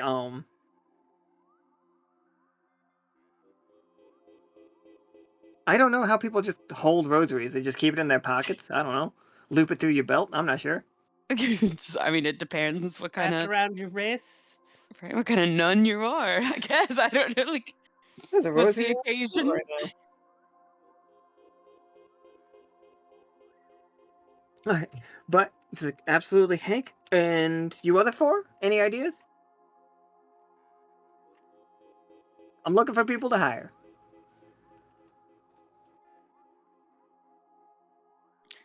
I'm gonna keep an eye out on all these like tower adventures. I Oh, think absolutely. I'm gonna pack a bag, and I think I'm gonna be the main vagabond that goes out in the van and goes forth. I think, like, you know what I mean? Like, I've been cooped up, relatively speaking, compared to the rat, and it's just like, yeah, I'll just. The wanderlust is hitting you. I think it finally is. Like, on one hand, I get to chase the sides that the moon is shining on. And man, I think I'm just chasing the vibes of the moon. Royce knows what he's talking about. Like, It's like, yeah, Ceylon as a times recruiter seems ahead. like a perfectly go out. Cultural liaison. I can lean in on that. I know. Yeah, for sure. I know. I make good basket. I give good basket. Is that what the kids are calling it these days? Hey, baby, I'm an orb weaver. All right. Like, I know. I cradle it as I'm all about packaging, all right? Genre-based packaging. I can see that. I can see that.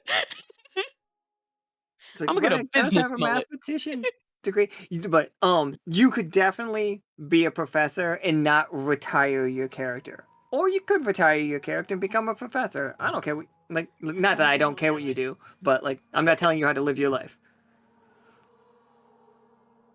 I think Ceylon personally was like tried that like initial academy-ish boot camp. I forgot what it was Yeah, called. the Like original tried that. story had Ceylon being just a teacher and then getting back into the action. I mean, like, oh my god, this is boring as fuck. I gotta go. These kids are goddamn dumb. It's not their fault. They won't stop They didn't burning understand the libraries. vibes. They didn't stop burning and like it took years for there to be a cohesive crew that you could then vibe off of and bounce off. Like, it literally took music lessons, and it took trainings, and it took like outings, and it took like scenario running and all this other. And here's the crew going off, stable, doing what they got to do, and now finding equals and peers. They're not like the biggest baddies out there. Now they're gonna have to actually make friends, deal with consequences. This is You know kinda who I think would be exciting. great to go out recruiting with you? It's just like you need a face and or two faces. Might I introduce local celebrities? I had a feeling. Pollux and Castor. Sure, we'd love to help with They recruitment. wrote a book. Yeah, we wrote a book. We've got a hit single out there. We started a nature documentary. We've been to space. Been to space. They have been to space. We tell everybody. Not just the moon. Everybody has been to space now. It's We not a live in outer big deal. space. All of us. Yes, Peter but we've keeps been to changing more the than just the, goalpost. we've been to more than just the moon. So Peanut liked it better when he was special. Don't worry, Peanut. We still are special.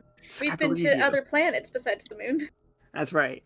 Like the next time people talk about traveling somewhere we've been, we shut that shit down. Been there first. Oh.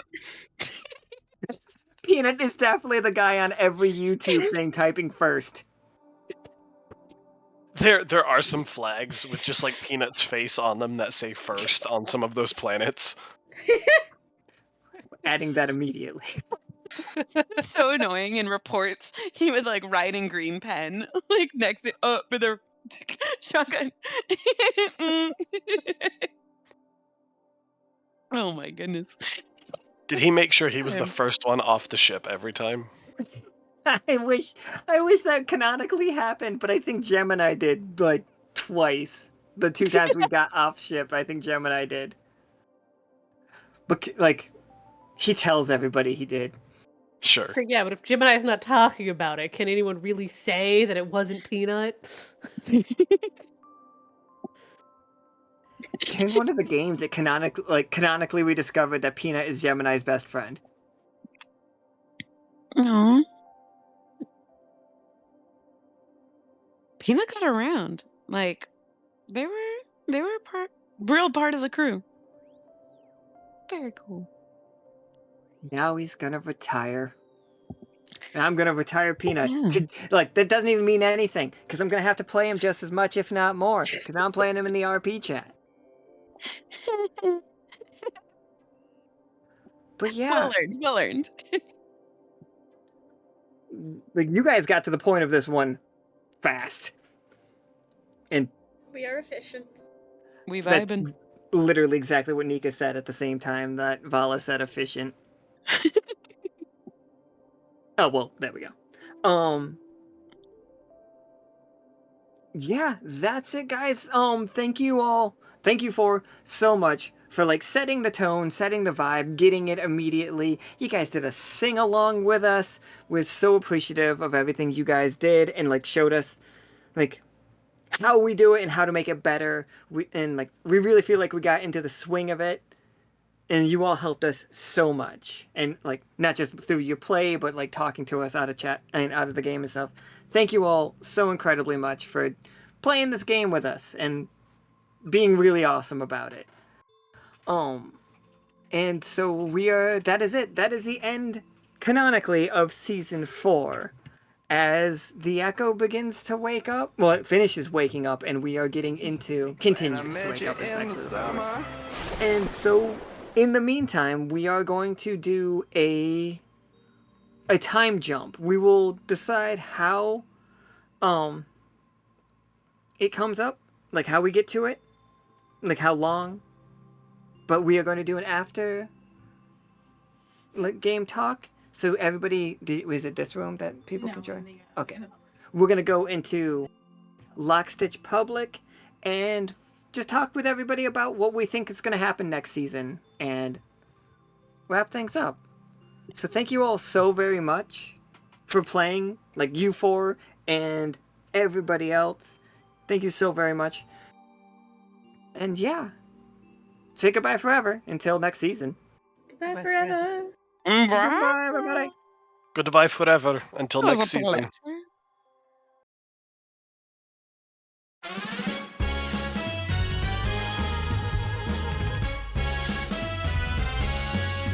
the celestial sea where stars align, Lockstitch will go where wonder lies. Its specialist crew, a beacon of light, will work to unravel secrets entwined.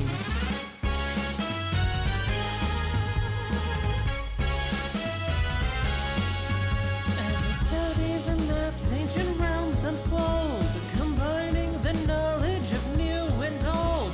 My heritage whispers in my ear, power stirring within me, eager to appear. Starborne Melody echoes in the deep. These questions torment me, so answers I will reap.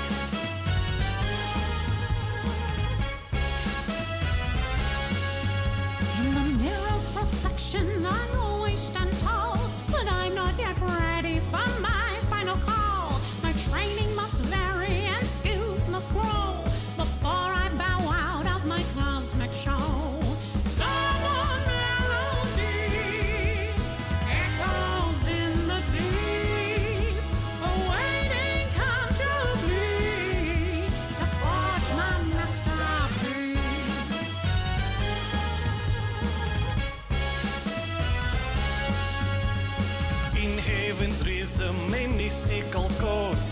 search for the secrets that it could bestow. Always wary of the cautionary tales, Lockstitch's legacy in cosmic trails. Starborne Melody echoes in the deep, an opportunity to realize my theory.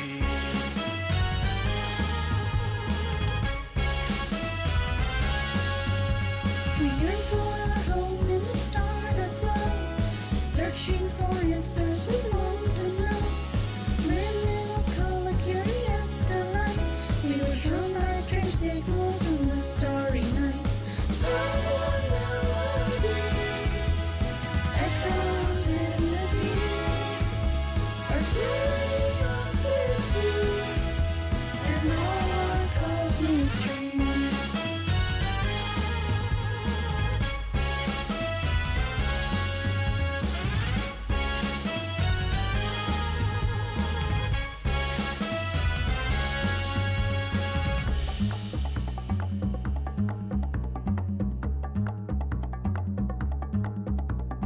Bringing the storm, I rise to reign, justified in the sovereign's chain. The treasures of power, I'll conquer each year, and show of echo, the new queen is here. Starborne melody echoes in the deep. I'll lead my destiny. The world is yet to see.